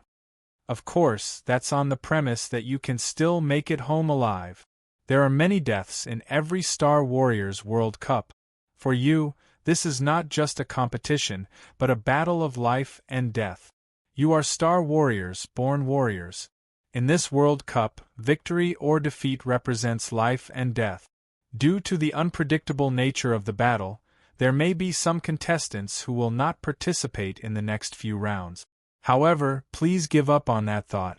That person will definitely not be you. If you can win, your competition schedule will be very tight. This is not only a competition of your combat strength, but also a competition of your willpower. Over the years, due to various reasons, there have been some students who have withdrawn from the competition during such a tight schedule. I hope that all of you can persevere until the end and do your best to complete every match. However, I also hope that if any of you have any physical, psychological, or spiritual problems, or if any symptoms are left behind during the match, don't just stand there silently. Use your pride in the right place and inform us in time. We will do our best to help you overcome the difficulties. Don't force yourself just because you are afraid of being asked to withdraw from the competition. However, I have to warn you first. If we analyze that you are disqualified and can't participate in the next round, you must withdraw from the competition. I know this might be the only chance in your lives, but believe me, the road of life is still long, really long. 3 days later, at 8 a.m. on May 29th, we will watch the first round of the draw ceremony in this auditorium. Your number will be your ranking in the team. The leader on the podium said loudly, "On June 1st, the finals will officially begin." Yes, you didn't hear wrongly. On June 1st, it will be the first round of the finals that belongs to you on the world stage. Don't let it be the last round. I wish you excellent results and all the best. Do you all understand? Yes, I understand. Yes, I understand. The leader nodded in satisfaction and said, "Very good. Now, come up and collect your number." The 10 of them went up the stage to collect their clothes according to their ranking. Jiang Shao received his number 4 uniform, which was a set of long sportswear with gold, red, and white colors. The background was white and the sleeves were red. The words China were printed on the right chest, and there was a red star flag on the left chest.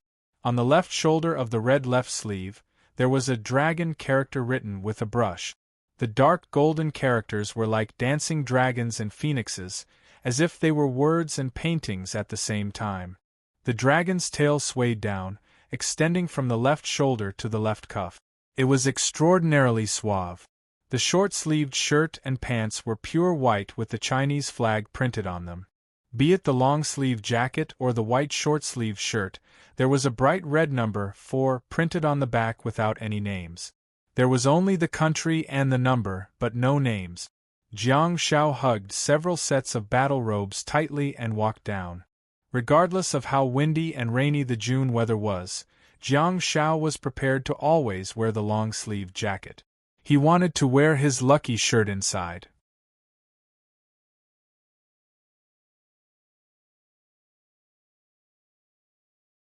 Chapter 557. Today 12/17/20. Asking for monthly votes. May 29th. In the auditorium on the first floor of the hotel where the students were staying. The 10 students and the leading teachers were looking at the big screen in front of them. The lot drawing ceremony was about to begin.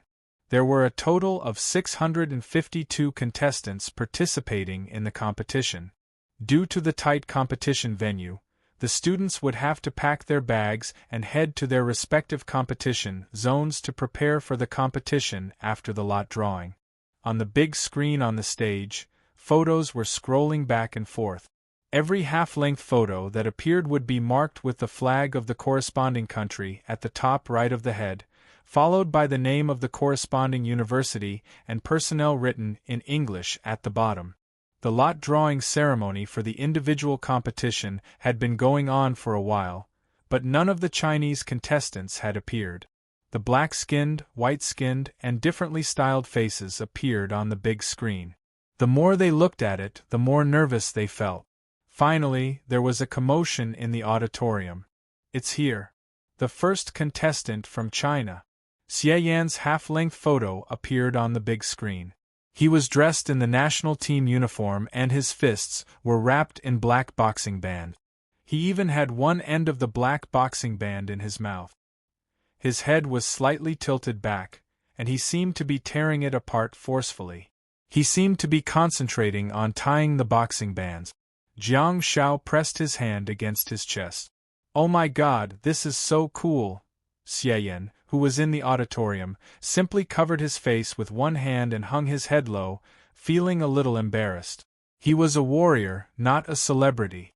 He wasn't good at putting on a show, but after gathering in China, they all took the so-called promotional photos, at the request of the officials during the training process. However, this photo was taken by a photographer while Xie Yan was waiting for his makeup photo to be taken in the waiting room.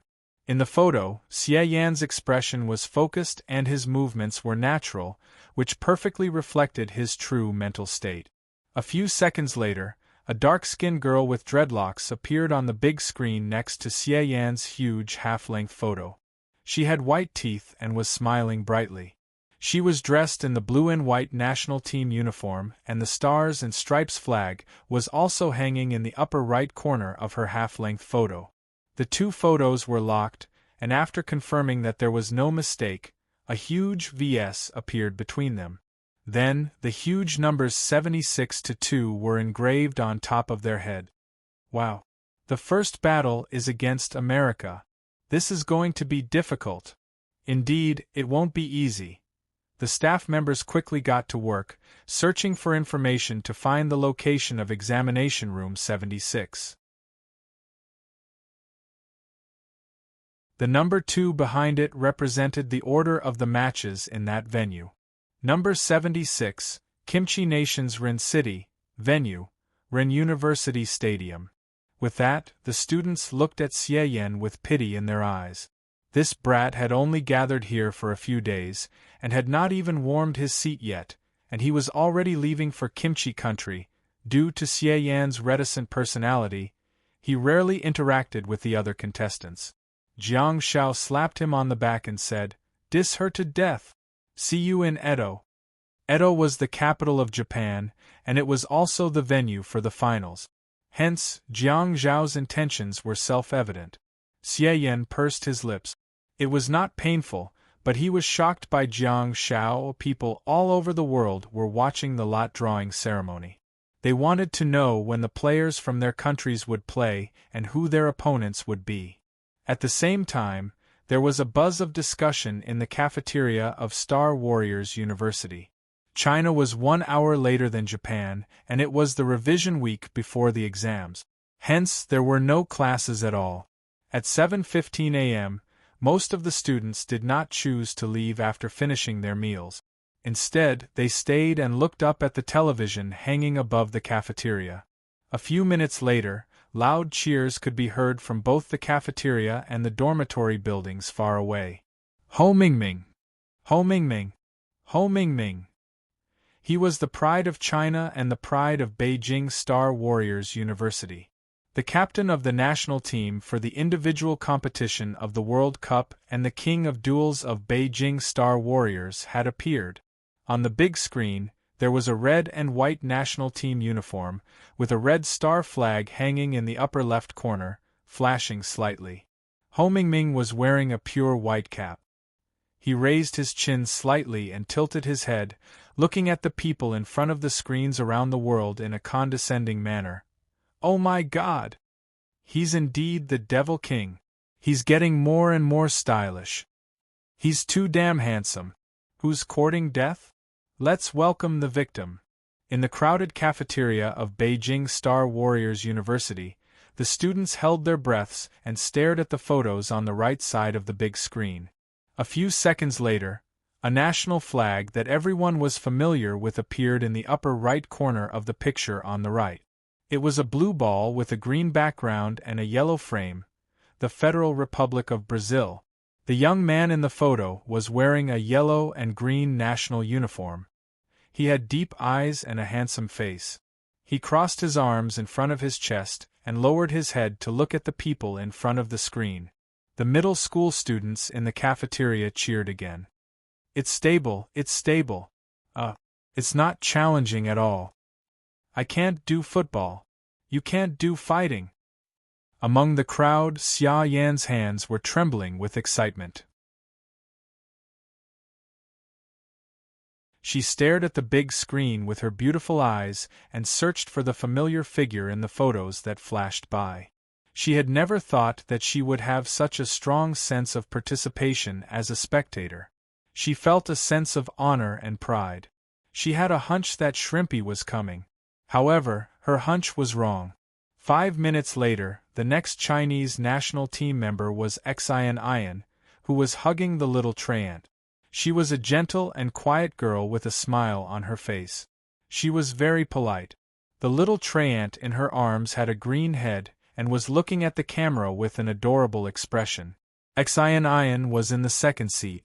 The students hurriedly looked at the contestant on the left, only to discover that he was a contestant from the African island, the Madagascar Republic. In the beginning, the white, red, and green flag hanging above the students made many people confused about which country it was. Seeing such a division, everyone couldn't help but heave a sigh of relief.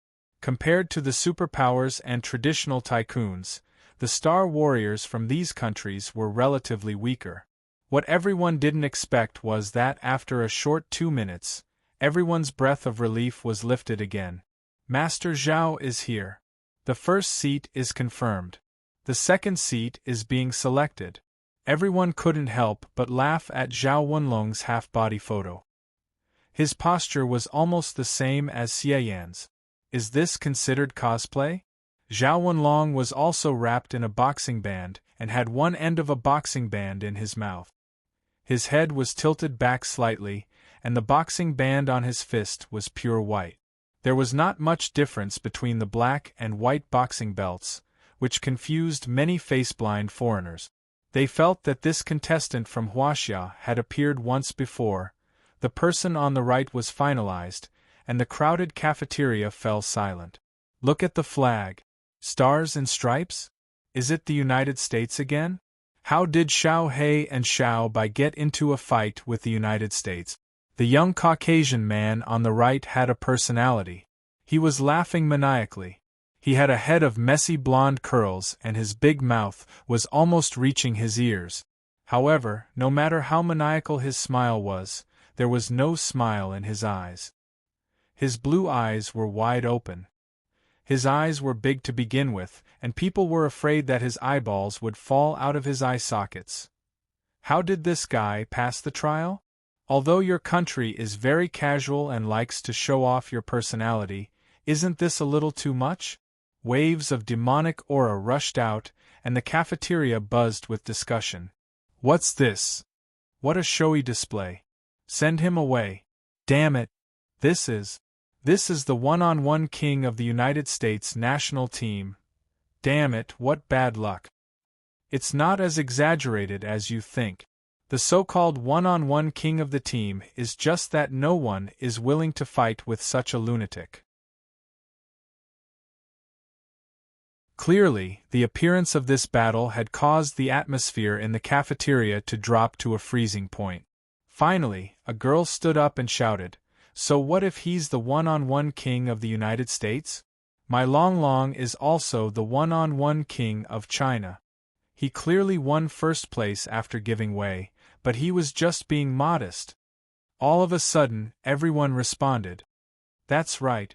There's nothing wrong with it. Kill this guy. He's pretending to be a coward. Is there a problem with the drawing of lots?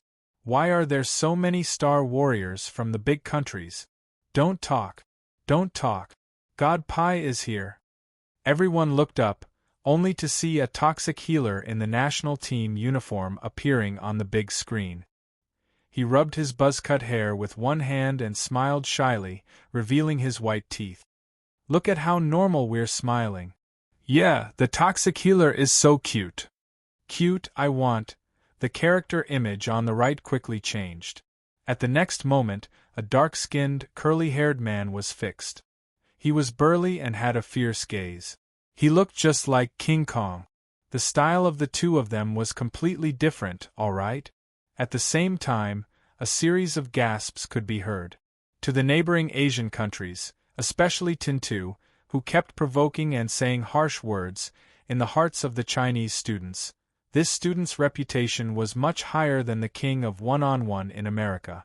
India's God of War, Xiang Bai. The first match is against the God of War. This boss is India's national team leader. His mouth is big and stinky, and he clamors for revenge every day. He really met a Chinese team member. There's definitely something wrong with the drawing of lot. Why are we matched with such opponents? Why does he want to take revenge? It's because of the previous World Cup. Our national team member eliminated his brother in the first round. It's a historical issue. Xia Yan listened to the discussions of the surrounding students and couldn't help but feel nervous. Are we going to face such a strong opponent in the first round? He's called the India's God of War? At the same time, Jiang Xiao, who was far away in a hotel in Edo City, Japan, became one of the players that everyone was worried about. The other one was, of course, Zhao Wenlong, who had encountered a lunatic. The staff member walked towards Jiang Xiao and sat down. He held a document in his hand and pointed at the serial numbers. Your battle number is 282-1. The venue is in Nagoya City, Nagoya University Stadium. You'll be the first to fight. Jiang Xiao nodded and said, No problem. After signing and confirming, the staff member left with the documents. Fang Xingyun sat down and said gently, Don't worry, this person's reputation is greater than his strength. His incantations are a little tricky, but you have purification, and silence. Jiang Xiao smiled and said, Me? Worried? Fang Xingyun could not help but feel relieved when she saw the confident smile on Jiang Zhao's face. She rebuked gently, He's known as the India's God of War. Don't let your guard down. No one who can enter the World Cup is weak. Jiang Xiao grinned and chuckled. In my eyes, there's no strong person. All of a sudden, all the Chinese players looked over. Jiang Xiao hurriedly covered his mouth. Oh no, I've been exposed. He had accidentally blurted out the truth. How am I going to get along with my teammates in the future? You're tuning in to the Phoenix Knights YouTube channel. Don't forget to subscribe and join us on this journey to catch the most captivating stories.